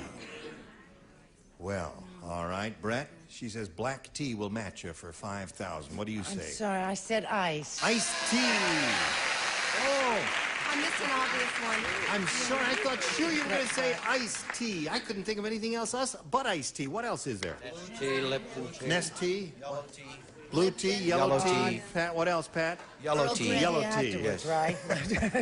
T&T. T&T. Tea and sympathy. All right. English Listen, breakfast. Kate, you've got your $600. You're going to meet another player after we do a little business with America. Shall we all say hello to Ralph Goldsmith? Hello, Ralph. Nice to see you. Very patriotic. Right. You had got everything on but white. Red, white, Well, and blue. I told the gals backstage where my white was, but they didn't want to Where see is your it. white? I'm not going Oh, to you're tell wearing you. white shorts, right? I told the gal. Yeah. Oh, I see. He's wearing very bright red trousers and a blue tie. And, okay, Ralph, where are you from? I'm from Duarte, California. I'm a school teacher. I have 3 great boys. Yeah. Great athletes. Good. Good boys. What do you teach? I have, well, I've done other things other than teach. I've run zoos, golf courses. And we run a zoo here, too, don't we? And a cemetery. Yeah. And a You cemetery. run a cemetery? Mhm. Yeah. Really? Right. Yeah, kind of quiet, isn't Lost a body one time. it? No. Really? Really lost one? I didn't lose it. People that were sending it to me lost it. Where'd you find it, finally? I never did. You never did find No. it? Yeah. No. There's a body out there It's somewhere. someplace around Castro Valley, I think. Yeah. Now, what do you do, at this moment, what do you do for a living? I'm a school teacher. Oh, you are a school teacher? Right. And what are you teaching? I teach 6th grade kids. You do? Right. I bet they like you. Oh, I think so. Yeah, we like it. Don't we like Ralph? Ralph's okay. All right. Ralph, you can have A or B. Well, I'm going to take, I guess, B. B. Yeah. All right. Good luck to you, Ralph. Here we go. 6th grade teacher, Ralph Goldsmith. Farmer Brown said, that politician must be really desperate for votes. When he came to my farm, he even kissed my blank. That's how desperate that politician A lot is. of wonderful answers for that. Yes. When he came to my farm, he even kissed my blank. All right, put it right in the slot there. And we'll start just as soon as you're all ready. Come on, Charles, dear. Charles is our resident retardee. You can All swing right. that in rack time. Okay. Now he's ready, and we go over to Ralph Goldsmith. Farmer Brown said that politician must be really desperate for votes. When he came to my farm, he even kissed my blank. My pigs. My pigs. May I ask, why you said pigs versus cows, just for curiosity's sake. Because I used to work in the union stockyards, and I know something about pigs. I see. You mean they're good kissers? Whatever. What do you say? I couldn't say what I wanted, so I just spelled it mule. Mule. Oh.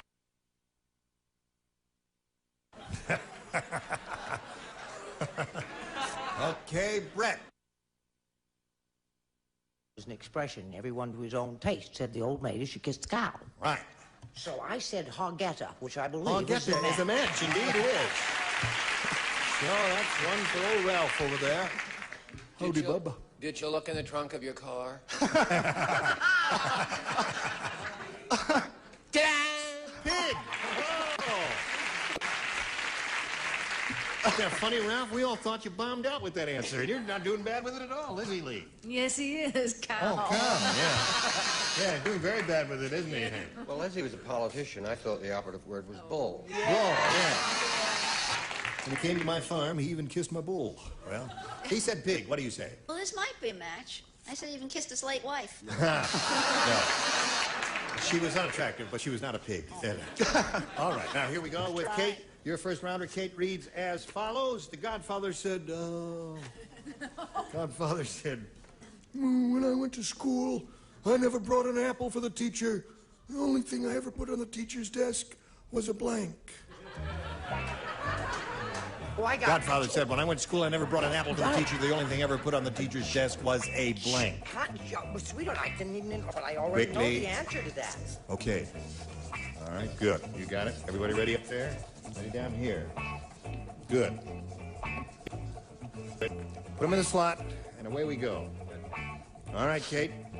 Godfather said, when I went to school, I never brought an apple for the teacher. The only thing I ever put on the teacher's desk was A bomb.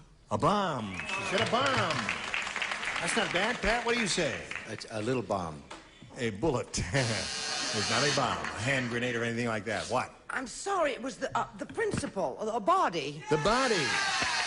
Charles, what about this? I said a meatball. A meatball.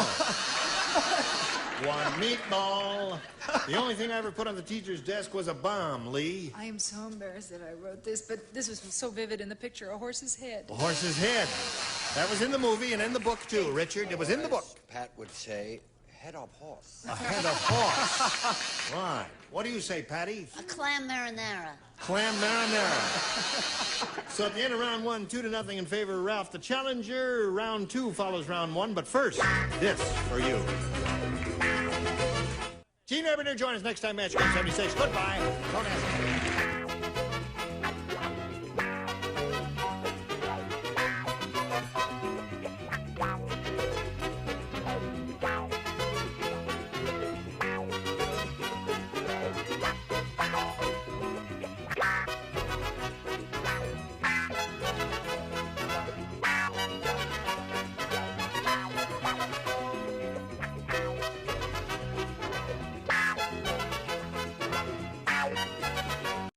This is Match Game 76, production number 0772, take 1. Get ready to match the star. Soupy Sale, Brett Summers, Charles Nelson Riley, Madeline Rue, Richard Dawson, and Betty White as we play the star-studded big money Match Game 76. And now, here's the star of Match Game 76, Gene Rivers.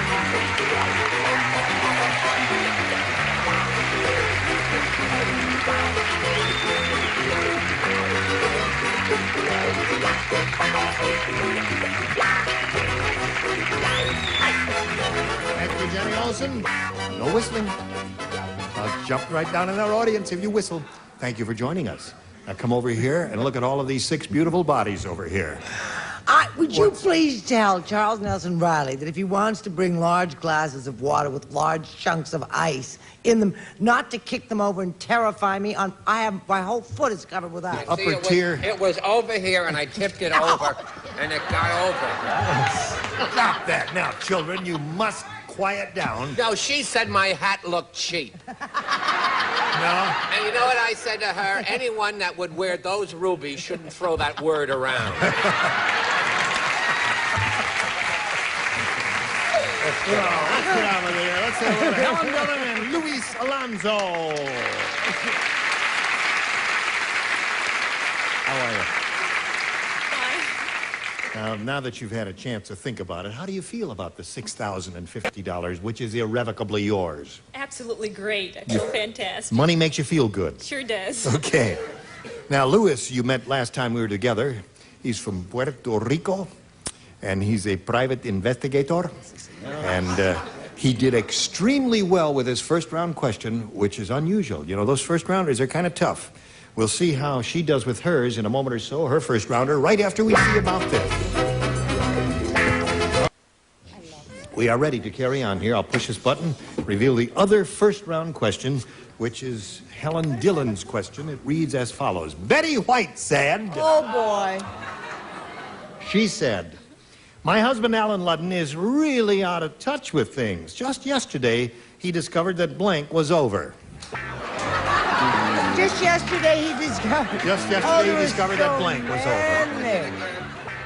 My husband, Alan Ludden, is really out of touch with things. Just yesterday he discovered that blank was over. Oh, out of touch with things. Right. Well, just he's out of touch with things. It's a phrase that mean 1,000 means things. that, you know, you're out of touch with things. His hat does look cheap, doesn't it? Trashy. It's small to me. Well, you all look so it fits that little... Yes, he does. Yes, we are. Oh, I'm red, white, and blue. I'm red, white, and with a little yellow in there. Oh, that's right. You are Bison. Yes, red, white, and blue. Boy, I'll say you are red, white, and blue. Mostly red. Overblown, I was going to... This was a white sweater, but I washed it with a tomato in the pocket. How she ever got my pocket? Come on, Charles. We're waiting for you. Is he doing something, Brett? Just put it in the slot, and away we go. Helen Dillon. Betty White said, my husband, Alan Ludden, is really out of touch with things. Just yesterday, he discovered that blank was over. Christmas. Christmas was over. That's not a bad answer now. Wait a minute.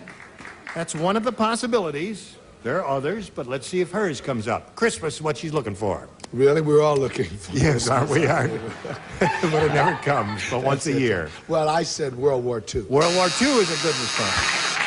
Isn't that a good one? That is a good one. What do you say? I said World War II. Yeah. Or also. I guess that's the definitive answer, isn't it? What do you say, sir? Oh. I chose World War II. You did. So we got World War II. Established the top row cheats. Now let's get on with Here's the definitive answer. No, it is the definitive answer. No, it's very possible. No. It is not the definitive answer? No. Read the question really? again. My husband, Alan Ludden, is really out of touch with things, said Betty White. Just yesterday discovered that blank was over. Password. Password. All right. She's not Since smiling. it's my show, it's my prerogative to change my mind. I say password is the definitive answer. That's what I say. Now, not to make your mind look silly, I wrote password as well. Attaboy. Thank you. Now. It can't be Christmas because he's still waiting in the chimney in his red and white suit. But now that we've established the fact that the lower tier cheats, I also...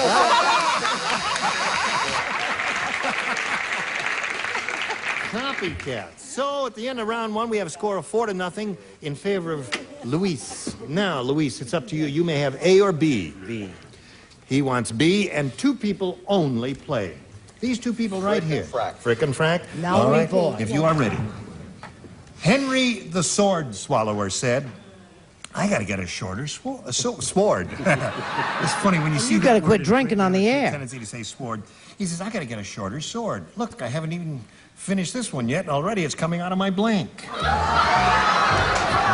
That's what Henry the Sword Swallower said. He said, look, What time is this show on? this show is on at 2:30 in the west and 3:30 in the east. It's 2:30 in the morning. It's no. He says, I got to get a shorter sword. Look, I haven't even finished this one yet, and already it's coming out of my blank. You're on your own, folks. I cannot help you beyond a clear reading of the question. Oh, I can't. No comments, if you please. Okay, I can. I think. Spelling doesn't count. Right. Okay, Luis. Henry the Sword Swallower said, I just gotta get a shorter sword. Look, I haven't even finished this one yet, and already it's coming out of my... belly button. Belly button. He wants a belly button. What He can have one. He can have one? Yeah. All right. I was thinking of something, so I throat. You put throat. Yeah, instead of okay. where we all thought of. Well, no, you could have said bottom. Is that what you wanted to say? Well, yeah, but I couldn't think of the word bottom. Oh, I see. Well, I'm glad you said throat. Now, he's looking for a belly button. I use the Puerto Rican word. Puerto Rican word. Naval. Naval.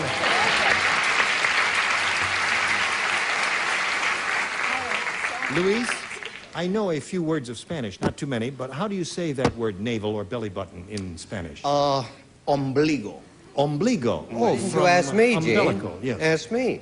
How do you say that word belly button in Spanish? Naval. Naval. Okay, so there we go. He's got 5, and you got your work cut out for you. But before we do anything, we want to do this. GSN presents... There was a very attractive young woman contestant on the show. I was trying to compliment her on her beautiful smile, and I looked right into her eyes and I said, you know, you have the most beautiful nipples I've ever seen. Stay tuned for more of that 70s Hour on GSN. I really wanted the earth to open up and swallow me right then and there because I was embarrassed. Here we are, middle of round 2. Are you ready? Yes. You know what you have to do? What do you have to do? 5. Got to match 5 to tie, 6 to win. Listen carefully now, one and all. Everyone plays. Last month, Unlucky Louie bought a new toupee. Just his luck. The toupee has gotten blank. Unlucky Louie bought a new toupee, and just his luck, the toupee has gotten blank. Last month, Unlucky Louie bought a new toupee. Right. Just his luck, the toupee has gotten blank. Well, I could see blank. I just trying to think. Has gotten... That's right. It's first time. Never saw it before in his life. Never heard it either, because he wasn't listening to me. Okay? Yeah. Everybody ready down here? Yeah. Okay. Charles. Would you help out our... Oh. I'm finished, Chuck. You're telling me. Go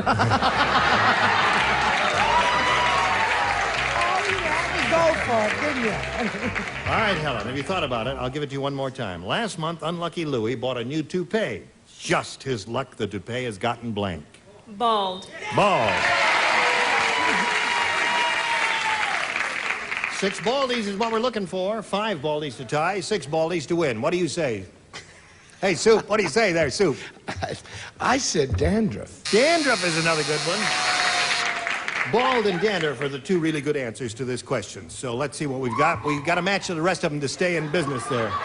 Let's have that woman bald arrested. too? Is that what you're laughing at? What do you say? Helen, I feel terrible. I said lice or nip. So that means Louis is going to win. What's the rest of you got? Everybody have dandruff. Everybody have dandruff. Come on down, Louis. Oh, you got to take it easy now. You hurt your foot, right? All right, just hang around here for a minute. Limp over there for a second, and I'll get to you. In a minute, we're going to say goodbye to Helen Dillon, who's leaving here a rich woman. How much you got? $6,050. $6,000, yes. Well, I hope you're very happy with your money. I am very, very happy. Well, we're delighted to have Helen Dillon with us. There she goes. Okay. Here it is, Louise. You want to stand on the adhesive tape there. Is your foot feeling all right? Oh, yes. You fell down and much better now. Yeah. What'd you do? Pull a ligament or something? Yes, I did. You sprained it. Well, shall we get right on it? Oh, yes. Oh, I don't want you to stand around too much and limp around here. We polled a recent studio audience, Luis, and we got their best response to these. I got you blank. Oh. I got you blank. Now, the answer that group in this studio gave most frequently is worth $500 if you match it. If you match that middle one, you get $250. Then if you hook up with the bottom one, you get $100. Now, let's see what kind of help you'll get from your celebrities here. I take Richard. You take Richard? Well, there's one private eye to another. I got you covered. I got you covered, okay? Brett? I've got you under my skin. Thank you. Oh, deep in my heart. Who? Charles. Charles. I got you where I want you. She say, I got you where I want you. And he'd say, I got you covered. And she'd say, I've got that under my skin. got you under my skin. What do you want there? Now, you can think of one of your own, you know, if you want to do. The one she said first, that's the one I had in my mind. I got you under my skin. You know the rest of it? No, I don't know the rest of it. That's it. So deep in my heart. So deep in my heart, you're really a part of me. Oh. Go ahead, go on, sing. I got you under my skin. So deep in my heart, you're really a part of me. Attaboy, Luis. Gene? Yes? What do you say, Rich? I say this in all sincerity. What? You're both ready for the Gong Show. Okay.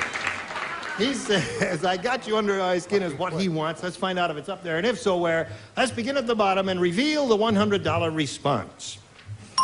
Got you covered is Richard's answer. $100 a day. All right, that's it for the private eye. I've got you under my skin. Let's see if it's under the $250 number. Oh, you've got it. Congratulations there, Luis. That's another $250. That's the one Brett gave you. I've got a feeling it's I Got You, Babe, which is a big I Got song. You, Babe. I just remember, that's the song. It's a theme song of those two dinglings who used to work next door here, Yeah. right? Yes. Rejects from the dating. All right. Slide it, Earl. I Got You, Babe. You know that song? No. You don't know that song? I don't either. Yeah. Well, it's a Sonny and Cher's theme song. Oh, who are they? Who are they?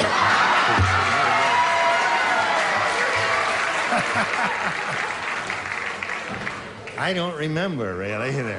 Okay, anyway, you got the $250. That gives you a grand total of $350. But right now, you're going to play for 10 times the amount you just won, which is $2,500. Are all the fans going hot as heck up here on the stage? Well, two of them left a minute ago. Oh, all right. That was Sonny and Cher. Now, to collect the money, Luis, you must match one of our celebrities here. This has to be an exact match. Now, you have to choose one. I go with Richard. You go with Richard? I used to go with Richard, but we broke up. Private eyes stick together. That's right. All right. Stand on the tape. Face me. Okay, Luis, you're ready. Here it is. Now, you think you know what ESP Wouldn't it be nice is? if it was, wouldn't it be nice if it was Porto blank? Porto blank. Here it is. It's blank basket. Blank basket. Blank basket. Blank basket.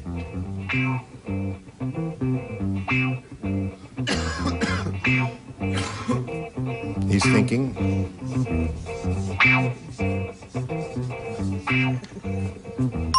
Now, Richard's finished, Luis. We need an answer from you which you think will match his. And if your ESP was really reaching out toward him, it'll work. Here we go. Blank basket. What do you say? Gift basket. Gift basket. That's one possibility. The audience seems to disagree with you. All right. That's the first thought that came to your head, though. No, I had another one, but... what was your other one? Easter basket. Easter basket. Easter basket. All right, Richard, he says gift basket There will were a match. lot, weren't there? There's laundry basket, wicker basket. I said bread basket. Bread basket. You know, that was my first thought. Yeah. The first thought I had was bread basket. Yes. So it shouldn't be a total loss. This is the new album of Luis Alonso, which can be gotten at your store. Yeah. His greatest hits in Puerto Rican. Yes. Can you get that in stereo? No. Only in mono. I go now. You go now. Yes. You really think the hat is too small? Yes, I do. Well, Luis, I'm sorry you didn't win the money, but you still got your $350. You still have a sore toe. And you're still the champ, and you'll meet another player later. Right now, we got to meet this commercial. Hello there. Hello there. Let's welcome Brenda Maher. What's your name? Maher? Maher. Okay. Where are you from, Brenda? I'm from Simi Valley. What valley? Simi Valley. Simi Valley. Right. Yes.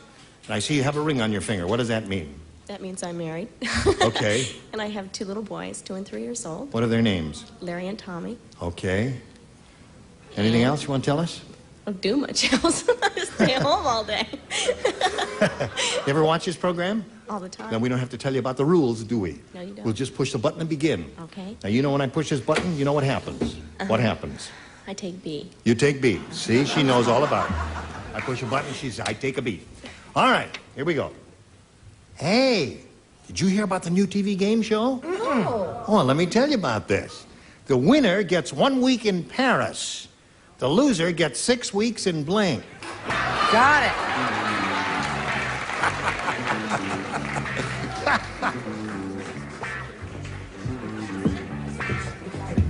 Rub, that was just for you, Soup. That's it. Put that down. That's good. Leave that there. Now just put it right there. Now leave him alone and write your own answer. I had to help him. Oh, no. I'd horsewhip you if I had a horse. Okay.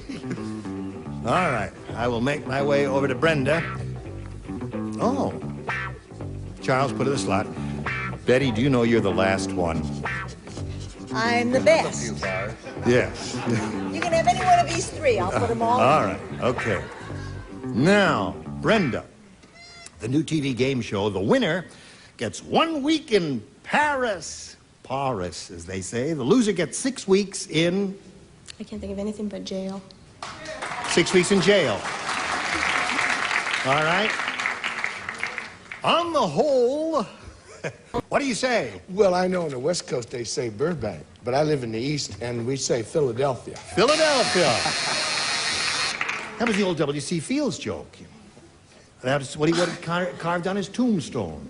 On the whole, I'd rather be in Philadelphia. What do you say? I went for it because I thought, where's Simi Valley? It's on the other side of San Fernando Valley. I know where it's right next to Trashy Valley. Isn't that cute? No. Beautiful downtown Burbank. Burbank. Charles, what came to your mind with the tight hat? Siberia. Siberia. That's a rotten answer. The winner gets 1 week in Paris. The loser gets 6 weeks in jail, she said. What? Having trouble with your camera? Is your camera busted? Don't worry about it. We'll just shove it off the stage and we'll do the show with 4 cameras. Now, don't worry about it. Everything's all right. Can't make the long throw. Can't make the long throw or move to his left. Well, Too some bad. football players have that trouble. What do Right. you say, Madeline? Well, since you said she didn't do anything there, I said the Simi Valley. The loser gets 6 weeks in Simi Valley. What did you say? I hope you don't mind me saying this, but I think that's bad taste. West Covina.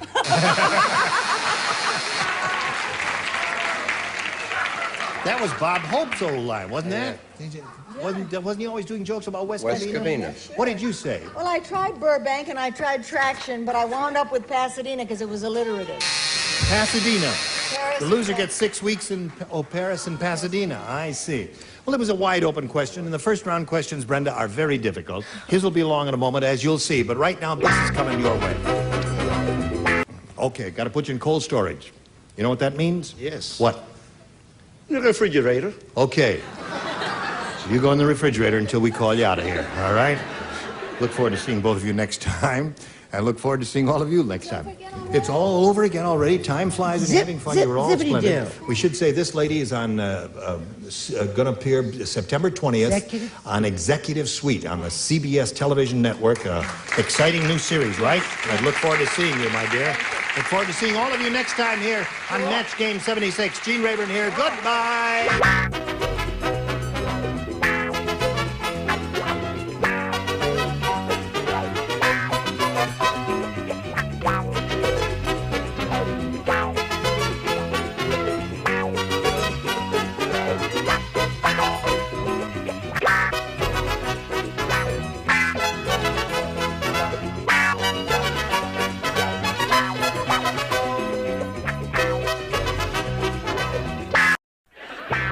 Get ready to match the stars from MASH. Gary Berghoff, Brett Summers, Charles Nelson Riley, Hope Lang, Richard Dawson, and Patty Doyle, as we play the star-studded Big Money Match Game 78. And now, here's the star of Match Game 78, Gene Rivers.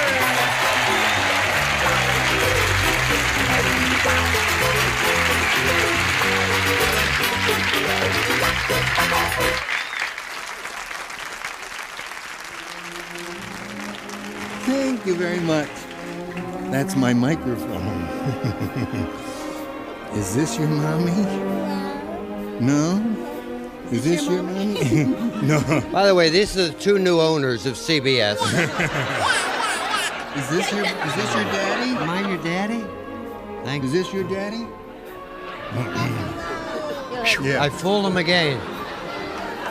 Is this your mommy? Yeah. No. Yes? You don't belong to me. Is this your mommy? Oh, hello. That's your mommy. That's young Max. Max Ross. Patty's beautiful child. Now. How you doing? Don't pick your nose on television. Is this your daddy? Yeah. That's not your daddy. Is this your mommy? No. No? Is that your grandmommy?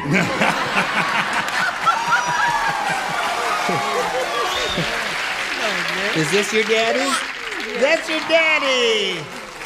That's Gina Berghoff, a beautiful child.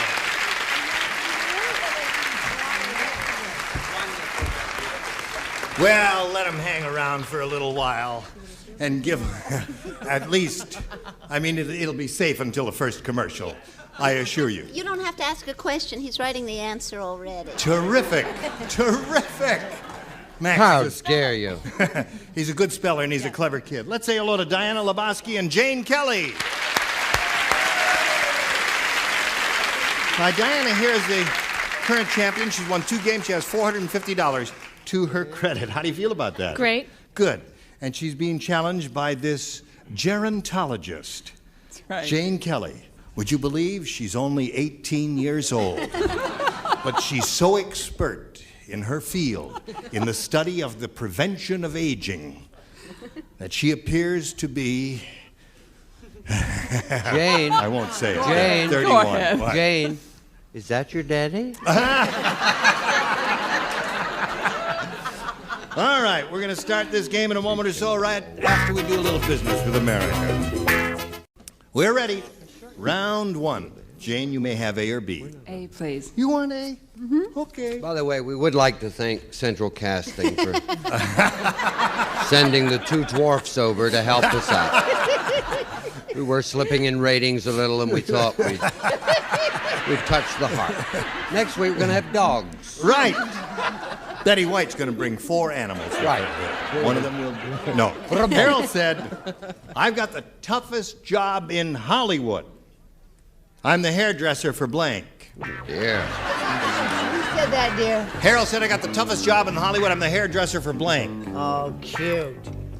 Toughest job in Hollywood. Oh. Oh, you got to show the answer. I will. Oh, you will. All right. Thank you. Good. Wonderful.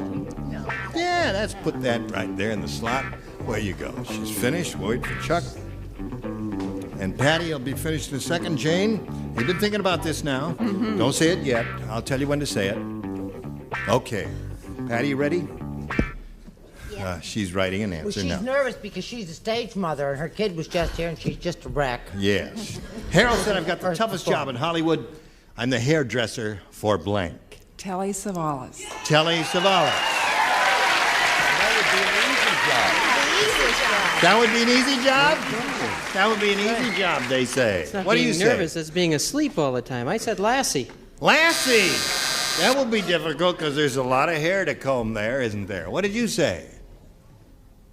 I don't want to start a lot of ugly fights. You know, there's been enough dissension on the show. Right. So just don't. Yeah. But take a look.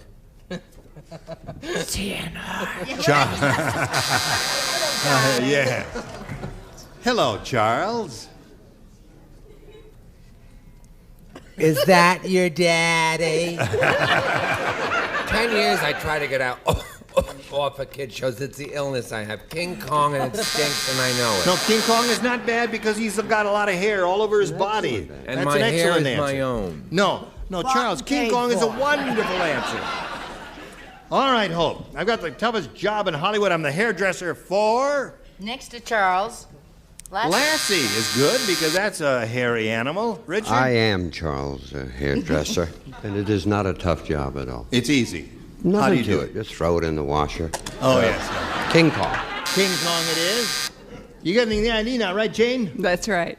Okay, Patty Deutsch. Max helped me with this answer. He did? Yes. So get a close-up of it. It says Lassie. Oh, yeah. Oh, and he drew Lassie. That very good. That was Before its flea bath. quite Before he even knew the question. Yes, amazing all that the child knew in advance what the question would be. My child wrote out my card. Oh, really? Here we go. Just turn upside down? Yeah. You noticed that, didn't you? That the card was upside down. All right, just for that. So are your contact lenses. Lucy said... No, No, now I'm going to see if I can read this upside down. Lucy said, we just finished doing a new Charlie Brown special. In this one, I don't go anywhere near Charlie. Leave me alone. Okay. He starred on Broadway in Charlie Brown. I don't go anywhere near Charlie. It's called You've Got Blank, Charlie Brown. Lucy said we just finished doing a new Charlie Brown special, and this one I don't go anywhere near Charlie. It's called You've Got Blank, Charlie Brown. All right. Brown Charlie. Very good. Blank. Very good. Got your... You're okay. Called it Thank you. Right. Charlie near. No, you brought somebody. You're my daddy. No, I'm not your daddy. What Lucy said, we just finished doing a new Charlie Brown special. And this one, I don't go anywhere near Charlie. It's called You've Got Blank, Charlie Brown. B.O. Body B.O. odor. All right.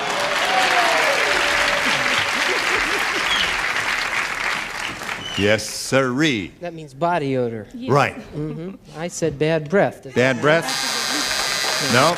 But those are the two good choices, B.O. and B.B. What do you say? You are my daddy. No, I'm not.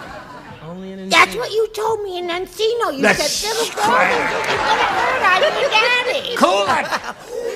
Der Kinder is schlafen backstage. What the hell does that mean? B.O. Okay, one for Diana. Yep. Bad breath, some sort. All right. Well, no, that was one of the two good possibilities.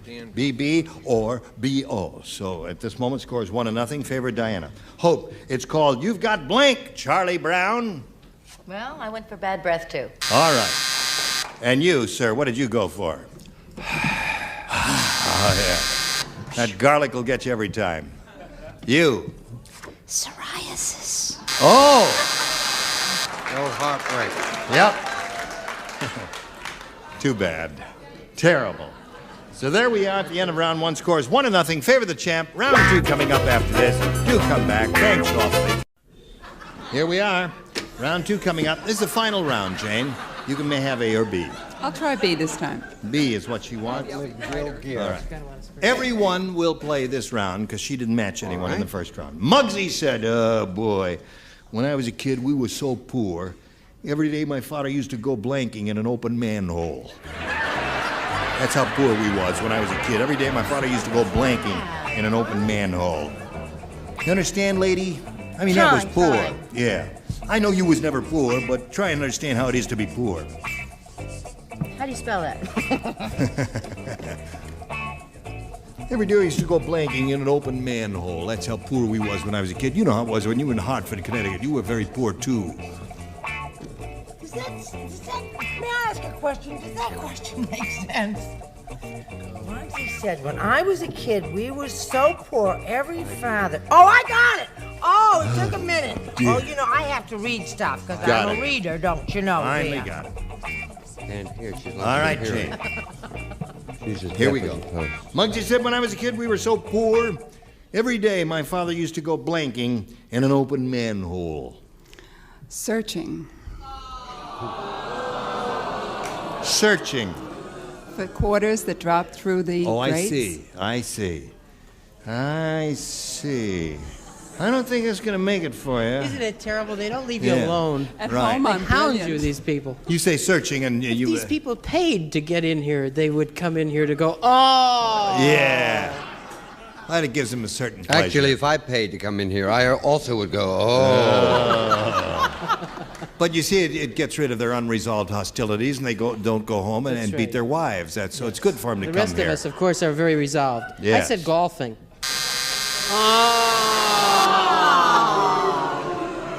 We're hitting a new low now. Yeah, not in front of the kid, folks. Give him a break. Trust me, you kids are gonna love this answer. I do not lie to you. You mind your own beeswax. Fishing! Oh, sure. But Johnny Holson had to tell him to do that.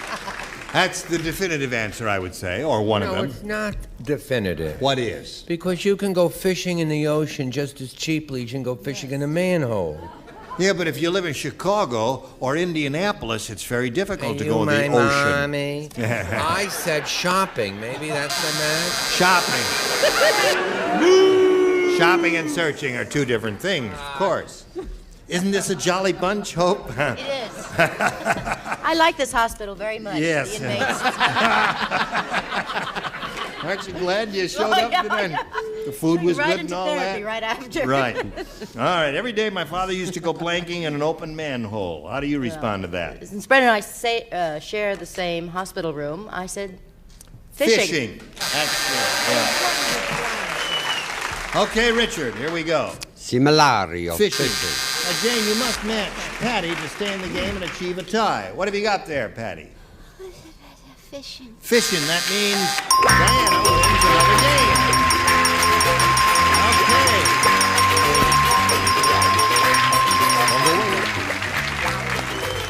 It was a pleasure to meet you, Jane. Thank you. We're going to send some gifts your way, and we thank you for being here with us on Match Game 78. Well timed. Good. Jane Kelly, ladies and gentlemen, a nifty lady. There's the go. All right.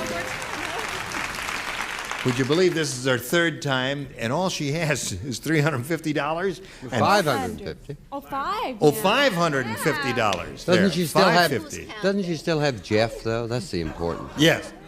Now wait a minute. I don't know if she has Jeff or not. Maybe he's not. Jeff, here. are you still with her? Yeah. You still with her? Yes, sir. Are you still supporting her? Yes, I am. Who are you rooting for? Diana. Let's hear it for Diana. Yay! Okay. That's her husband. Did he just finish medical school, or is he a full-fledged doctor? He's a full-fledged doctor. Oh, he is. Oh, well, in December he did that. Well, congratulations to him. That's terrific. Okay. Now, before we go to the audience match here, Diana, we'll do a little business in America, and then you hurry right back and see how much money she wins. Okay? Today's consolation prizes are first, the incredible Hoover Power Drive, a self-propelled cleaner that makes vacuuming almost effortless. Another good reason why America trusts Hoover. And Lush, Plush, and Thirsty St. Mary's towels can add an eye full of color excitement to any bag. And from Ventura, a jumbo-wheeled Pullman in dazzling jade with nylon pull strap. This energy-saving wheel-o-matic really gets you rolling. And a honey server, and a supply of Sous Bee Spun Cream Honey, the soft spreadable honey in a reusable plastic table server. Sous Bee Spun Cream Honey, the delicious pure honey spread. On we go with the star of our show, Gene Rayburn. Okay, Johnny Olson, we shall continue here with Diana Lebowski. We now have $550, and we'll try for $5,000 or more. We wish her the best of luck, and we'll begin. We polled a studio audience not too long ago, Diana. We said, you write down your best answer to this. Soft as blank. Remember how it goes? You get $500 for matching the most frequently given answer, $250 for the second most popular answer, and then $100 for the third. 3 of the 6 loonies will help you. Charles. Soft as... Silk. Silk. Hope. Hope. Soft as rain. Soft as rain. All right. Okay, Patty? Moving, Barbara. A baby's tushy?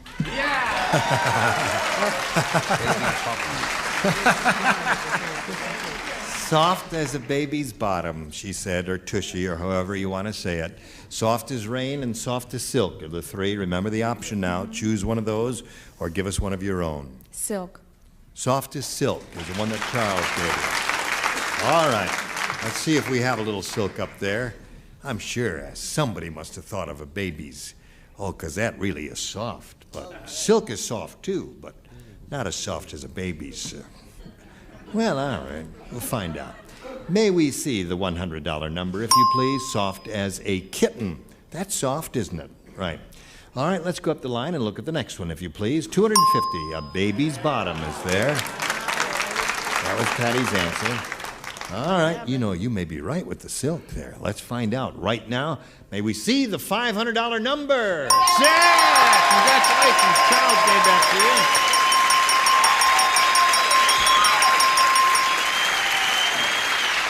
Now, well, Diana, you made a giant leap forward with that because you picked up another $500 and you're over $1,000 now, and you're going to play for $5,000, and you will collect the money if you match one celebrity exactly. Richard. Okay, Richard, here we go. Ready? Mm-hmm. Good luck to you. Thank you. Worth $5,000, and it says, grocery blank.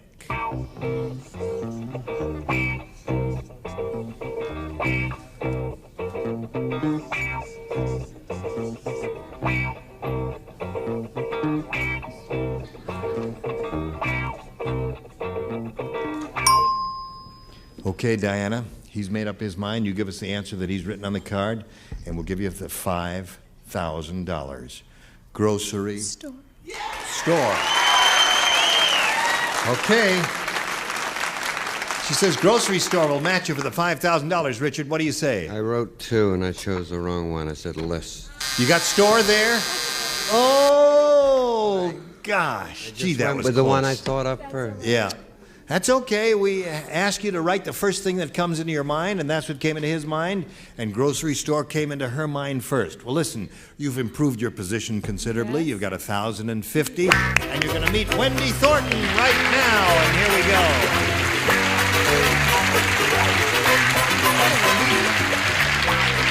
All right, there you go. Wendy, you know Diana. Yes, I do.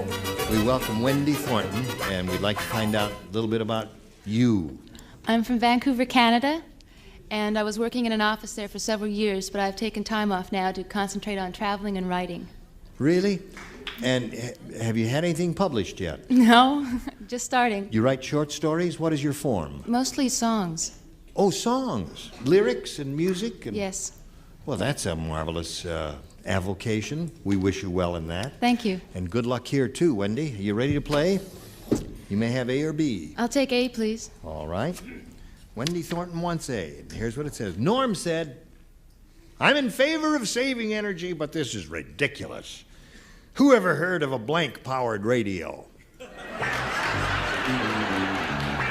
I'm in favor of saving energy, but this is ridiculous because who ever heard of a blank-powered radio? Yes, wonderful.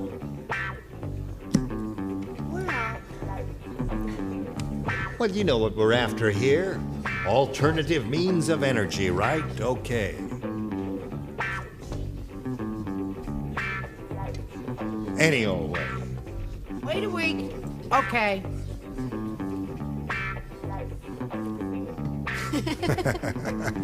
Hey, you want to see my kid again? What's that? Just thought you could come out and fill in, you know. Norm says, I'm in favor of saving energy, but this is ridiculous. Who ever heard of a blank-powered radio? Pedal-powered? Pedal-powered is one way of powering radio and running an electric generator, and that would be ridiculous because you'd have to stay on your bicycle all the time and do that, right? That's true, but that's actually a good answer. But I said wind. Wind is another way of generating electricity, and I would hope they would do more of that. I said gas, as in wind. Gas-powered, yes.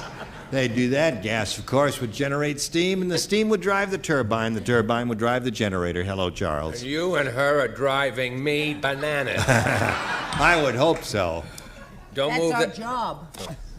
windmill. Windmill. That's the way to do it. Okay, whoever heard of a blank-powered radio? And she said pedal-powered. Whoever heard of this dumb answer? I said batteryless, and I couldn't spell it at all. Batteryless powered radio. Right. Well, that's what we were after, something like that. No cigar. Blowing in the wind. Wind power. That's, you know, a windmill. Now, this is going to be a nifty answer, Wendy. Watch this. Because Well, the operative word was whoever heard of. whoever heard of, yeah, of course. A hamster with wheel. A hamster with wheels. Runs around that thing and keeps it going around. You attach a little generator to it. Oh, wonderful. Okay. See how it goes? Now we've got this for America, and then we'll see what happens after that. Here we go. And goodbye. Thank you all for joining us here in Match Game 78. I'm Gene Rayburn. Goodbye.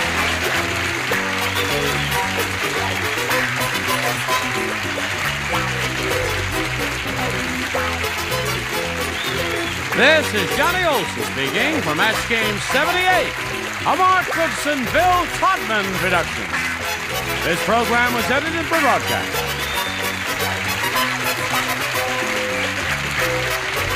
Get ready to match the stars from In the Beginning, McLean Stevenson, Brett Summers, Charles Nelson Riley, from Sugar Time, Dee Dee Carr, Richard Dawson, and Betty White, as we play the star-studded Big Money Match Game 78. And now, here's the star of Match Game 78, Gene Rayburn.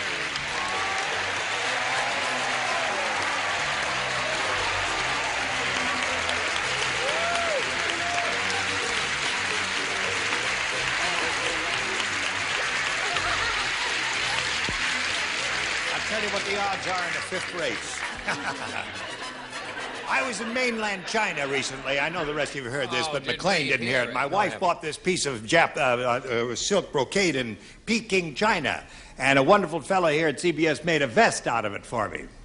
Uh-huh. Okay, I see you're pretty thrilled about it. Let's say hello to Mary McCaig and Madeline LaMonica. Wake up, Richard! Oh, I had a terrible dream. I dreamt you were wearing that lousy vest. What do you mean that lousy vest? Hold this microphone, would you please? Here. This vest is so terrific, I think I'm going to do the first act in my shirt slit. No, I'm not. That's as far as I go. I just...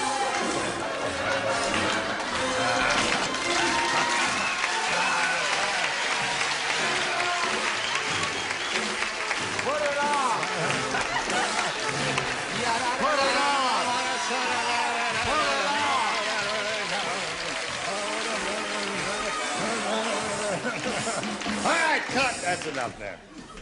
Dignity. It's a very serious show. We have a new player here. We've got to impress her properly. And with a name like Madeline, too. LaMonica. Right. Are you a saint? No, I don't think so. Saint Madeline? No, I don't think Where are you from, Madeline? From Stillwater, Oklahoma. Stillwater, Oklahoma. Right. I'm not going to say it, but Okay. what do you do there, if anything? Well, my husband was a student going to Oklahoma State University, and he just graduated, and we're getting ready to move to Texas. We're out here on vacation. Okay. We wish you ladies both well here. We'll start this game right after we do a little business with America. America, here it is. All right, let's carry on here. Round one coming up. You may have A or B, Madeline. I'll take A. You actually, wait till I button my vest here. And you can have anything you want.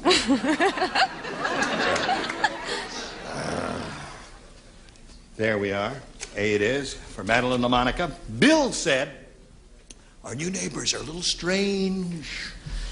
They don't have a dog, but they do have a kid that blinks. Our new neighbors, a little strange. Yes. They don't have a dog, but they do have a kid that blinks. Oh, I have, but I guess I won't. It's just... All right? You ready, Madeline? Ready? Okay. Bill said our new neighbors are a little strange. They don't have a dog, but they do have a kid that blanks. Barks? Barks? A kid that barks? Ever seen that, a kid who barks? No, I've been one that growled and would do. Yeah. Right. Kid next door, I taught it to fetch. No kidding. Smart kid. But I said, you know, a lot of guys can't wear an outfit like that, Peter. No, I'm sorry. Okay, now you know why you haven't been back for 4 years. Should have my tongue cut out. Hey, you look like a Las Vegas Undertaker in that. Really? No, I'm just... I thought it had a little it's touch very of class nice. to it there. Really? Yes. Okay. I said barks. Bark. One for Madeline. Barking kids? I said, all of mine do. I said barks and then tinkles on the front lawn. Right. Good for you, son. What do you say? I said barks, and they also have a sign outside of the house by the garage that says, beware of kid. Beware of kid, of course. If you have a kid who barks, obviously he must bite also.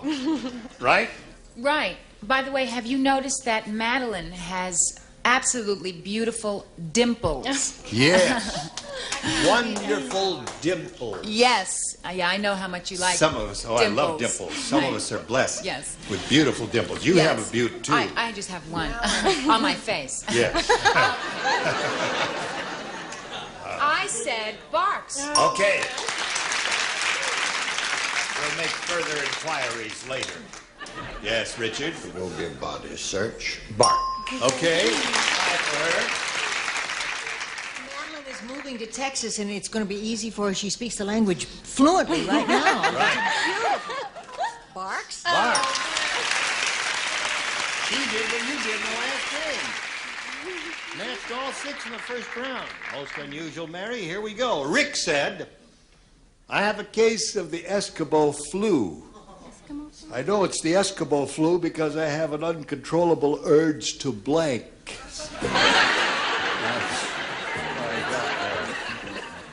Eskimos. Go ahead. You're on your own. I'm going to start without you. Okay. All right. Mary McCabe, Rick said. Momento, please. Pardon. Oh. Dodo's not ready. She is not. Thanks a lot. Dodo is now ready. Thank you, Dodo. Rick said I have a case of the Eskimo flu. I know it's the Eskimo flu because I have an uncontrollable urge to blank. Rub noses? Rub noses is something Eskimos do, so that's okay.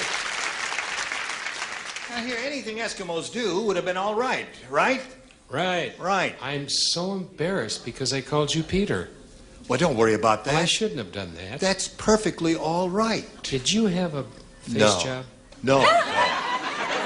You look great. You know that? Well, I you had think- your whole body capped, didn't you? Yeah, that's right. You looked sensational. No, I but when the said time rub comes, I will noses. have it. You had rub noses. And that answers Madeline and Monica. Did you say anything that an Eskimo might do or be or Right. go or have? Anything or connected anything with like Eskimos. that? Yeah. Right, correct. I said go live in an igloo. Go live in an igloo. That's something they would an do. Eskimo would Right. What is that? What are you reading there, I Charles? never had a chance to tell Laurie about the trip. By the time I had got back, she had already left for New York. You're a quick study. This is all the daytime soap operas. They leave all the cards around so you can practice while you're Oh, yes, wonderful. So if you tell her, if you see Laurie, tell her that she's already left for New York. I said rub my nose instead of blowing it. It's a match, Rub my I think. nose instead of blowing it. Yeah. Right, I want to rub All your right, nose. have an uncontrollable rub nose. The rub nose. Okay. That's 2 for you. What do you got, Dee Dee? Read it. Yeah, hold on. Well, I'll give you a little proper setup here. Oh. I have a case of the Eskimo flu. I know it's the Eskimo flu because I have an uncontrollable urge to Blubber. blubber. Very good. Wasn't that I think it's an excellent answer. You get a cold, you just want to cry. You just Yes, feel so blubbering terrible. away. Son of 2 blubber. blubbers. She cheated.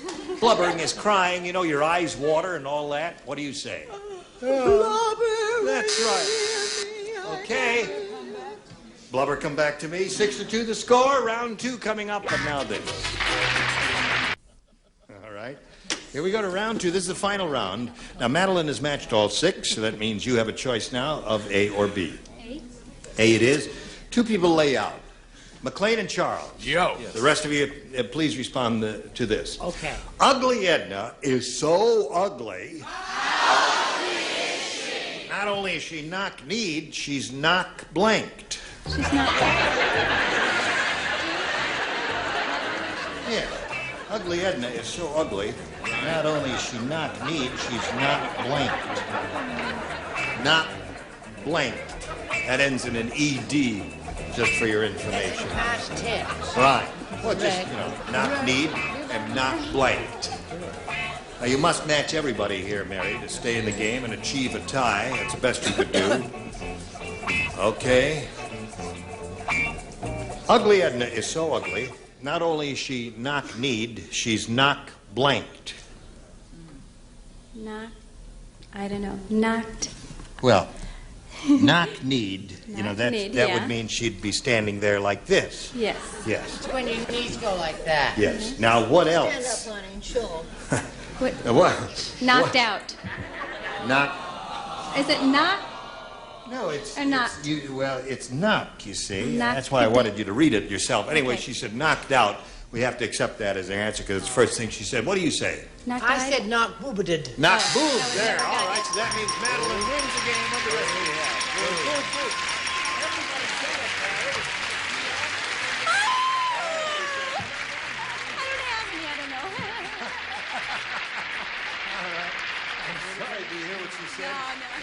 They're all holding up their signs that says knock boobed. And she says, I don't have any, so I don't know why I don't have it. Well, listen, you got a total of $5,600. You can buy some now. Congratulations, Mary McKay. Goodbye. Here comes the business star wheel there. At the end of this wheel, you can win $10,000 in just one single match. Keep that in mind. Right now, we'll begin with a regular audience match. We polled a bunch of people in this room not too long ago, and we said, write down your best answer to this. Spot blank. If you match the answer they wrote down most frequently, you get $500. For matching their second most popular answer, you get $250. Then for matching the third, you get $100. 3 of our 6 celebrities will help you here. I don't know who. Richard. Spotlight. Spotlight is 1. Betty. Spot remover. Spot remover is 2. Charles. He's got to please for sympathy. Give us your answer, Camille. Why don't you tell the audience those are the only glasses you got left because you can't find the other pair of white glasses? I know what I'm saying. Spot. Check. Spot check. Spot check. What do you want? A song with it? Spot check. Spot check, spotlight, spot remover are the 3 they've given you. You may choose one of those or give us one of your own. Oh, gosh. I think I'm going to go with Spotlight. Spotlight is Richard's answer. What would you say? Remover. Spotlight. About half and half, isn't it? Got it. All right, we'll find out if Spotlight is up there, and if so, where. May we see the $100 number? Spotlight it is, right off the bat. Congratulations. You've got something. Let's see what $250 says. Spot check was Charles' answer. See? Very good. Remover? Yeah. Yeah, now you say it. Where were you when she needed you? Okay, slide it. Remover it is. Okay. Now listen, you've got $100 here, which means the least you can be playing for is $1,000. But you can double that $1,000 here if you give a lucky spin to the star wheel. Every celebrity's name is on there. You're going to give it a spin and see which player you'll be playing with it. If it stops in one of the starred areas here, you will double the money. You'll be playing for $2,000 instead of $1,000. Grab it up here. It must make one rotation completely. And give it a good spin now. Go. There it is. Let's see if you can play for $1,000 or for $2,000. $1,000 with Richard Dawson, and good luck to you, Madeline. Here it is. Blank Lawrence. Blank Lawrence. L-A-W-R-E-N-C-E.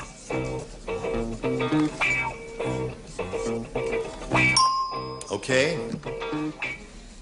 You give us the answer that Richard has. We give you $1,000. What do you say? Steve Lawrence. Steve Lawrence. Steve Lawrence is what she says, Richard. I was hoping you liked to read. I thought. D.H. Lawrence? Here's Steve. Steve.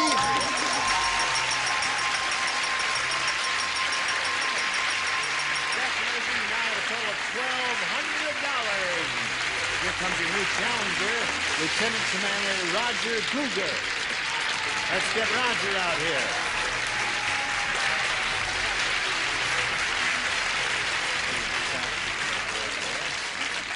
How do you do, sir? She's very happy, isn't she? Yes, she is. Got Sure $1,200. Now, Lieutenant Commander Roger Guger. Is that the way you say your name? Yes, Gene, it is. You have pilot's wings on, don't you? Yes, sir. What do you fly? I fly SH-3 Alpha Delta Golfs and Hotels. It's 4 different types of the same helicopter. Helicopter? Yes, sir. Do you fly fixed wing also? Well, I used to at one time, but they're pretty specialized today. Very sophisticated aircraft. Where are you stationed? I'm stationed at the HS-10 in San Diego, California. All right. Okay, Lieutenant. I want to know how many men you got in your base, what equipment you have there. I'm going to take the complete notes here. And phone numbers. Well, phone numbers, yeah. Anything else you want to tell us about you? Why, sure. I have a beautiful wife, Sue, and 2 lovely children, Carrie, who is 4, and my little son, Paul, 2.5. Well, good luck to you, sir. Good luck to you. Can't start the game right now. Right now, we got to do a little business. Then we'll get back to the 2 of you. Watch this. Today's consolation prizes are first, La Machine by Moulinex, the incredible food preparation system from France, like having a professional chef right at your side. And a beautiful assortment of jewelry in the golden manner of Monet, designed and crafted by Monet, a master jeweler. And a warming tray, and a supply of noodle-roni parmesan, the 5-minute side dish from Golden Grain, tender thin egg noodles, rare seasons and cheeses, a bit of old Italy. And from Menon, put your hair on a high-protein diet with Protein 21 shampoo, hairspray, and conditioner from Menon. More matches, more Gene Rayburn. Thank you, John. John, here we go. Now let's start to run the game here. Commander, you can have A or B. Let's try Bravo, B. B for Bravo. Right. Alpha Bravo. Bernie is such a super salesman, once he sold birth control pills to blank. Bernie, a super salesman. He once sold birth control pills to blank. What's your rank, sir? I don't have a rank. I just am in the Coast Guard Auxiliary, and I thought that Lieutenant Commander Guga would feel happy if he knew there were other men here from the Navy type. Yes, thing. of course. Anything you say, And sir. if he wants to see my ribbons, I have them too. Oh, you do have. Right. I have to write an answer, right? Yes, of course. Super salesman. He sold birth control pills too. Oh. Oh, nothing to it, right? Where'd you get your suntan? I've been out of work for 3 years. Oh, I see.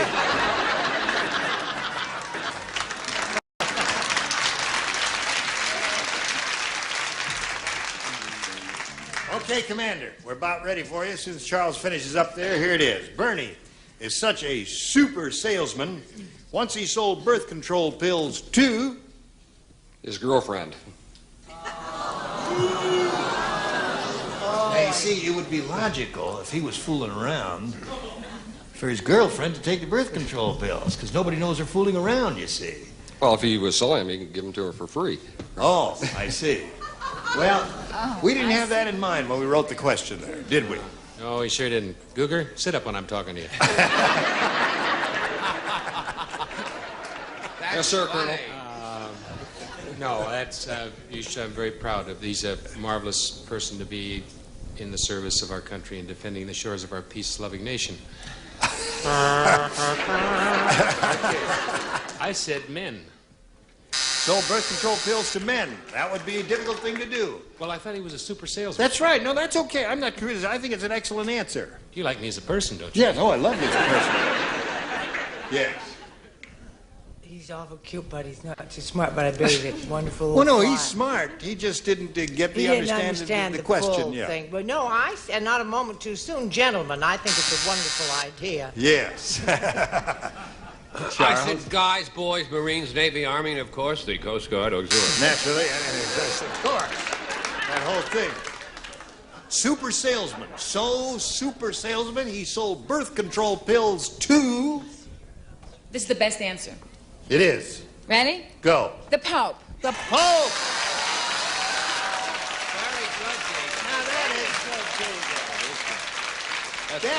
That is absolutely the pinnacle of being a super salesman. Right. If you could talk him into... I mean, just to get in to see the Pope is already a hard thing to do. That's exactly right. To have an audience with him is difficult, let alone sell him birth control pills. What do you say to that, Richard? A really good salesman. A nun. To sell him to a nun. Called cutting out the middleman. Yes.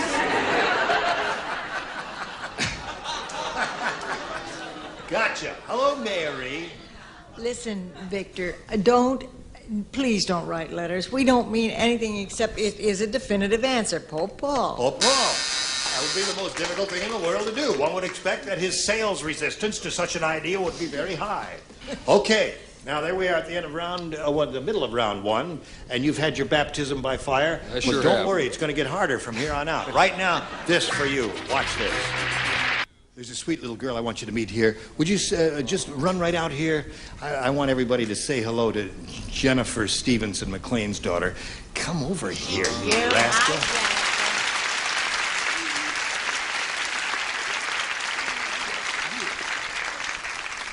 Yeah. Well, I'm sorry, you're sitting on. What is the name of your father's new show? Do you know, or does he know? Nobody knows yet. Do you know what network it's going to be on? It begins, the first letter of the network is C. BS. Good. All right.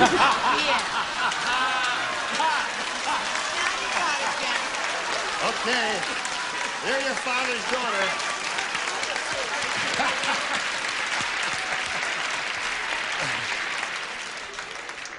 I think you're going to be in show business, too. She was a chipette off the old block. A chipette Absolutely. off the old block there.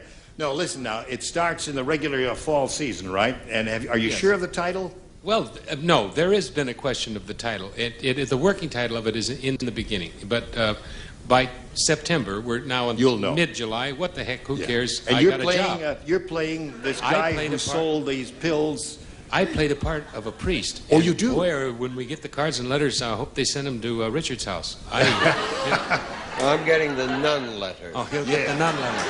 Well, I've got Jennifer Stevenson here, and she's a darling little girl. Hope you'll join us next time for Match Game 78. Goodbye.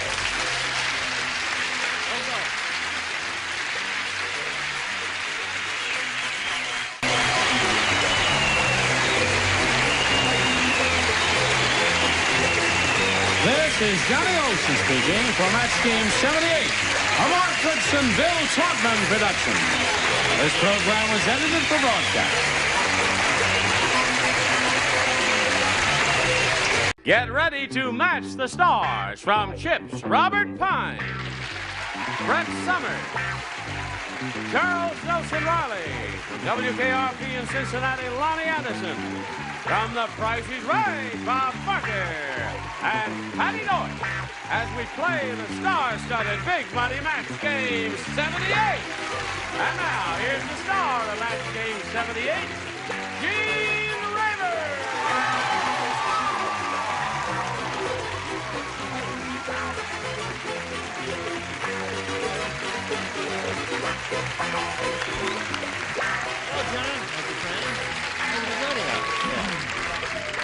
Yeah, everything okay out there? Good. I greet you one and all. Nice to have you. And I guess we all ought to welcome the new kid on the block, huh? I'm the new boy. Was it me again? No, I was only kidding. We welcomed her once before. Well, what the heck? You're not going to do that to me, are you, Gene? No. Good. Why not? Oh. Now, wait a minute. Wait a minute. You're in show business and all They didn't tell that. me this was going to happen. Uh-huh. Just a little kiss. I'm ready now. You're sweet. Oh. Pull a little Lonnie's lipstick on you there. Listen, honey, your reputation is shaky enough, Gene Raver. No, my reputation What about is not mine now? shaky whatsoever. Let's all say hello to Connie Swinger. Hi, Connie has $600. She's won that amount. And she started that big audience match and won the first part of it. And she's going to spin the wheel to find out if she'll be playing for $5,000 or $10,000. It'll be one of the two. You ready for that? Yes. Okay, we'll do that right after we do this, especially for you. Let's go here with Connie Swinger and see how much money she'll win. Now, she's won the $500, and that means the least she'll play for is 10 times that amount, or $5,000. But she's going to step back here now to the star wheel and give it a spin. And if it lands anywhere in the star area there, it'll be double the money. It'll be $10,000. This will always determine which star she'll be playing with, and I hope she gets a double on it. All right.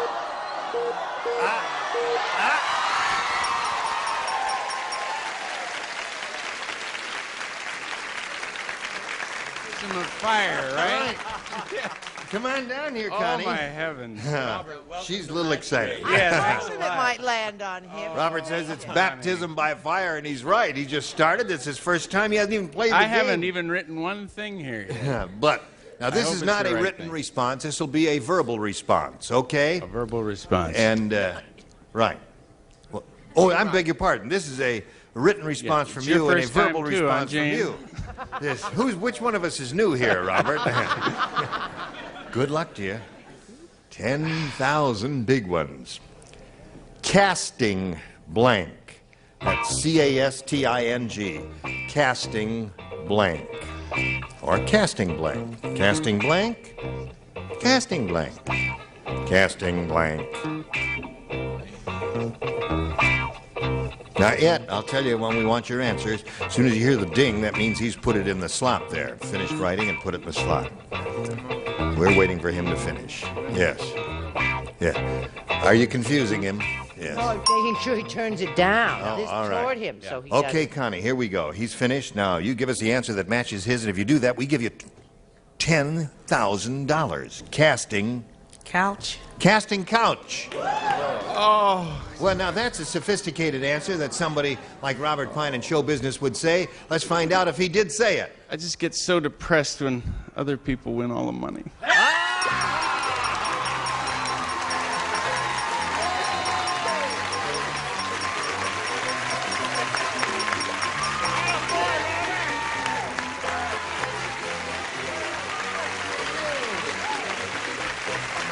We got $10,600.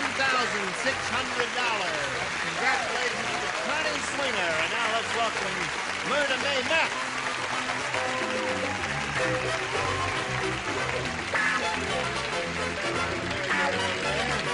And hello, Myrna. Hi. Myrna, is that your name? Yes. Myrna May Meth. Uh-huh. M. I was named after Myrna Loy. Were you really? Yeah. I'm originally from Pennsylvania, and now I live in Los Angeles. Yes. And I'm married, and I'm really excited and happy to be here. Well, we're happy to have you here. Let me see. No, you're not nervous. You're just excited. I can tell by your pulse right there. Okay, good luck to you, Myrna. You can have A or B for B, starters please. here. All right. Now, this is a brand new game, and if you're set, this is it. Mr. Robot and Mrs. Robot couldn't have a baby, so they went to an appliance store and adopted a blank.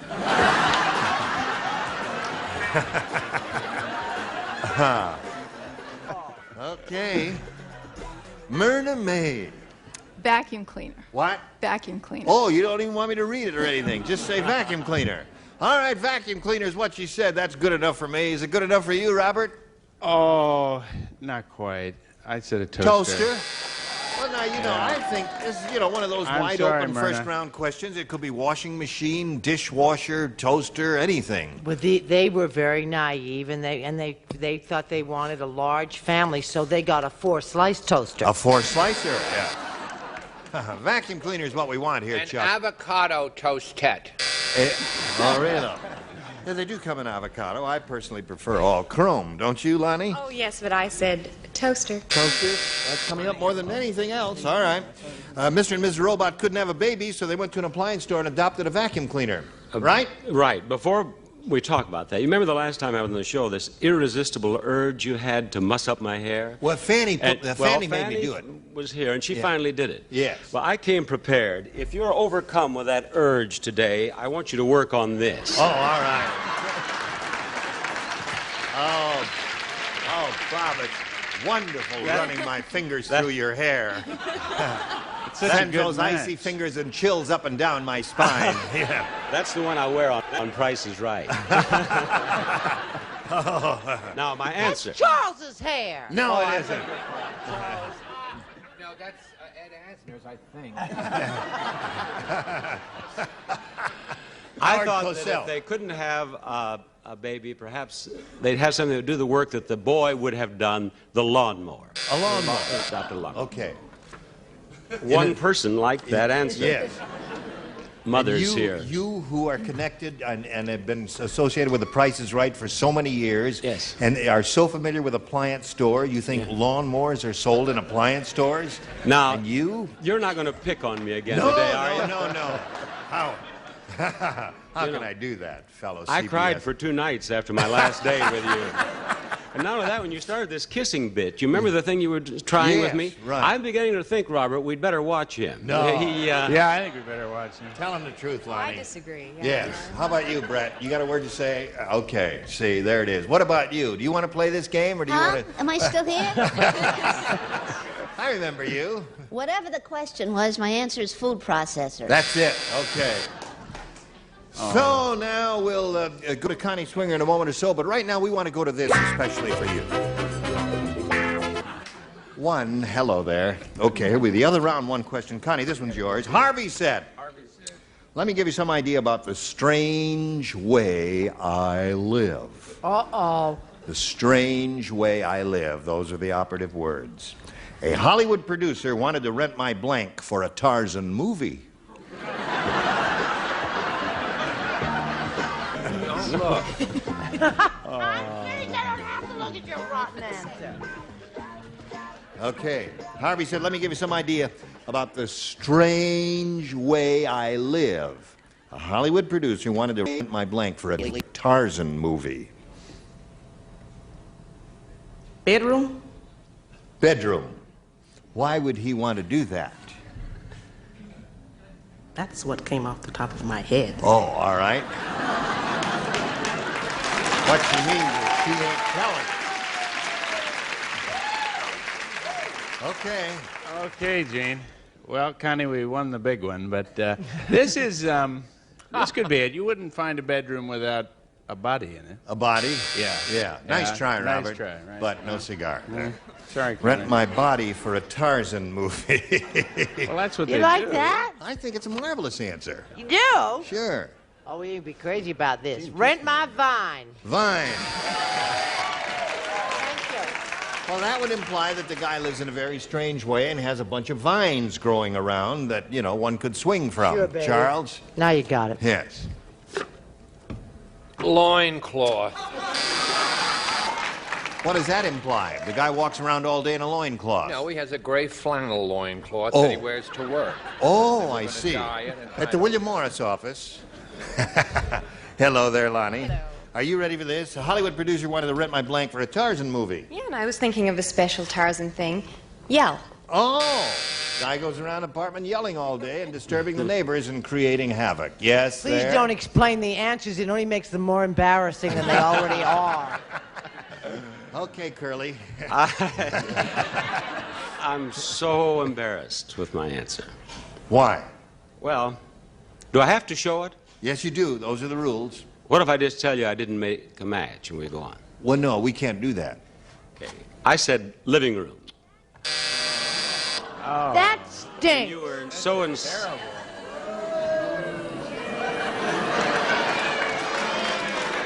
I agree with that. Okay. I have a better idea. What's they that? should rent this audience. Yeah. Listen to those Okay. animal sounds Right. out there. You There's know one what? swinging from a light right now. You don't get no dishwasher. That's right. Lawnmower. Lawnmower, yeah. Hello there. Hello. How are you, my dear? Not bad. Good. Wife. Wife. All right. Okay, there we are. End of round one, as you can see. We got a tie here. Okay, round two. Myrna May Meth. B again, please. See again? Okay, Myrna. The physical fitness expert said, Yeah. I died and went to heaven. It's wonderful. I'm going to spend eternity doing blanks with Raquel Welch.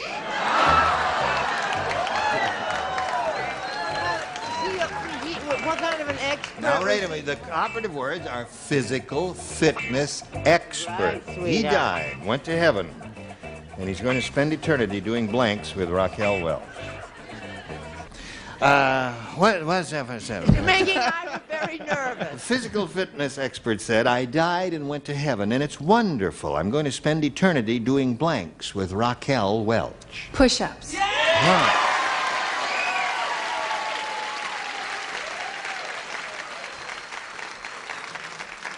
Apparently, the audience agrees with Myrna May Meth. Well, I've always been a loner. And I'm out to prove it this afternoon. You're really copping up for this answer. Myrna, when it comes around to the wheel, I'm with you, but chest exercises. Chest exercise. A few other loners out there. I dare say he'll never catch up with Raquel, will he? Try as he may. Hello. You know what I say, honey? What? First you lay it down, then you push it up. Oh, I see. Does that mean something?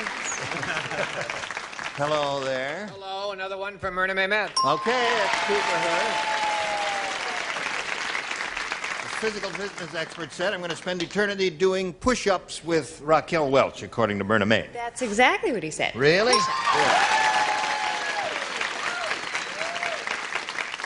This audience was so nasty about my last answer. What do you suppose they do if I don't match this time? Well, now, if you said Lonnie Anderson, that'd be all right.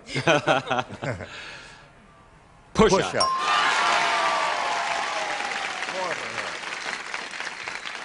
You make it 5 for Myrna? Me? Yeah, you? Well. Push-ups. Oh, you do?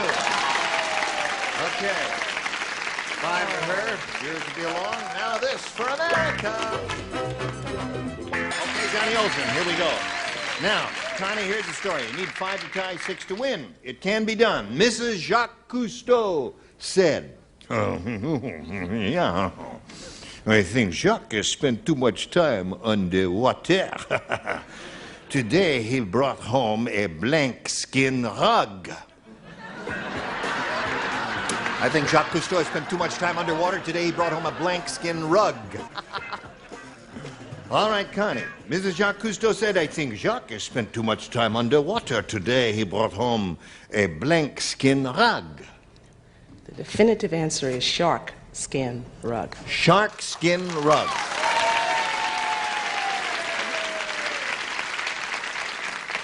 Oh, the shark skin. Oh, man. Connie, we've hit it again. Yeah. Connie, pick your head up. Shark skin rug. There it is. 5 to 1. Okay. What do you say? To match everybody, right? Has to match all remaining. No. 4 out of 5 could good, tie it. because Yeah. I didn't want to make it specific, so I said fish skin. I'm Fish sorry. skin. Now she has to match all the remaining ones to stay in the game. And How if do you think I feel? Charles doesn't say shark, Sorry, seal. seal skin, so that means Myrna May Meth wins the game. What the rest of you have down here? Shark.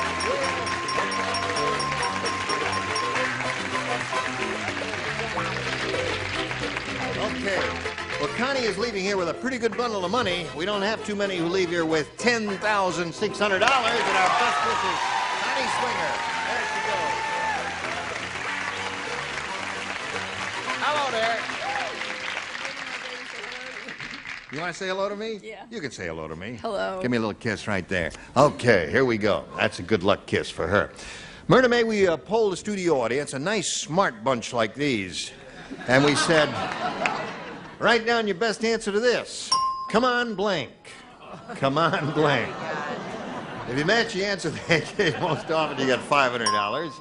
If you match the second most popular answer, you get $250. And for matching the third, you get $100. 3 of our 6 celebrities are going to help you. Be very careful whom you call on.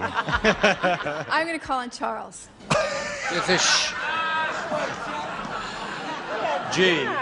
Jimmy, where did you find this girl? I don't know. I know him. But There's a show on television with a strange MC and a very strange announcer. Yeah. They use a lot of spray net between them. I forget the name of the program, but I think they say something like, come on down. Yeah.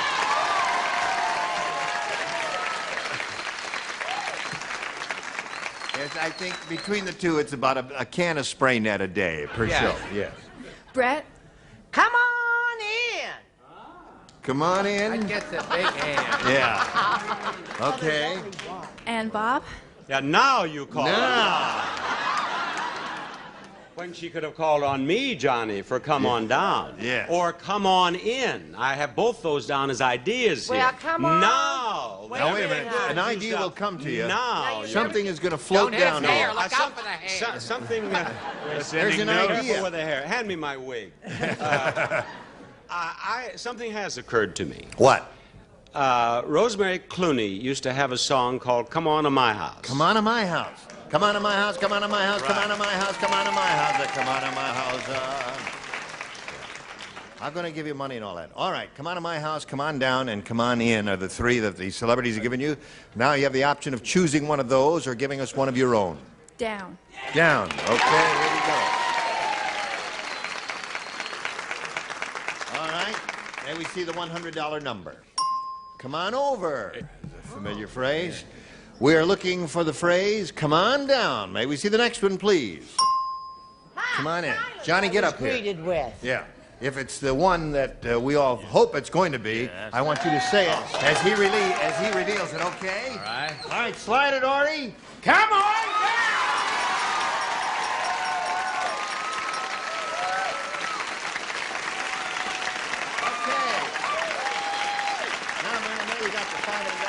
The least to play for is 10 times that amount or $5,000, but you're going to have a chance to spin the wheel and see if you can double it and play for 10,000. Must make one revolution go.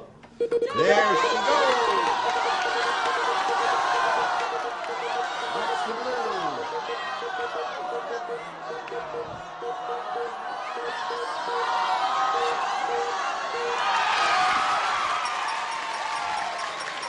Okay, candidates for $10,000. Are you ready? Stand there and face me if you would, please. There we go. Good luck to you, Myrna May Meth. Go on. This is it. It's only 10,000. Cider blank. Cider blank. Well, listen, in the audience, we appreciate your enthusiasm, but if you say an answer and they can hear it, it may be a good one, it may be a bad one. And if you give them a bad one and they lose the money, won't you feel bad? So we ask you to try and restrain yourselves at this time, or we'll just have to evacuate you from the building. Cider blank. Okay, Patty's finished. Myrna May, give us the answer that she's written on the card. If you do, you get $10,000. What do you say? Juice. Cider juice. Cider juice. What do you say, Patty? She says that'll match you. The only thing I could think of was cider barrel. Cider barrel. Cider vinegar would have been my first choice. Cider mill, another good one. Myrna, you got $600, and you're going to meet another player later after we do a little business with America. How much time do we have to say goodbye? Oh, no time. Well, I won't say goodbye until next time. This is Gene Raber, not saying goodbye.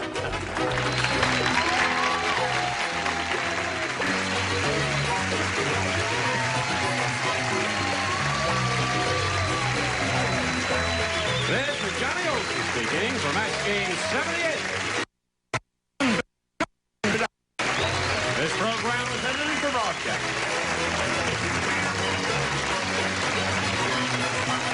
Get ready to match the stars. Bill Anderson, Red Summers, Charles Nelson Riley, Barbara Rose from Vegas, Bart Braverman, and George Bulamont as we play the star-studded Big Money Match Game.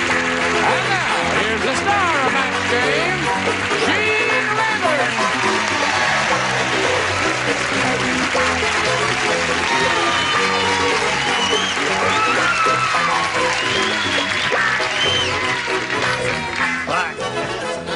Thank Thank you very much. It's kind of you to notice that. You dress good, boy. Yes. I'm telling you. Very nice. Little handkerchief. I haven't seen a man wear a handkerchief in a long time. That looks good. Takes a real man to wear a handkerchief Well, like that. exactly, but Flowers on his tie. Look at that stuff now. you ought to see his underwear. What is that? I thought you'd never ask.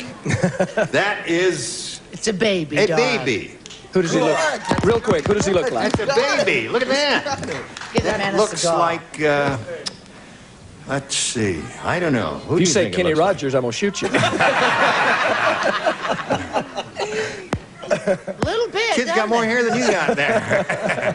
Darling looking baby. Oh, you make beautiful babies. Had a little help. You did.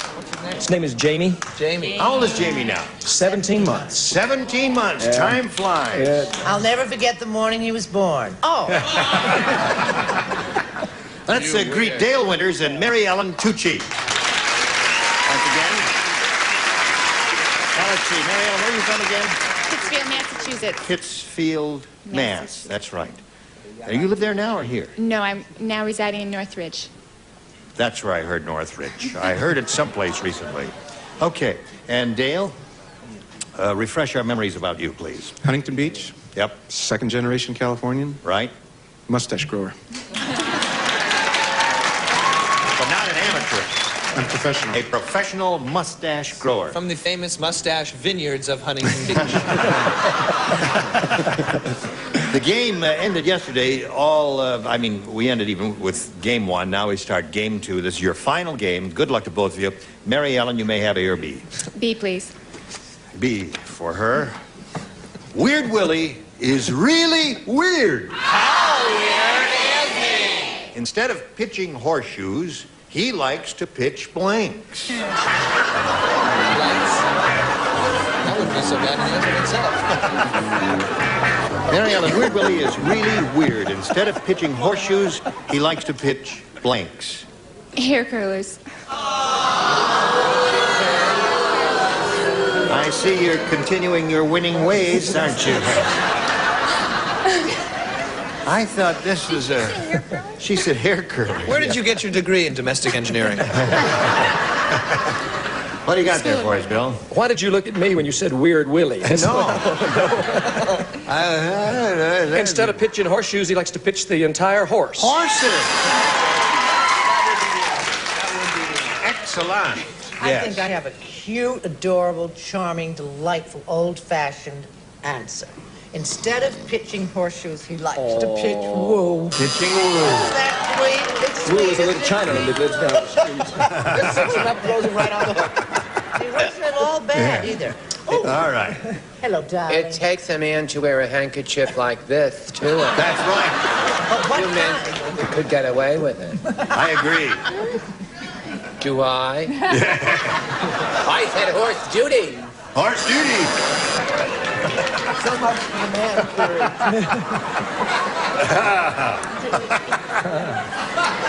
Oh, Well done, Malvolio. Yes. well, I said he liked to pitch the old horse. It's the horse. That's kind of the answer, Mary Ellen. What do you got there, Bart? Well, I figured the man was an outdoorsman, liked to pitch tents. Sort of a play on words, you see, pitch a tent? Yes, I see. Yes. Okay, You fine. thought that people would say that. I like I did too. Cute Lady and in red. I like woo. Are you a Boy Scout? No, I was actually kicked out of the Cub Scouts eventually. I was kicked out of the Girl Scouts. Pitch horses. Kicked right out of the Cub Scouts.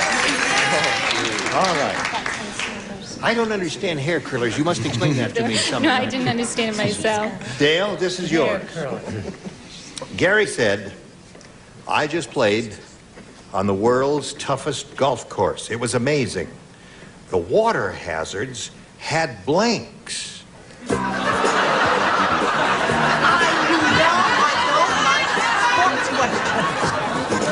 Here we go. Raise children during this pause, you know? Yes. Gary said I just played on the world's toughest golf course.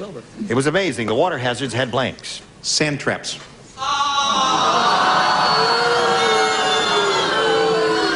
He's just joined the Mary Ellen Tucci Club. We try to get them in matched pairs. Okay, Bill. I played a golf course one time, really and truly. I know you're not going to believe this. But I hit a ball that went across the water hole. It came out about this far on the other side. An alligator swam out. Honest to goodness.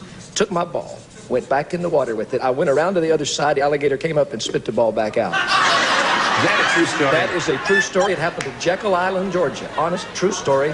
And for that reason, I said sand traps.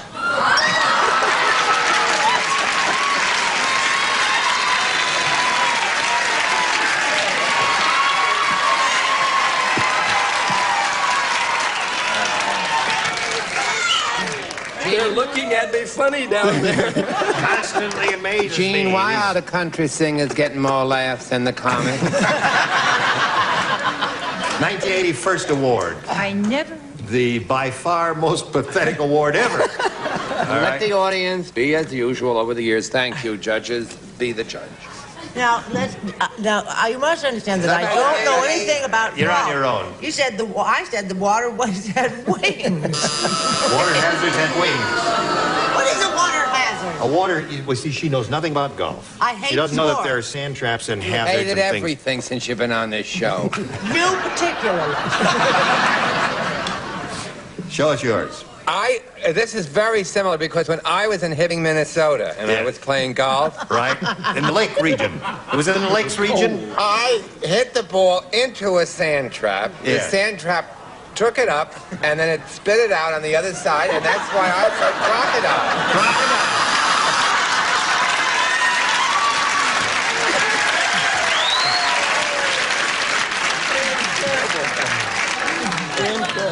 Well, I don't know whether we ought to go on with this or not, but let's have a go at it. I've never played golf. I have no interest in playing golf, so I said alligator. Alligator. Alligator happens to be a good answer. Thank you, Gene. I don't. You I didn't don't like play golf wings, either. huh? No. I don't know from golf. I play tennis and racquetball, but I thought that a tough water trap would be one so big it would have waves. It was amazing. Water hazards had waves. That's an interesting answer. That's a very interesting answer. Don't boo that answer. I like that. What have you got there? Don't boo that answer. Boo this answer. Save your booze. I said it had submarines. I think it's pretty good myself. Oh, thank you. I don't Water even know hazards when I has have a good submarines. one That's quite anymore. good. Well, here we are, 1-0 in favor of Dale. It's really a bitter fight going on up here. Now we've got a little message or two for you. Hurry back. Now, it is the second and final round of this titanic struggle going on between the two players. Dale, since you're ahead, you will go first. I'll take B. B is the question he wants. It says, Bernie is the world's greatest salesman. He could sell a blank to Dracula. That's how good he is.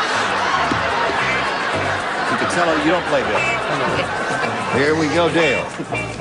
Bernie is the world's greatest salesman. He could sell a blank to Dracula. Sun lamp.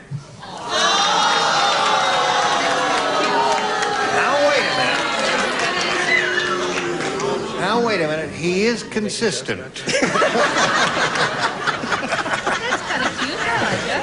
He said sun lamp. Brett, what do you say to that? I say tell Charles Nelson Rise stop blowing smoke in my face. We'll just make the fan blow on him instead. What do you say? I said a pint of blood. A pint of blood. Thank you, whoever you are. Blood it is. Blood. We have two bloods. That's very, we talked about Two bloods so When we get far. blood? Bernie's the world's greatest salesman. He could sell a pint of blood to Dracula. I said he could sell a steak to Dracula. A steak. Now, you see, that, I think, is a little better than blood, if I may say so. Thank you. I wrote pint of blood. That's not my answer. I did write pint of blood, but I rejected it because you could sell a pint of blood to Dracula. Sure, he likes blood. No, he Right. sucks it out of you. What you couldn't sell to him is a bat. A bat. Because he is a bat, you see. At nighttime, Dracula, with the wings. I have the best answer. There's no two ways about it. Let's not I had quibble. this, I had that, I had all of it. Yeah. Okay, I had a what have good you one, got but for I us? couldn't write. Joyce. I said he could sell Dracula a cross.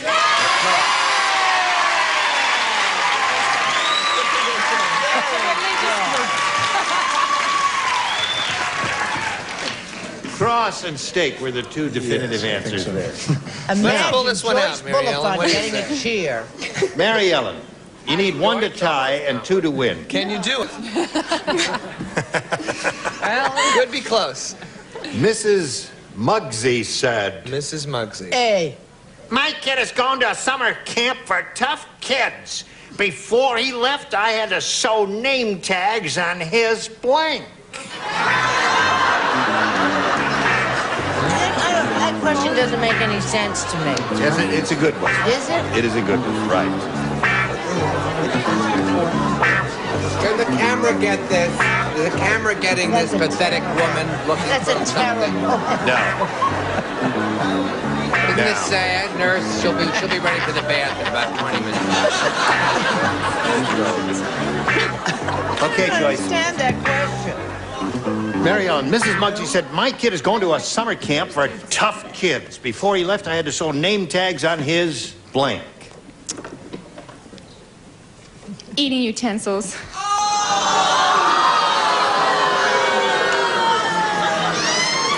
I don't understand you. You're going to win by default. You're going to back into it. Eating utensils is her response. I'm with her. I ran into one of the writers for this show last night. I hope you punched him right in the mouth. No, it was a he. It was a she. He was a she. And I said to her, I said, tell me the answers for the show tomorrow. And she said, no matter what the question, answer boobs. But I didn't. I said rear end. All right, that's one response. And so name tags on his rear end. If I said rear end, you'd smack me with your microphone. 1982nd award for pathetic, most pathetic. That's 2 in a row. The audience's judge. Yeah. I thought it was a tough camp and they would steal everything, right? I mean, I don't understand. It's Well, too tough general. means there is a lot of physical combat. Yes, and a lot of stealing. Tough Stealing, means, but yeah. stealing. So I said hands. And so name tags on his hands. No, I'm independently wealthy. Is anyone aware of that? I'm the heiress to Kimberly Clark products, and we all know what they give, and everyone needs them desperately. I don't need this job. Go along, dear. Charles. See the retainer she's wearing? Yes. There's a chance that it's just retaining too much.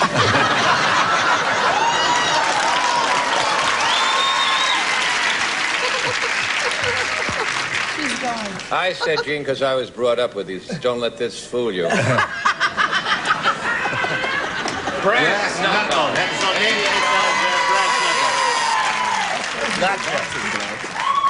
And so name tags on his brass knuckles, according to Charles. But according to Mary Ellen, eating utensils. Well, I figured she would sew name tags on something that he may lose. Right?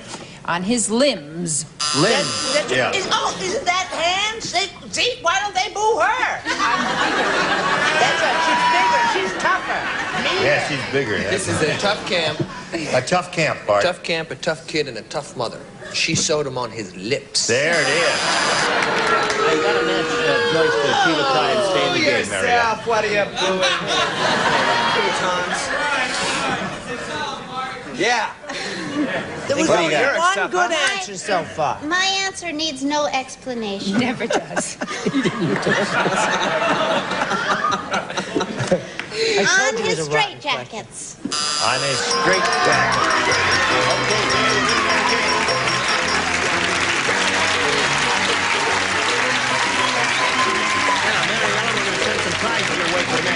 Thank you for being with us. Mary Ellen Tucci, ladies and gentlemen. There she goes.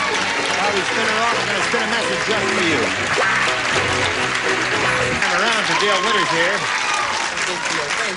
He stubbed his toe the first time, so he doesn't have any money, but let's see what happens this time. Good luck to you, Dale. We polled a studio audience and said, write down your best answer to this.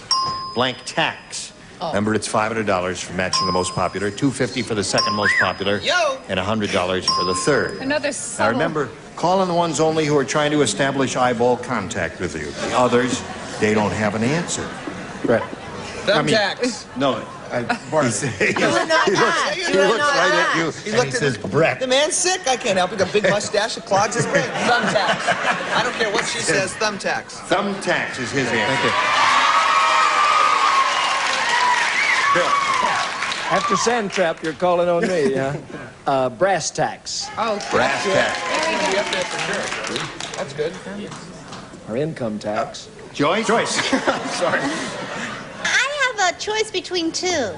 Should I say both of them? No, one would probably be doing it. Take the one Patty Deutsch wouldn't take.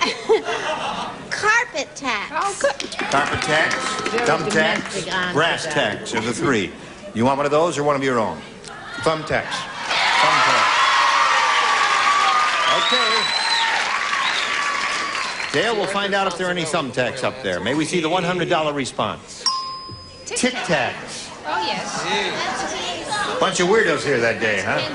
No, that's a That's a candy. candy. Oh, Candy are called those Tic candies? Tacs. Yes, They're little candies. peppermint All right. They're not May we see very the next good. one, please? Brass tacks is there? You've had Looking that? good. Beginning to All feel right. a little ill. Yeah. Last chance now for thumbtacks. Slide the big one. You got it. Congratulations. And a boy. Shake his hand there, didn't you?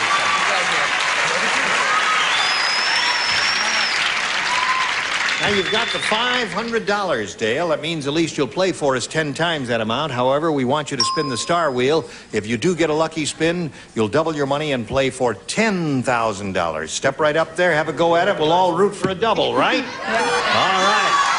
Go.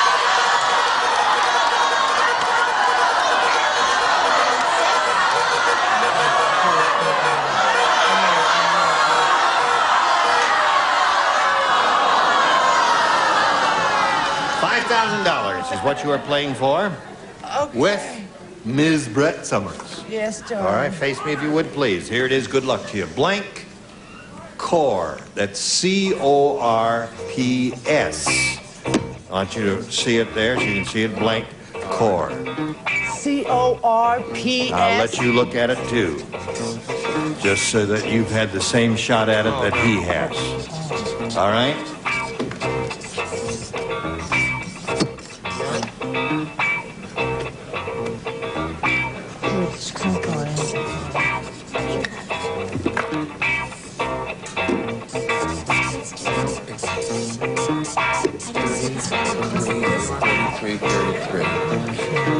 May, what did you feel for? I wish I knew something about his biography.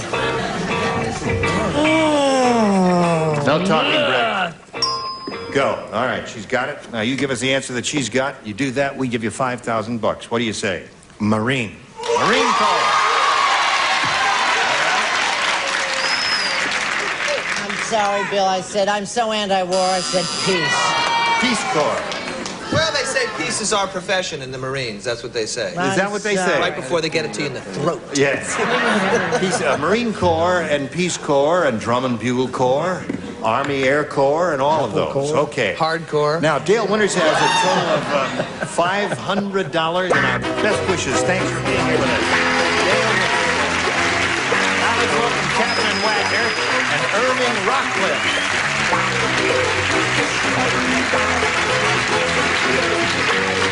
How do you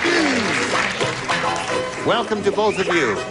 Good luck to both of you. You'll be playing 2 games, as you know. We want to get acquainted with you, so let's find out who you are. Now, all right, we'll find out who you are in a moment or so. Lee Strasberg. Anyone could see that. That is Lee Strasberg. No, not yet. I'll tell you when. No, right now, I guess we want to do a little commercial message for America, right? Okay. No, no. Well, you've done it again. So we have. I don't know what it is, but there it is. You've done it again. Got a few seconds here if anyone has anything one gets I'm going to do a love boat. You're going to do a love boat? Sure. Well, we'll all look forward to seeing you. Who's in it with you? Phil Harris. Phil Harris. And the This guy says a ham hocks and turkey pounders. I'll That's what I probably like learn about a the lot South. of new songs. Yes. I told her not to do it. Why? Because she's the first actress in the 4-year history of the program to get a one-way ticket. Now, you've done them before, haven't you? I've done it before, and I'll do it again. So, and we'll do it again here tomorrow at the same time. I'm Gene Rayburn. Thank you. Goodbye. Today's consolation prizes are Z-Brick's Old Georgian Floor Brick. Beautiful, authentic brick floors, easy to install and clean. A new product from the Z-Brick Company. And a Fabergé collection featuring organic shampoo and conditioner, both with pure wheat German honey for fresh-smelling hair with super shine and super body. Organics by Fabergé. And a serving tray and delicious pork products, roasts and ribs, steaks and chops, tender, love, and fare from the national pork producers. And like Madge the manicure says, try mild Palmolive dishwashing liquid. Palmolive softens hands while you do dishes, and it makes loads of thick, long-lasting suds. And Coil Magic, it cuts through buildup on air conditioner coils. Apply directly or use this garden sprayer. Coil Magic saves energy as it cleans. And new Cordaid Hydrocortisone from Upjohn for safe, effective relief of itching and skin irritations. Remember Cordaid Hydrocortisone from Upjohn. And Be Fresh makes every flush of deodorizing shower to automatically freshen and help fight bowl ring buildup in 3 original scents plus new powder fresh. Put a shower in your bowl.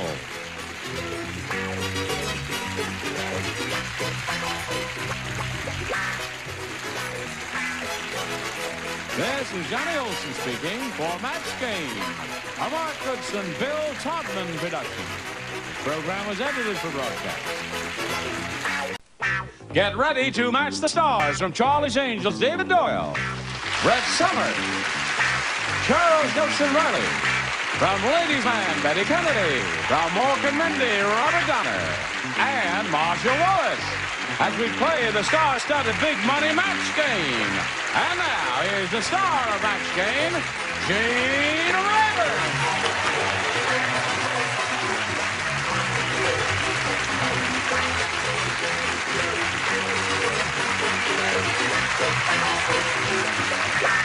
Hello. Hi, John. Hello there, friend. How do you do? Welcome to you. Haven't seen you in a while. Haven't seen you in a while. No. Haven't ever seen you before on this stage.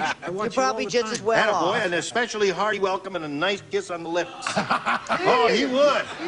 Hey, listen, it's time. We don't do this too often. To do a little fan mail. And this is a typical fan letter. Someone who wrote to me and said, Dear Gene Rayburn, R-A-B-E-R, says, I watched your show Match Game on March 24, 1980. I would like to correct a statement you made about hogs don't live in barns. Take it from a 13-year-old farm kid who has been seen hogs being raised in a barn.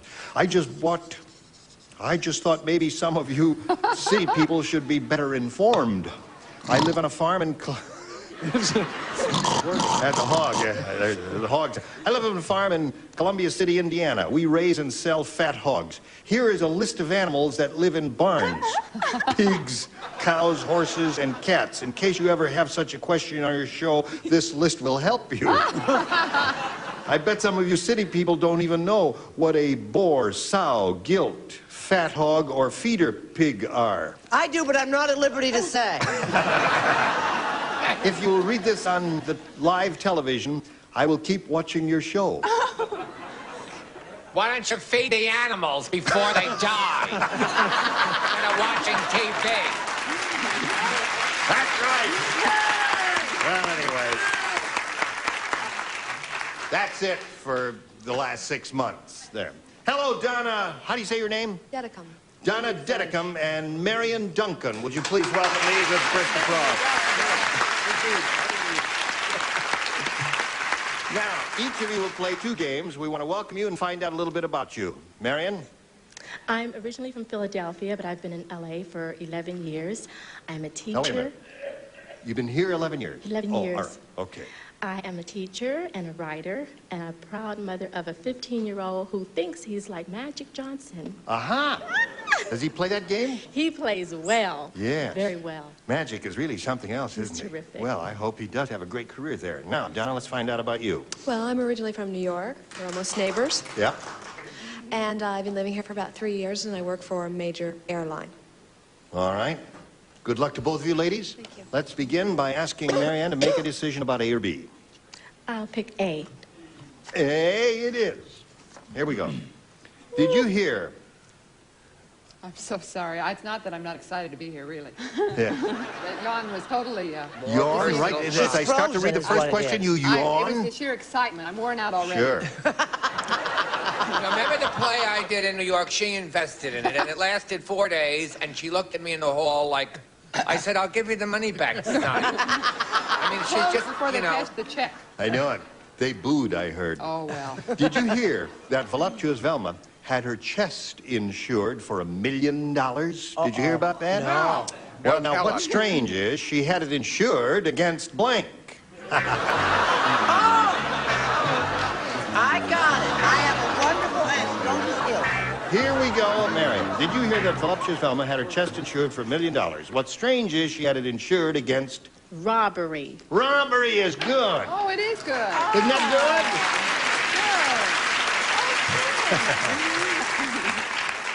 good? Didn't want anybody to steal them. No, that's Jewels. right. No, don't take them with you, please. Just use them here. We missed you, David. Oh, nice to meet you. I said deflation. Deflation. Good. Such a downer, isn't it? Yes, No, you neglected to say who it was. Voluptuous Velma. Oh, I thought you said Twiggy. I said inflation. You must listen. That was the big, wonderful answer that you had. The correct answer, Jane. There it is. One for Marianne. Had it insured for $1 million. What's strange is she had it insured against? Deflating. Deflating. All right. Now, here's your first time at bat. Okay, Bob. I'm so proud of this answer. Good. A flat. Thank you. It's made me feel much better. I'll save this one. Very good. Well, how are you going to follow that act? His excuse is that it's his first time. Right, right. I've been here before, and I have no excuse. Floods. Floods. Well, that could happen. It could. You never Right. know. Now, let's see what we have for Donna.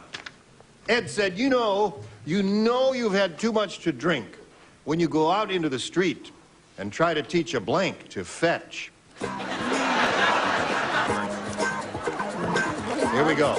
Donna. Ed said, you know you've had too much to drink when you go out into the street and try to teach a blank to fetch. A policeman. A policeman. That would be a confrontation.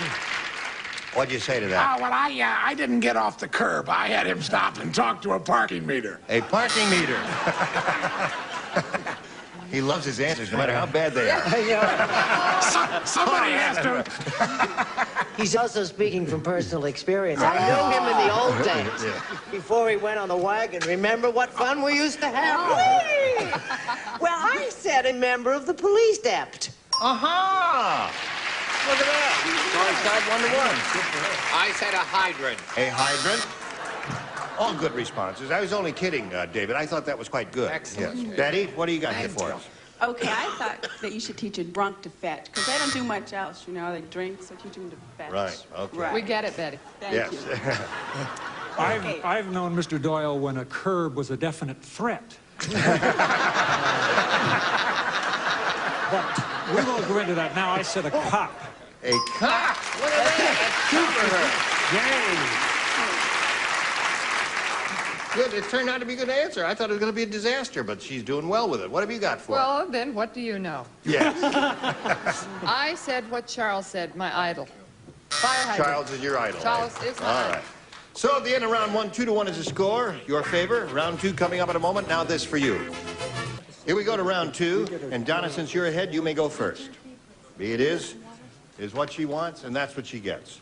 One safecracker said to another, "Hey, that new guy is a real weirdo. Take a look. Take a look. First he sanded his fingertips, now he's sanding his blank. We like you. Watch it feel secure. The game's over for you. One safecracker said to another, that new guy is a real weirdo. Take a look. First he sanded his fingertips, now he's sanding his blank. Oh, gosh. This is a tough one. I think it's an easy one.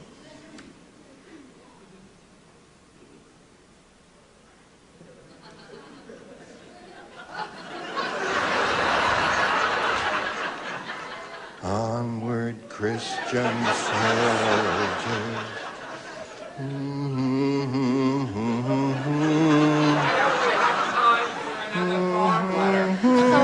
I'll just say. Wish I had another farm letter. What? Now he's sanding his Safe. I can't think of an answer. Oh. Don't pick on her. That's right. You get up here. No, don't. Oh, wait. No, just kidding. What do you got for it? Well, I've got a couple of incisors. Her teeth. His teeth, all right. Charles? Moving on with this brilliant question, I said nose. Nose is all right. Any part of the face would have been okay.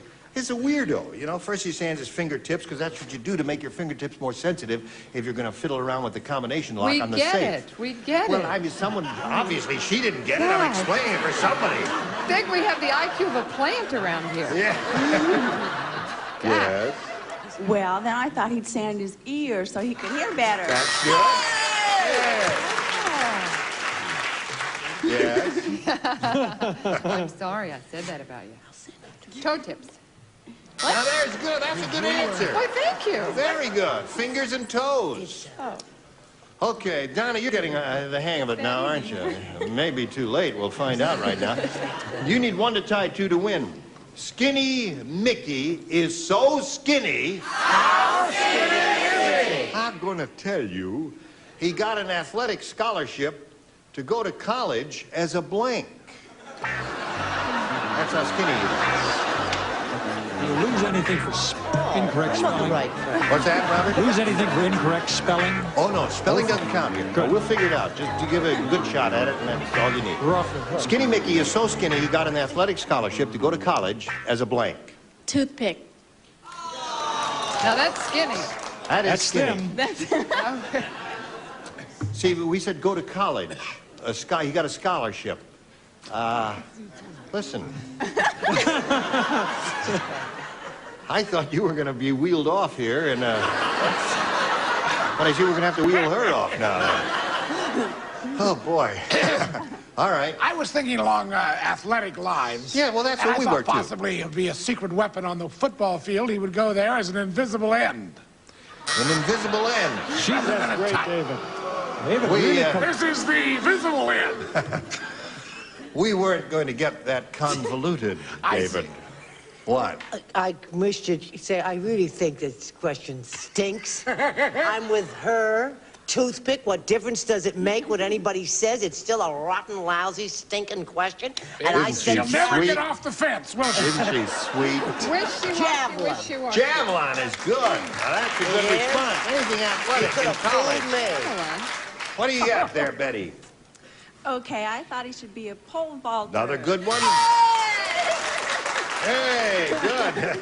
You know, when it's going good, you get here fast. Yes, right. Pole vaulter. Pole vaulter. Now you got to match Martha to Tea to time, stay in the game. Say toothpick. Oh, I'd love to. Toothpick. All right, you said it. Pencil. Pencil. Yeah. So that means Donna wins the game. Come on down, Donna.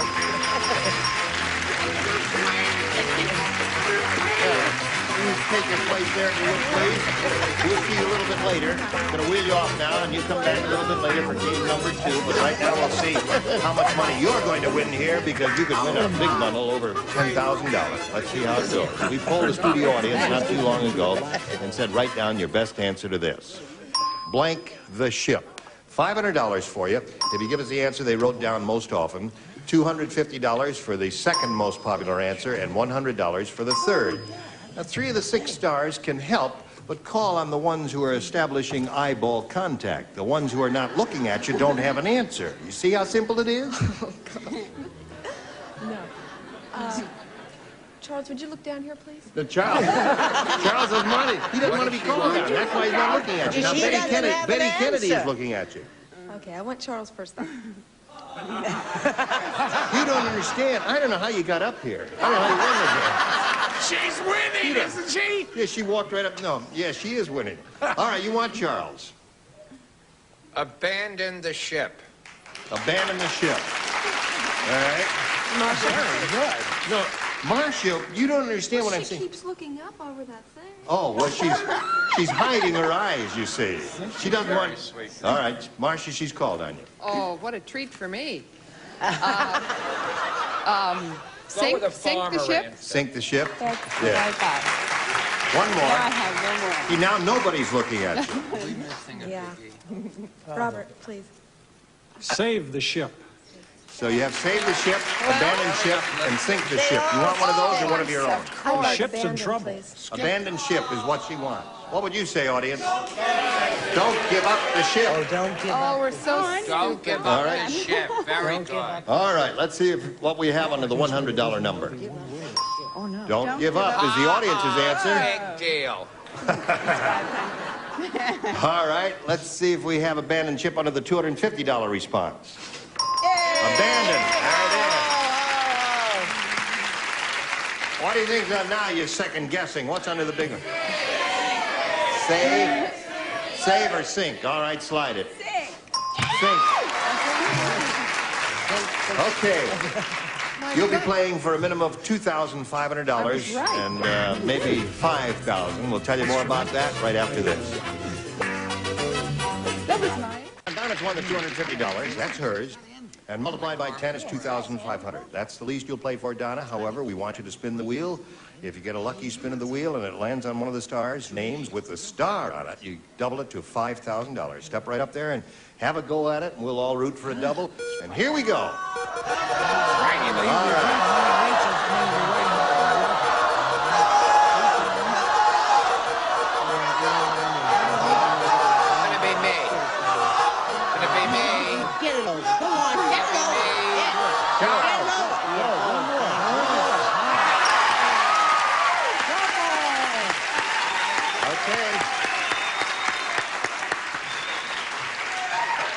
Charles it is, and you did do the double for $5,000. Swing around, face me a little bit, and good luck to you, and this is it. Good luck, dear. Many blank. Many blank. Many blank. M-A-N-Y.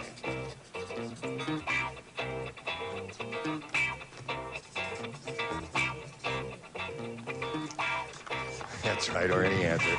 Charles is looking into space with a vacant stare. There he is again, staring into space. Now he's ready.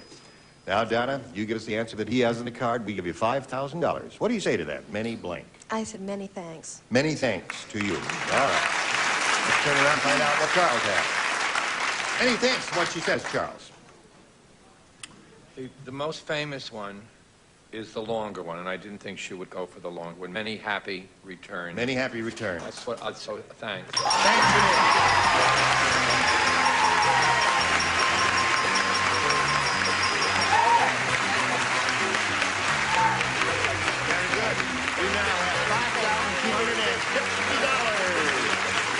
Congratulations. Let's bring your opponent back. Play game number 2. Here comes Marianne Duncan. All right, soon as it stops, we can get aboard the merry-go-round. There you go. Welcome back, Marianne. All right. And now, if you're all set, she's very excited because she's got a bundle of money there. Well, there is a souvenir card. Thank you very much. My shoes are from Palm Beach.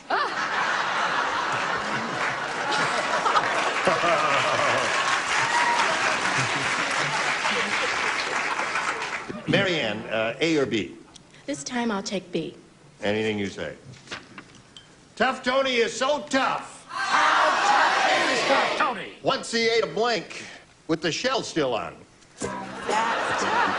That is tough. What is it? You, Barefoot boy with cheek. just, if you could get him to put his shoes on, I'd be very grateful. I mean, I may faint over here. You may notice those tears are from the odor, not from sadness and Maybe it's a combination of your perfume and cheap pearls. Let's not talk about my jewelry, having been burgled. Oh, were you imagine that? Here we go. Tough Tony is so tough. Once he ate a blank with the shell still on. That is tough.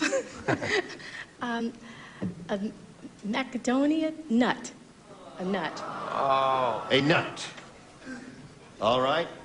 She said a nut with the shell still on. A macadamia nut. I know what she means. They are terribly, terribly hard. I was thinking more along the lines of a 200-year-old turtle. A 200-year-old turtle. Wow, that would be tough. Very tough. Cook 'em all Coming and day. going. Yes. Well, you know, I come from Maine. You know what they've got up there, dear? That's We right. all go crazy for. Oh, yes. Nice lobster. Right. Lobster with the shell still on. What do you got? Solid clap. Good old egg. What's wrong with a simple egg? Nothing's wrong with a That's you. simple When you egg. give a rotten answer, they say, what's wrong with a simple egg, right? Because it's a stinky answer. So tough you ate a blank with the shell still on. Thanks, Brett. Real stinky answer, huh? You're making friends and influencing people. The world over. All right, I think Robert. Brett is a very bright woman. Lobster. Lobster. Right. Well, you're entitled to your opinion. Yes, Miss Marcia? Mr. Jean. I'm not from Maine, dear. No. I'm from Iowa, where we have hogs. Oh, you do? Oh, do we have Letter hogs? writers. They don't grow in the barn, do they, or do they grow? Well, I've been in a barn with a hog or two, but... Okay.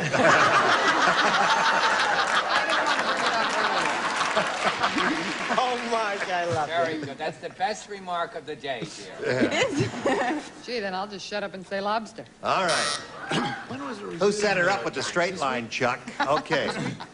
This is the middle of round one, and we have no score. You'll have a question later. Now we have this for America. Thank you all. Join us for our match game. Goodbye. Some contestants will receive Baker's Secret from Echo. The silicone-coated non-stick bakeware is the easy way to better baking. Makes cleanup easy as pie. And an exciting assortment of Crayola art and activity kits with everything children need for hours of imaginative play. It's fun to create with Crayola. And a Betty Crocker cookbook can bake someone happy with Super Moist. Pudding in the mix that makes it unbelievably moist. Other cakes may be moist, but they're not super moist. And a tray and chunky family-sized bars in 4 varieties. Each breaks into 24 thick bite-sized pieces. Chunky, thicker a chocolate for real chocolate lovers. And Food Keepers and Uncle Ben's takes the time to make rice right. Uncle Ben's select brown rice, naturally high in bran, fiber, and nutrients. And a calculator and complete cleans and polishes all kinds of furniture without leaving a greasy film to streak or smear. From Johnson Wax. And Clear Aid hydrocortisone for itching from insect bites, detergents, poison ivy, dermatitis. Now there's something better for itching than scratching. Clear Aid from Squibb.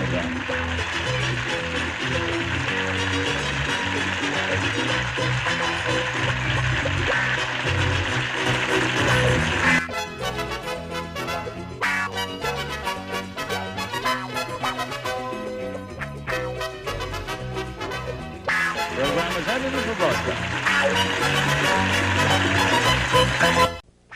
Get ready to match the stars from Charlie's Angels. David Doyle, Brett Summers, Charles Nelson Riley, Rita Moreno, Gary Crosby, and from Flo, Joyce Bulifant, as we play the star-studded Big Money Match Game.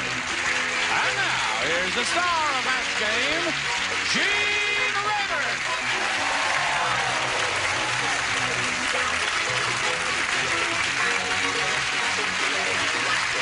How do you do? How do you do? How do you do? How do you do? All ready. What a swell suit. Ooh, I Thank love you. That. Is that what they call herringbone? That's a herringbone. Yeah, it's very Yes. sincere CIA stuff. Right. Very nice. Love it. It's one of John White's cast-off that I'm wearing. What is it? This is a reunion between Gary Now, wait a minute. Starring... one of the greatest motion pictures ever made. Give me a break, will you? There have been 3 movies made according to this Society of Movies. 1 is Casablanca, 2 is Gone with the Wind, and 3 is The Thrill. 2 tickets to Paris. There's my name, see? Joey I'm D. giving this to Gary. Gary Crosby came after Lisa James. It was ahead of its Nelson time. I hate you. Oh, I was ahead of its time. It was a very good movie. That's you kissing the girl. But that's for his new house. It's a great movie. Remembering this great movie. Oh, they don't make them like that anymore. Thank God for that. Not only that, there was an original album. Is there an original album? That's the worst thing he's ever done. That's the worst. That is so fun.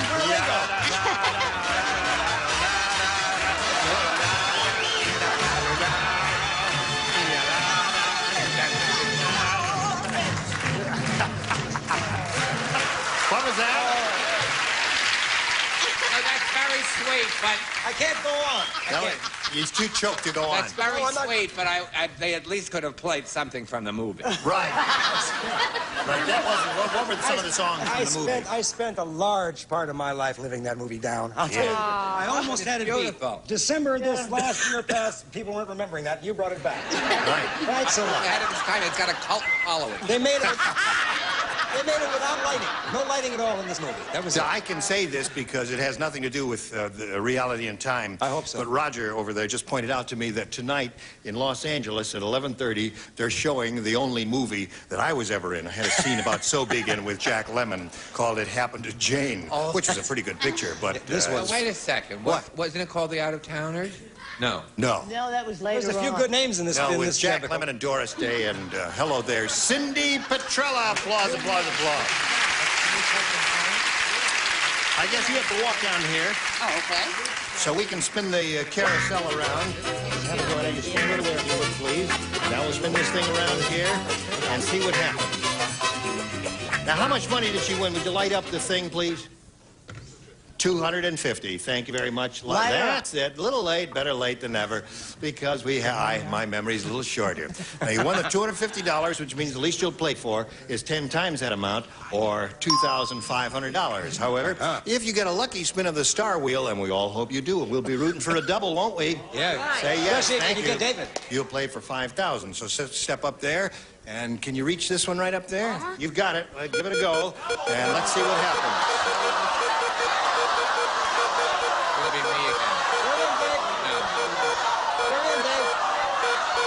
A slow spin.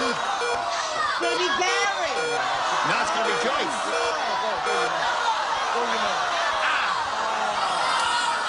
Joyce, are you ready? Oh, my goodness, good luck. Good luck to you. Right? It's all right. $2,500. Here it is. Flowering blank. You see it? Flowering blank. Just to make sure that we all understand one another there, take a look at the word. Flowering blank.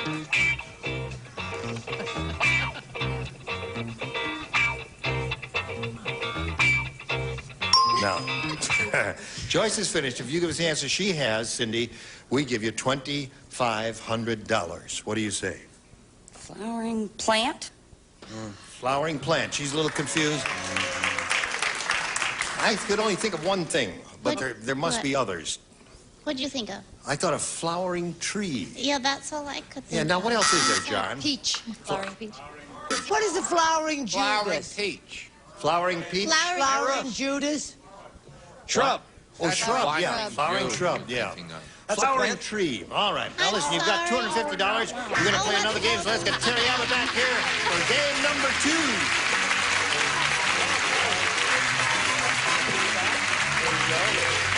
Welcome back. Thank you.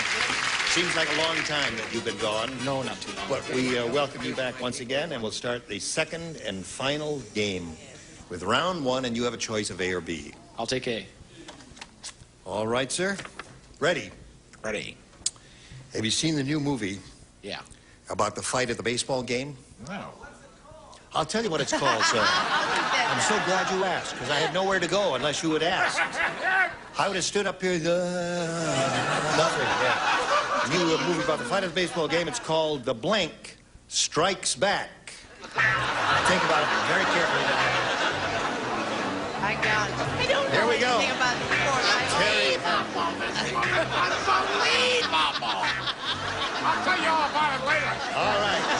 Have you seen the new movie about the fight at the baseball game? It's called The Blank Strikes Back.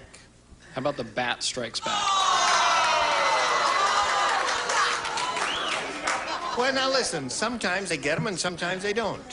You'll get it in a minute. I hope so. I don't know why, but I was. Show them, David. Did you get it? What? I got it. The umpire. The umpire strikes back. Here's what. Brad had this written down. I said, are you kidding? She says, that's what they call him, the umpire. She must never go to a ball game. She's never been to a ball game in her life. Well, she freely admits she knows nothing about sports. That's right. I fully admit Right. it, but I did. I thought it was spelled empire. And I'm sorry. But I fixed it right up and put down UM. The umpire strikes That's back. the first time I've ever known it was called umpire. Umpire. So that's 3 of those. How did he know? Terry, I guess you've gotten the point by now. It's a little play on the motion picture of similar name. And in case you didn't really understand it, the There it is. umpire. That's 4 of those. You would have been in Clover. There is a picture out like this starring Bill Madlock, the umpire. Strikes back.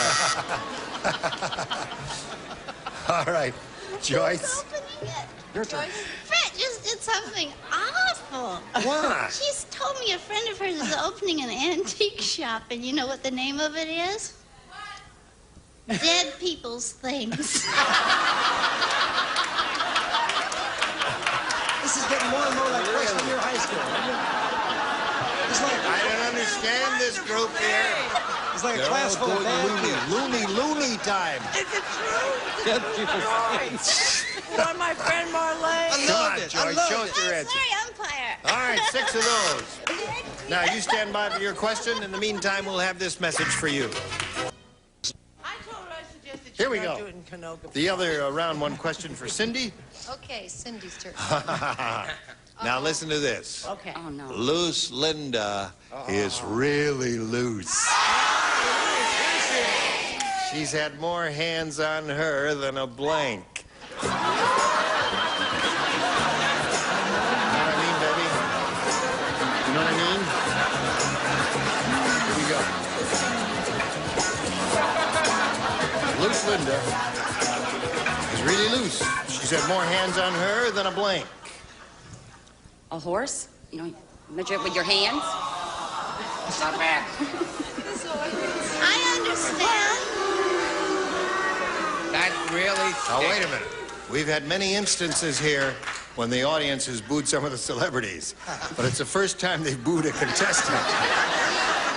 Now, this poor girl, she's going to start crying here now. Don't you cry. My kind of group, vicious. Do you often touch horses? Well, you measure them with your hands. Well, that's measuring, yes, of course. Right, that A horse makes can be sense. 14 hands high, Just right? shows you what a I pure think it's a person. very clever answer. I do That's too. probably because you said it. No, I didn't say it. I said more hands on her than there are on the QE2.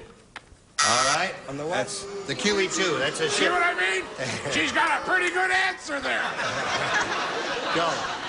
No, she had more hands on her than a towel. I like that. Oh, that's a good answer. I said more hands than a doorknob. There's the answer. Well, no, because the doorknob stays there forever. Towels you change frequently. Oh, and you change. Not at erase- Brett's No. house. Not at Brett's house? Oh, I see. Loose Linda, she's had more hands on her than A dick.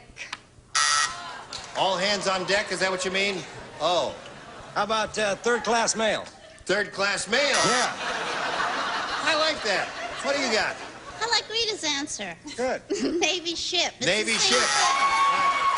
All hands on deck. Is the Navy in? All right. Doorknob, I thought, was quite good. All right, we'll go to the next round. This is a final round. Score is tied. He went first last time, so you go first this time. B, please. All right. Rodney Rich is really rich.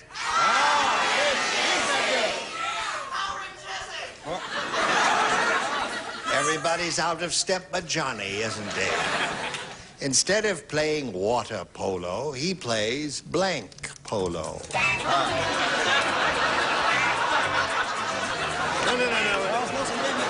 I know, but we have to display it more prominently. That goes to Washington right after the show. Thank you so much. To the Smithsonian Institution. There it is. See, we forgot to use lights with this picture. That's the only problem. Now, who's this girl? Is that Joey D? Huh? Joey D's a man. Joey Oh, D. Joey Don't D's you remember a Joey man. D and the Starlighters? No, I The twist? All right, Cindy, you're first. Rodney Rich is really rich. Instead of playing water polo, he plays blank polo. Champagne.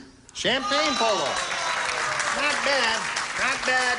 Don't boo her. Very good. I almost went the champagne route, and then I thought I am dictated to come up with a fluid, right? Then I thought making a rich fluid. Then I thought play on the word fluid. So I came up with bouillon. Which Bouillon. Gold, gold.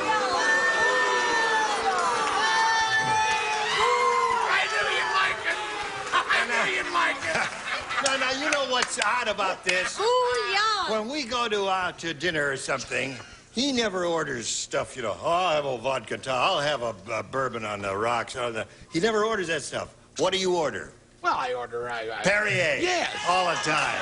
Oh, I didn't just say it, I you don't know. dingbat. I didn't want to give him a plug. Oh, all right. What do you got? I stuck to club soda all through the Perrier craze. Good for you. Thank you. Bubbles. What is this? I told him, I said, it stinks, but you'll have a lot of fun with it about that answer. Yeah. Anyway, champagne, guys. Champagne it is. All right, one for Cindy. Champagne. That's two for her. Instead of playing water polo, he plays blank polo.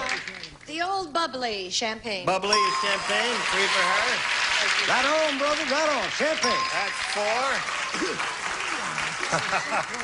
Okay. Here we go. Cindy, the buck stops here. Yeah. Cindy, you've been on a roll, but it's Get over off the now. train, Cindy. What do you say? I said oil. Why, of course. Oil polo. That's good. Oh, So now, Terry, the way it is, you 4 to tie and 5 to win. Let's hope I do it. Catching up to do here. Nervous Ned is really nervous. I'm nervous, is he? Is it any wonder why those angels quit? That's been right there.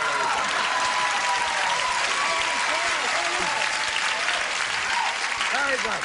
He's not that nervous, Don Knotts. Nervous Ned's really nervous. He's so afraid of thieves. Not only does he keep his money under his mattress, he keeps his blank under his mattress. He's afraid of thieves. Money.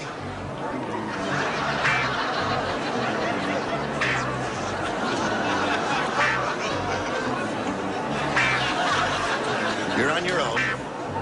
I can offer no assistance. Did it ever occur to you, though, that it is called Charlie's Angels? I wonder why they do quit. It's a very quick rejoinder. Quick rejoinder. Real fast, right? Oh, you have a mind. The election like... has been held 4 years from now. Terry, are you ready? I think so. All right, sir. Here we go. Nervous Ned is really nervous. He's so afraid of thieves. Not only does he keep his money under his mattress, he keeps his blank under his mattress. Had a couple thoughts go through my mind. I came up with car.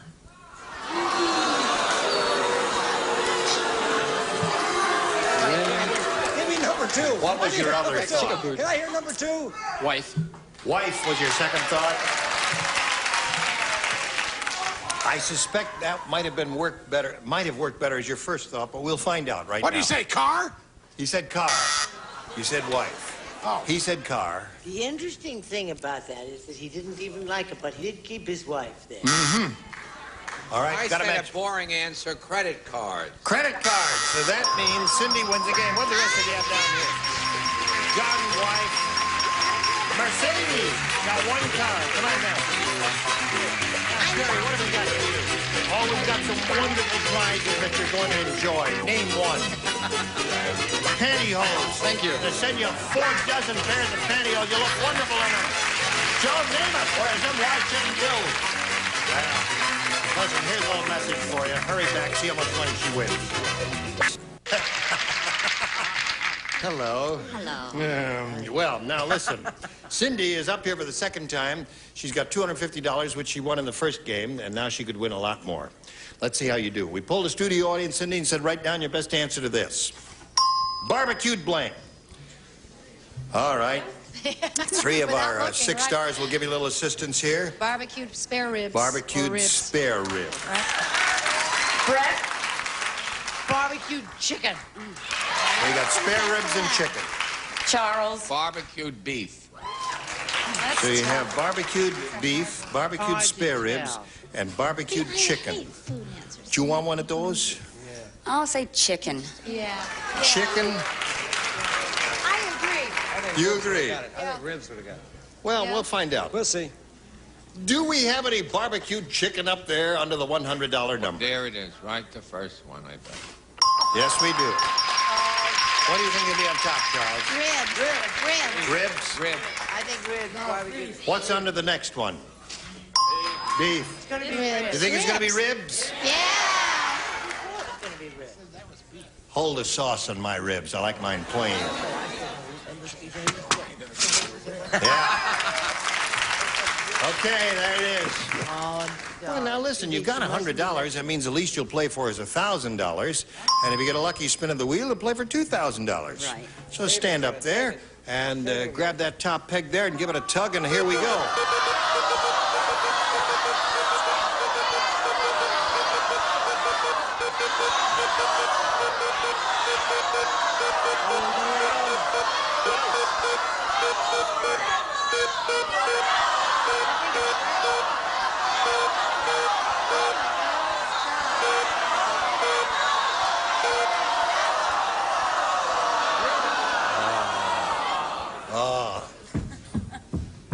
Oh, there it is. Hey.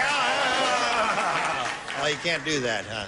Oh, all right. So you're playing. They're watching all the time, aren't they? Ira's got eyes in the back of his head, I'll tell you. Now, listen, you're playing for $1,000, and good luck to you, my dear. And here we go. Chuck. Yo, Gene, I'm ready, sweetheart. Ready to go, Charlie. Maureen Blank. Maureen Blank.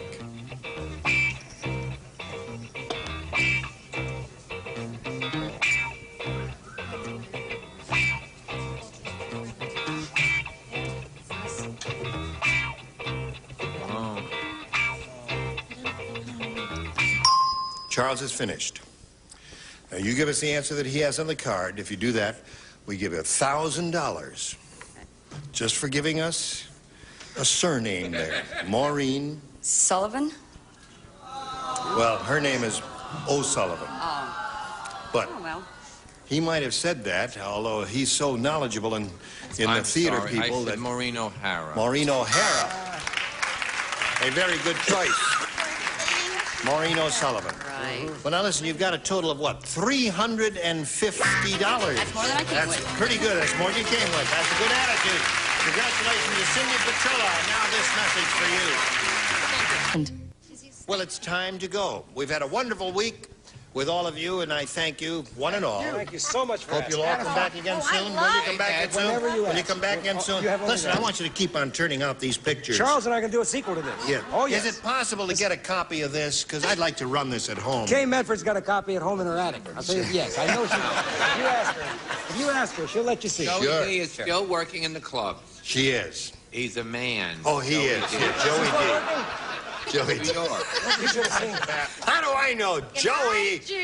Joey is a girl's name. From the Peppermint Twist. Listen, this is Gene Rayburn saying goodbye. So long, Joey. You've been wonderful. Today's consolation prizes are Bedsack. New ID and bed covering provides luxury upholstery for your old mattresses and box springs and protection for new from Bedsack. And Heatwave powerful instant heater heats and circulates room air without dangerous red hot coils. Heatwave by Intermatic Incorporated. And Daisy Foot Saver relaxes tired aching feet with hot, warm, cold to dry vibrating massage. And an exciting assortment of Crayola art and activity kits with everything children need for hours of imaginative play. Fun to create with Crayola. And Good Air CA90 Ecologizer recirculating air cleaner deodorizer removes tobacco smoke, odors, dust, pollen continuously, keeps the air you breathe fresher, cleaner. And a plant stand and guards when polished. Used by fine furniture manufacturers, rich in natural and organic oils, no silicones or wax buildup. And a bread tray, butter dish, and like Mads the manicure says, try mild Palmolive dishwashing liquid. Palmolive softens hands while you do dishes.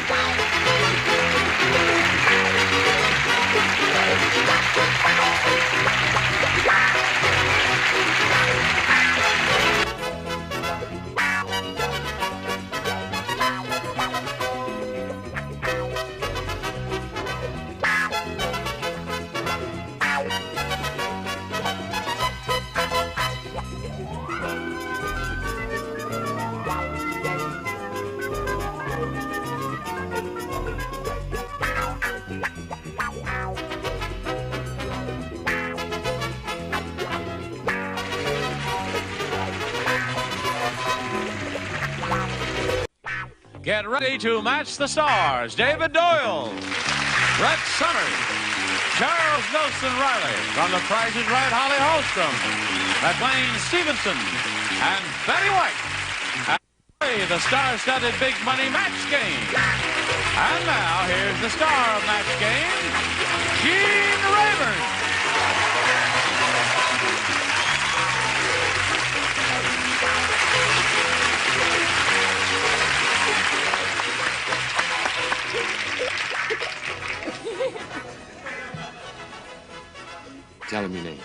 Michelle. You're Michelle? She is so sweet. She's been sitting in the audience, and she laughs at everything. And she's so sweet, she even laughs at the dumb stuff that I say. So I wanted to bring her up here, and we got...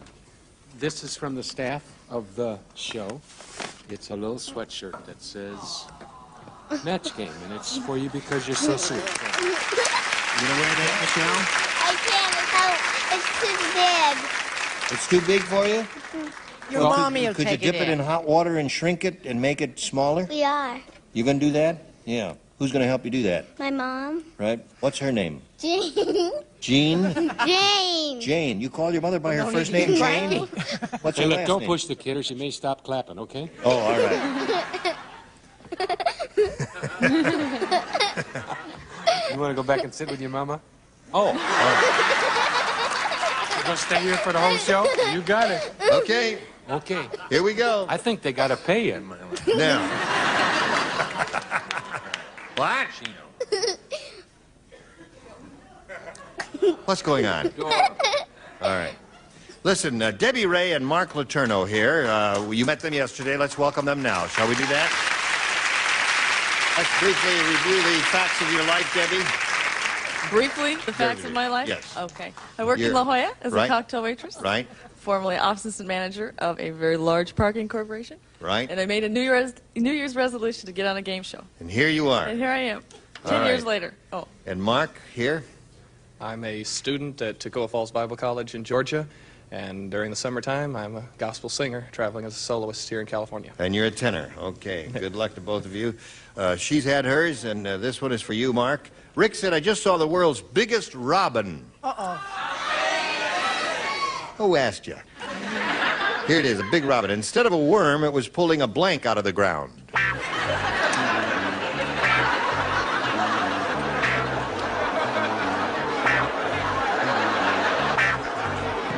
Here we go.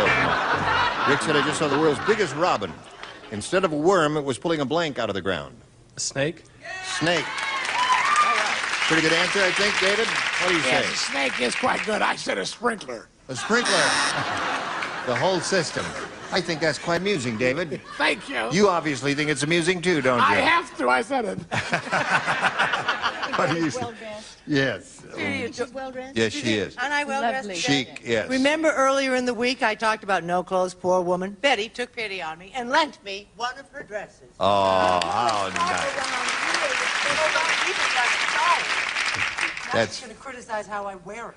very chic, splendid, and very kind. I button all the buttons when I wear it. Uh-huh. She had the flashing button open. I had to close it up before I put it on.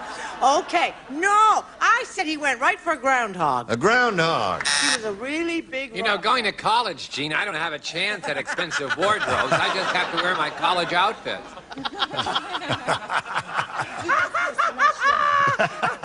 Betty says you can wear this the next show. Okay. How long you... Now, how old do I look? 22? 22, right. 32? No, no. 42? No, no, no. You... 52? No, Charles, you look 28. You really do. Boy, that wind sailing has made him blind. Pipeline. Not too good. That's all right. No, No, I it's pulled it. not, Dug Gene. in I'm there and got upset. a hunk of that polyvinyl chloride pipe that they use in sprinkler systems these days. Instead of a worm, this big robin was pulling a blank out of the ground. This hugest boa constrictor. Boa constrictor. All right. One for Mark. All right. Are you ready? All right. Show and tell. You have to say it when you hold it up. Okay. All right. Hold it up. Snake. Snake. Very Just good. put it down there, though. It's doing great. What kind of a pipeline did you say? Polyvinyl chloride. Alaskan. Those are soggy and hard to light. Yes. Boa constrictor. Boa constrictor. That's two for Mark. That gives him three altogether. Now we go to round two, and since you're ahead, you have to go first. B, please. B it is. Three people play. That's the upper tier. Upper tier only. You lay out, okay? You talking to her? Yeah. Well, you talk to me first. What? Oh, all right. Get the kid to lay out. We don't play this time, honey. All right. Tim said. Yeah. What are you working on? That You- 10% deal? Tim said, you know your secretary is an overeater when she brings her lunch to work in a blank.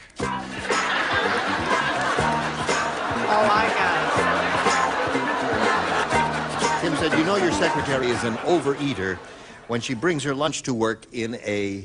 Suitcase. Suitcase. All right. Let's see if we get a suitcase up here. I was thinking a little more grossly, I suppose you'd say, in a U-Haul. A U-Haul. There's an overeater. I myself was also heavy into the Orson Welles syndrome. I also said U-Haul. Sure. I couldn't remember, and I said, "What's that thing that that they put on the back of cars?" And he said, "U-Haul." Thank you. Right. It's a trailer hitch. One thing a college kid knows, Gene, is...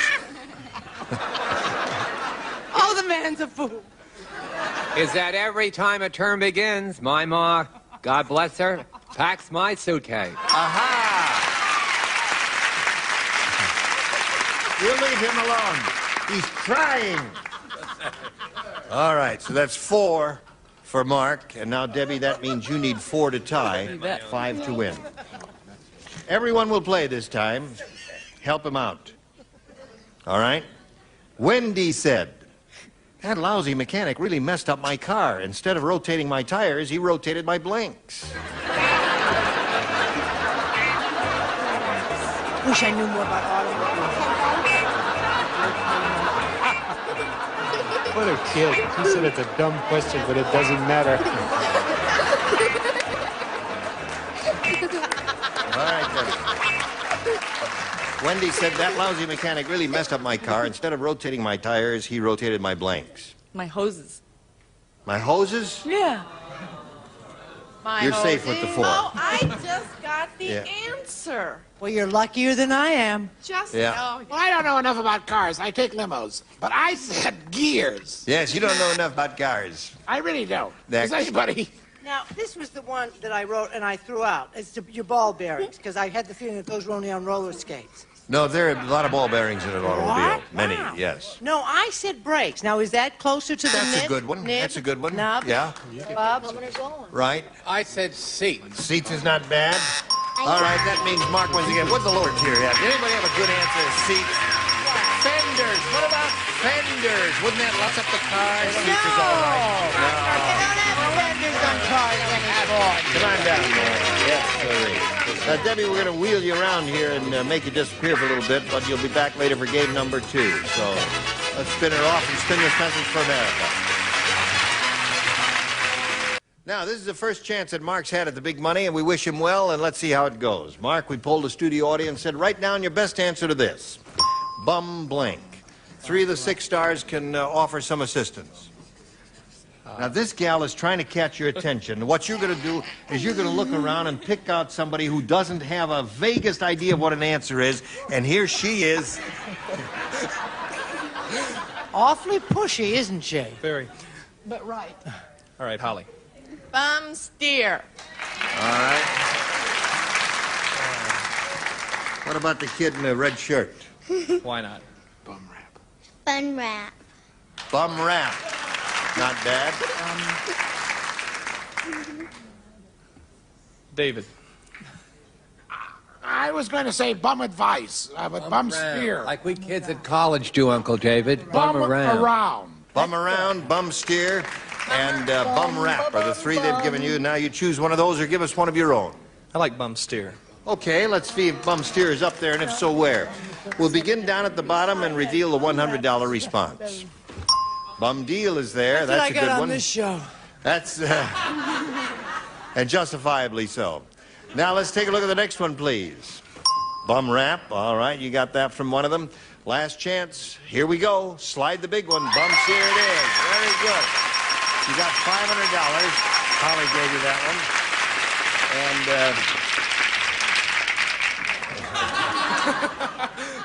now you're going to spin the wheel and see if you're going to play for $5,000 or $10,000. So step up there and give it a go.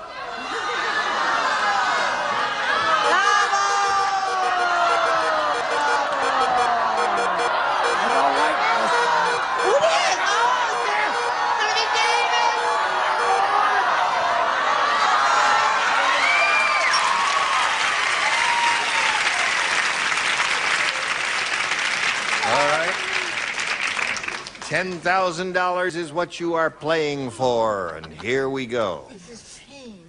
Pirates blank. That's Pirates blank. I just want to show it to Betty. Pirates blank. There you go.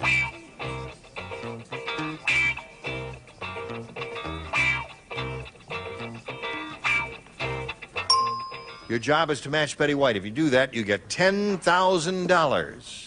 What do you say, Mark? Pirates Cove. Pirates Cove. Pirates Cove. All right, let's find out from Betty if she said Pirates Cove. I'm sorry, darling, I'm not playing games. I thought of it, but there's been such an advertising campaign on Pirates of Penzance. I thought Pirates it might of Penzance, I'm yeah. sorry. Yeah, it has been playing around a lot, hasn't Yes, it? well, haven't we all, but I'm awfully sorry. He's a tenor, yes. Yes. Would you like to do an aria from the Pirates of Penzance? Just a few bars of anything. Only if she'll join me. Aha. He's willing. Go on, Bet. No.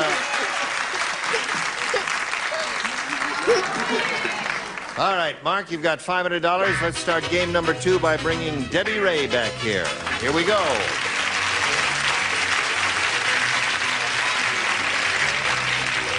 Welcome back, Debbie. Hello.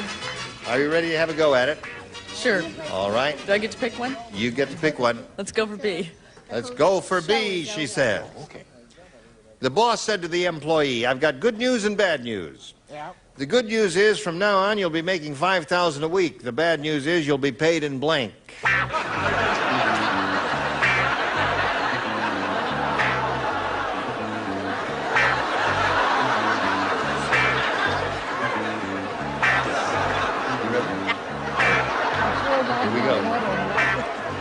The boss said to the employee, I've got good news and bad news. The good news is, from now on, you'll be making $5,000 a week. Bad news is, you'll be paid in blank. In your next lifetime. Huh? In the what?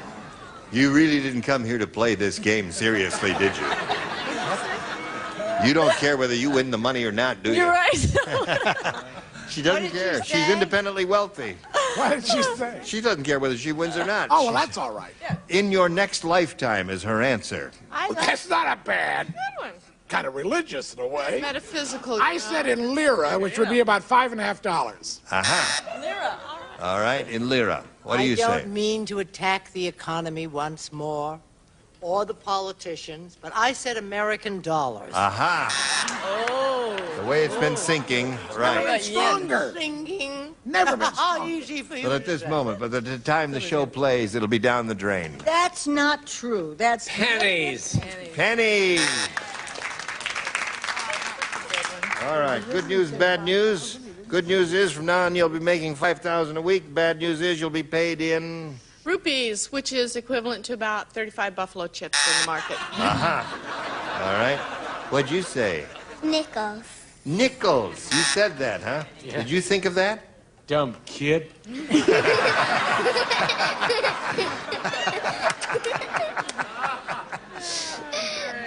All right, Betty. She's making pennies. Pennies. All right. So there we are at the middle of round 1. We'll have a question for you in a moment. Now this for you. All right, here we go, Mark. You ready for yours?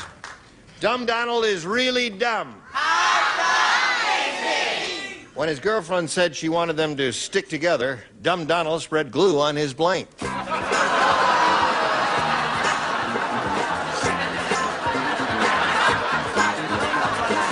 good. Very good. What town do you live in? Is that where you were born? Yeah. How long ago? 6.5 years ago. Yes. You married? No. Just asking.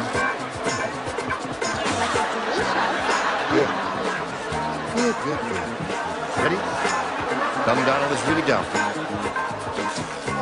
Holly, your red light is not on. There we go. When his girlfriend said she wanted them to stick together, Dumb Donald spread glue on his blank. Chest. Chest. Well, that would be interesting. What do you say? I said he spread glue all over his body. All over his body. And they really did stick together. Yes, they sure did. All right. Oh, Lord. Never even say if we'd done it my way, we could have won. Yeah, that came to my mind, but I wasn't going to say. The whole body. We're looking for a chest. Lips, that's a good one. Body and lips are all good. Excellent, excellent. He wanted them to stick together, so Dumb Donald spread glue on his lips. Yeah. I got to tell you, you know what she asked me? She says, well, well, when we do these Dumb Donald questions, she'd always thought we were referring to Donald Duck. And Dumb Donald is just a name that we picked out of Honey, when you're built like that, you don't have to think. Oh, all right. All right, Michelle. Okay, darling, just pull her out and sit. Shirt. Shirt. You notice Stick how it on his a shirt. answers have cleaned up since Yes. Michelle's been Yes. doing So it? these are her answers. I told you that wouldn't work, dummy. Now I'm doing the next one, okay? One thing to be cute and precocious with a sweatshirt. I'm going to handle the comedy from now on. Okay. Going down there. Okay. Michelle has been an excellent influence on us, though, you must admit. That's right. Chest. Chest it is. Very good. All right. Now we go to round 2, and Mark, your head, you have to go first. B, please. All right. Yes. Mean Martha is really mean. Well, I'll tell you how mean she is. Today, she scrubbed the oven with her blank. I know.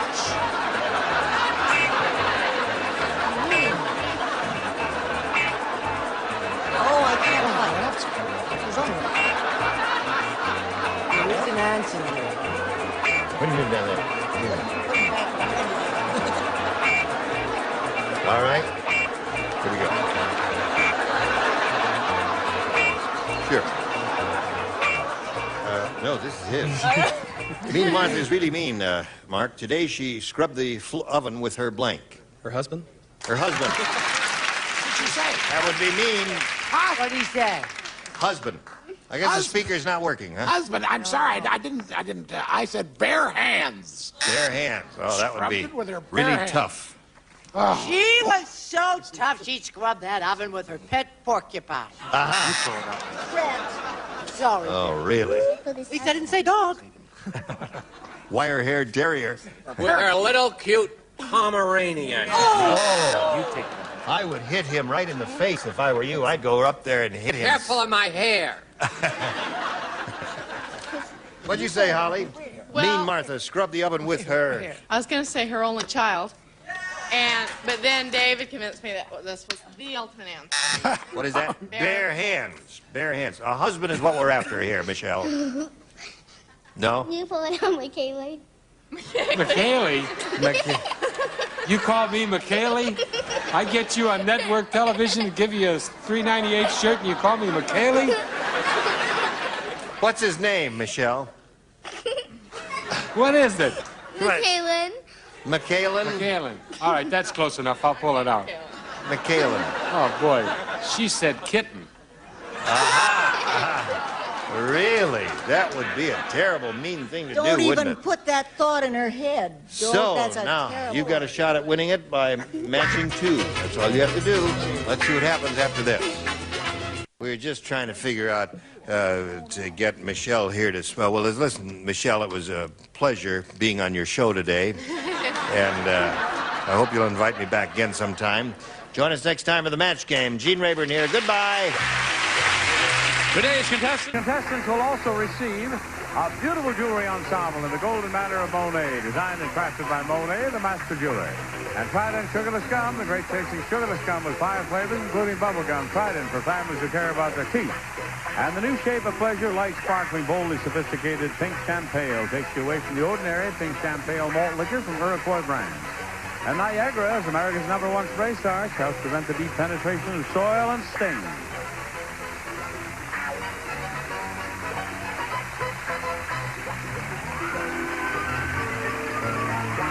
This is Johnny Olson speaking for Match Game, a Mark Goodson, Bill Todman production. This program is edited for broadcast.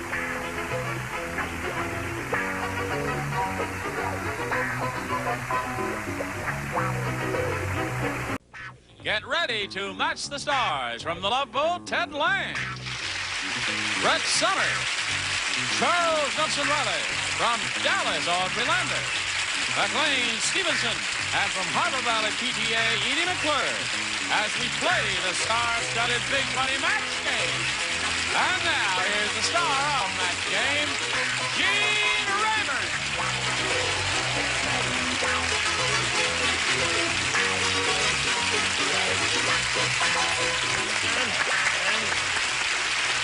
Not bad for half a house, huh? Listen, anybody who wears a collar pin through his shirt can't be all bad. Yes, That's yes. smart. Now that he's working, he has a little money to buy that, so he thought he would go all the way. Yeah, good. And anybody who can wear... I mean, I'm really curious about this. You have to answer this question. Now, wait, just turn around here.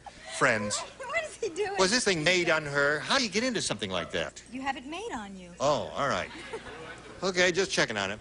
Now let's say hello to Elsa Pulaski and Ed Sylvester. Welcome. Let's get acquainted. Elsa, please tell us about yourself. Well, I'm from Puerto Rico, and I have 4 children, and I'm married to a Polish prince. That's where I get Pulaski from. A Polish prince? Yes. Oh, Pulaski did you was think I was Polish? Well, no. Hope it's not matter of fact, Roman I haven't thought too much about it, Elsa. But Pulaski was a great early American revolutionary hero. He was a general who helped in the American Revolution. Is your husband descended from him? Yes. Right? He is. He is. And he's a prince? A real To prince? me, he is. Oh, okay, Elsa. All right. All right, Ed, tell us about you, please. Well, I'm from San Diego. I teach photojournalism. I'm a single parent of an active 4-year-old, and when I have a little time, I like stained glass. I dabble in stained glass. That's a fascinating hobby. It's exciting, yeah. And have you got any of your stuff installed in your home? Oh, I don't sell it. Once it's done, I want to keep it, so it's just covered with it. You've got it. All right. Good luck to both of you. Elsa, you begin by choosing A or B. A. Anything you say, Elsa. Rick said, our football team is really tough. You lost it. Somewhere along the line, you lost it. You had it 5 minutes ago. All right. Our football team is really tough. To keep them happy, after every game, the coach throws them a blank. May have to look at that one No, more that's an easy time. one. Oh, you Very always good. say that. You're not out here under the pressure to tell. Yes, I am. I'm telling Jenny, I'm telling Jenny. Ready. Here we go, Elsa. Rick said our football team is really tough. To keep them happy after every game, the coach throws them a blank. A towel? A towel? You really didn't think about this, did you, Elsa? No. All right, I'm going to have to make you go stand in the corner and think about it. Ted, what'd you say? I said they're so tough, they're tough as nails. They throw nails at those guys. You didn't understand it either, Ted. Yeah, you didn't like that one either, huh? All right, I'm going That's back two to in a C. row who don't understand me. After every game, the coach throws them a what? No, you see, I had to read it twice, and that was all right. I was picked on and all that, but it doesn't bother because I'm used to it. I said raw steak. A raw steak. That's acceptable. Acceptable? Right. The coach threw them abroad. Right. What does sexuality have to do with toughness? They like it. They threw him a cheerleader and they ripped her apart. That's all. Oh, that is the most I want those writers in my office in 20 minutes. Talk All about of them? Terrible. All right, Audrey. The team is really tough. After every game, the coach throws them a punch. punch. You know, he punches them if they're tough. Right. Okay, she can sit up here. She's... Thanks. Join the club. Loves me. What do you say there, McLean? Okay. Did the lady say she is actually married to a Polish prince? I was listening, but I a couldn't Polish hear too- prince named I see. Pulaski, because she's from Puerto Rico. Puerto Rico. Oh, she herself is Puerto Rican. Right. So you have a Puerto Rican and a Polish person that are married. Right. Mm. Once knew a Puerto Rican gentleman who was married to a Polish lady. A little different. Had a vasectomy and had his legs braided. I said cheerleader. Cheerleader. Good response. Thank what you. do you say? Well, Gene, you may be no count, but you are a prince of a fella. Oh, thank you. Yes. Well, I had a team that was a little bit different stripes, so he threw them a halfback. And they lived happily ever after.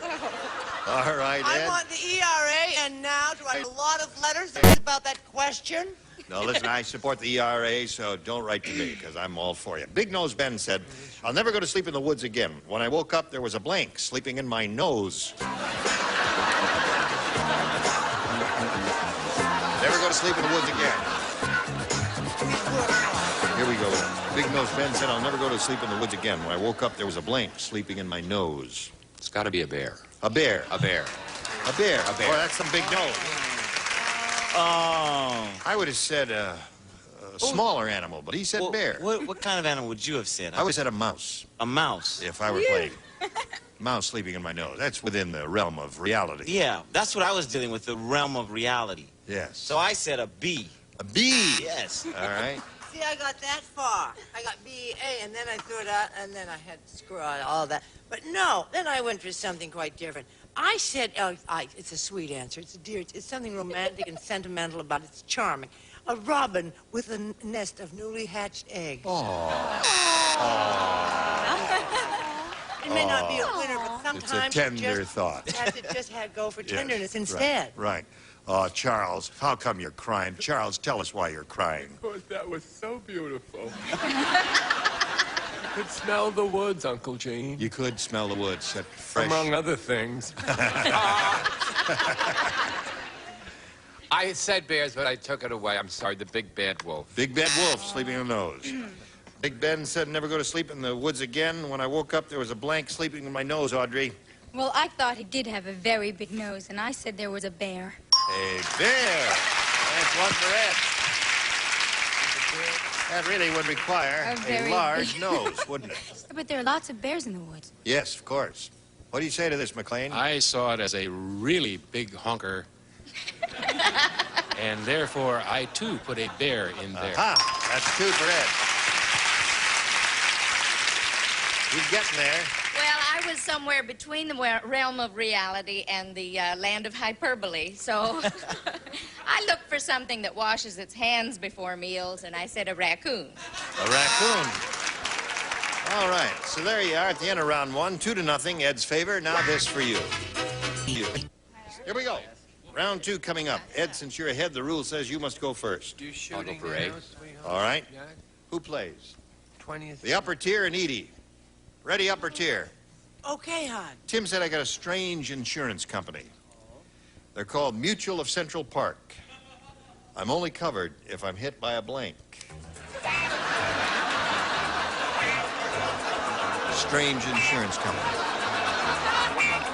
All right. Tim said I got a strange insurance company. They're called Mutual of Central Park. I'm only covered if I'm hit by a blank. Strange. Weirdo.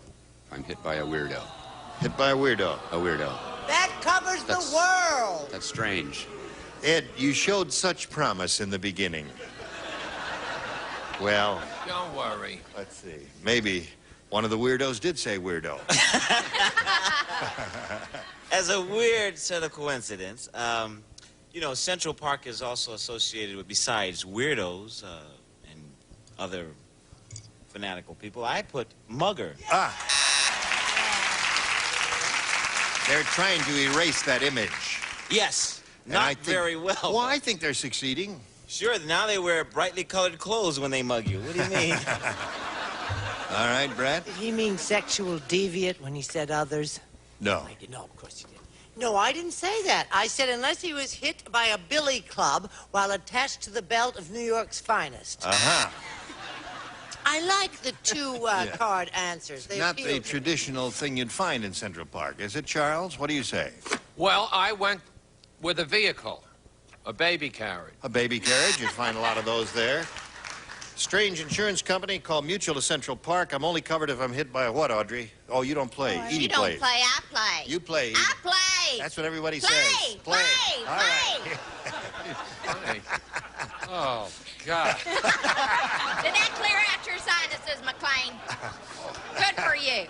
Listen, I had intimate acquaintances in New York City when I was working up there on Dave Letterman show. The first day I went to work, I was hit by a mugger. A mugger. How about a pigeon?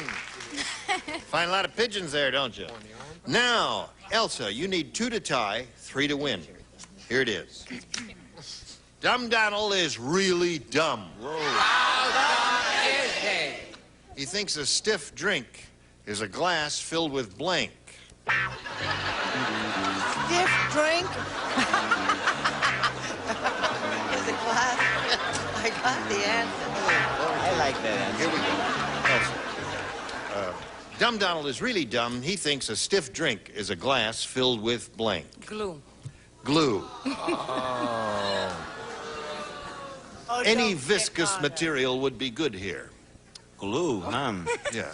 No, I wasn't quite wandering around in that area. I thought maybe cement. Cement? Oh, that was a good Yes, one. more, That would please, be please. stiff. Right. I'll play over there. Elsa, come sit over here. I want to win some money. Cement. That's two of those. Starch. Starch. Yeah, that's the traditional stiffening element for shirts and other linens. What do you say? Dumb Now- Donald thinks a stiff drink is a glass filled with No, what? I was thinking of a stiff drink in a different way.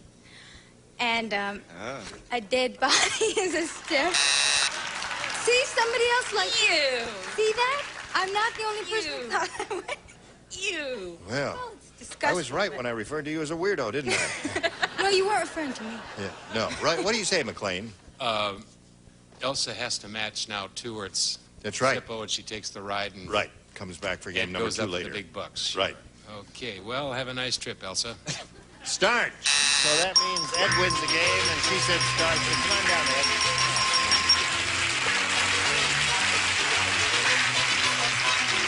We're going to wheel you around. Wheel you back later for game number 2. Goodbye for now. Okay, now, where'd you go? Hey, over here, right on the blue dot there. That's it. Now we're going to have a go at the big money here, Ed. Let's see how you do with this. We polled an audience, said write down your best answer to this. Thrill of blank. Oh, boy. Thrill of blank. 3 of the 6 stars will assist. Whom do you want? I'll start with Charles. Thrill of a lifetime. There's That's one. Charles and me. McLean. Thank you, Ed. Now, wait a minute. Think about it. Your brain That's will what get I'm going in a doing, minute. pal. Maybe. Thrill of it all. Thrill of it all. All right. Ted. Thrill of victory. Thrill of victory. You had the same one. All right. Thrill of victory. Thrill of a lifetime. Thrill of it all. You want one of those, or have you got a better idea in your own head? No, I think I'll go with thrill of a lifetime. Thrill of a lifetime. All right. Let's see if it's up there, and if so, where. May we see the $100 response, please? Thrill of it all is there. You got that from the stars. The next one says, thrill of victory. You got that one from them, too. So it looks good for you, Ed. Here we go to the big one, which says, thrill of a lifetime. All right. Now, Ed, we're going to take a little break here and explain to you what happens at the next step in the proceedings right after this message. Again, the star of our show, Gene Rayburn. Okay, John, thank you very much. Here we are with Ed Sylvester, who just won $500. That means at least he will be playing for us 10 times that amount, or $5,000. However, if he gets a lucky spin of the star wheel, he'll be playing for $10,000. So, Ed, step up there and grab a peg and give it a go, and we'll all root for a double for you. There we go.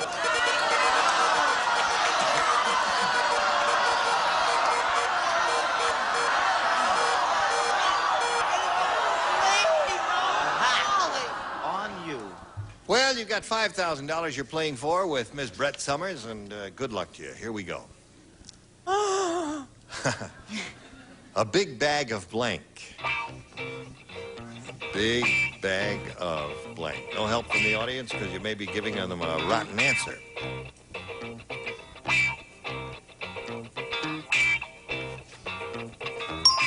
All right, your job is to match Brett. If you do that, you get $5,000. What do you say? Wind.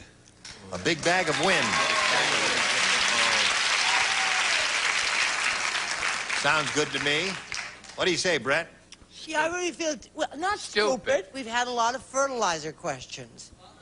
Oh, really? But I said wind anyway.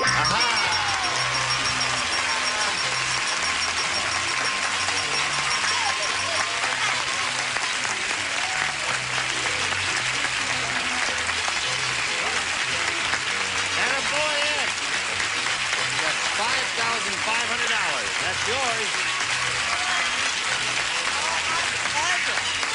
She's a good kisser, isn't she? Now, for game number 2, the final game of these two, let's bring Elsa Pulaski back here. Princess. There you go.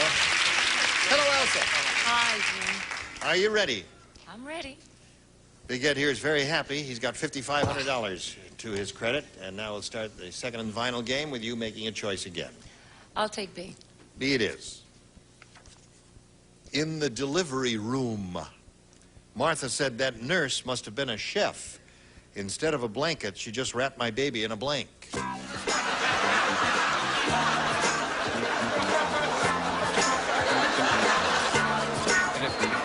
Wrapped her in a what?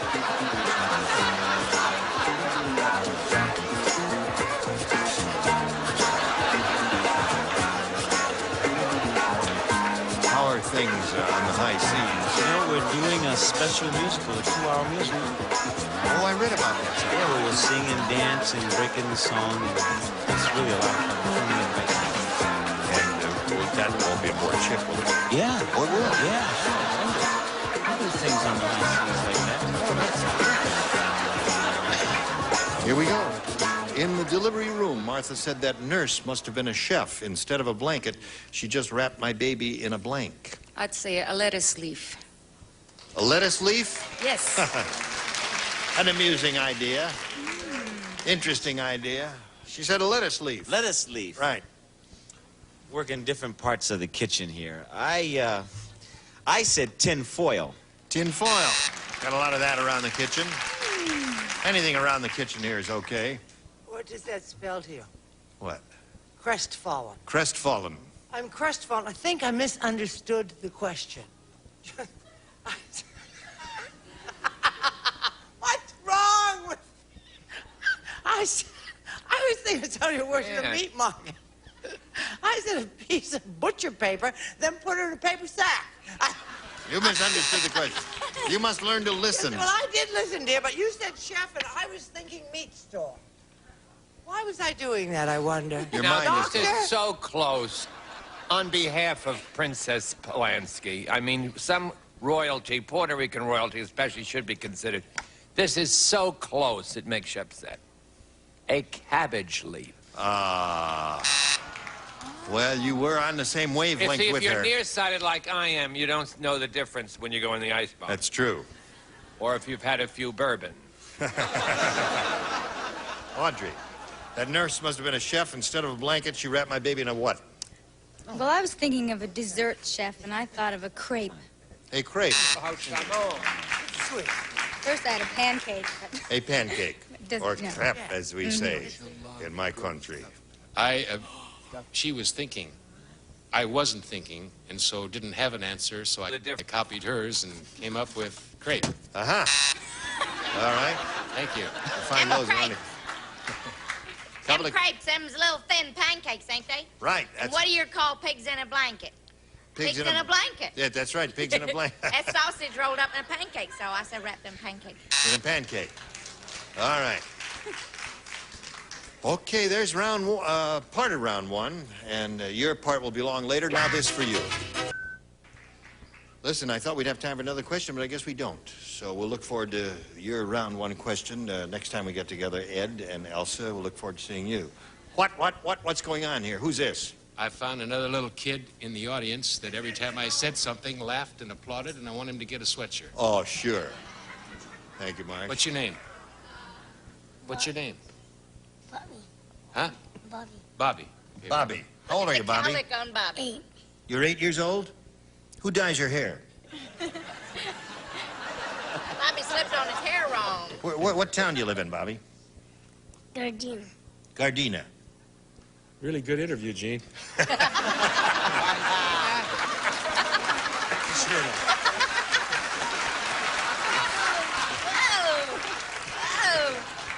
Perfect. Great fit. Perfect. It's 87 sizes too big for it. What do you mean, perfect? Not all that bad. You're making a kid look like a bum. What are you doing to this sweet child here? Stand up, Bobby. Stand up, Bobby. Oh, that fits you like a glove. Man. Oh, Bobby. That's great. Now I suppose you're going to charge him for it. All right, that's $10, Bobby. Join us tomorrow for the match game. Goodbye. Today's contestants will also receive an assortment of Crayola products with everything children need for hours of imaginative play. Fun to create with Crayola. Maintain your furniture's natural beauty with Guardsman Furniture Polish, recommended by manufacturers of fine furniture. Guardsman, the finishing touch for fine furniture. New Purina Moist and Chunky tastes better, costs less than the leading competitor. Moist and Chunky dog food, better taste, lower price. When you got anything that sticks or squeaks, reach for WD-40. Makes things work smoother, last longer. Do it yourself with WD-40.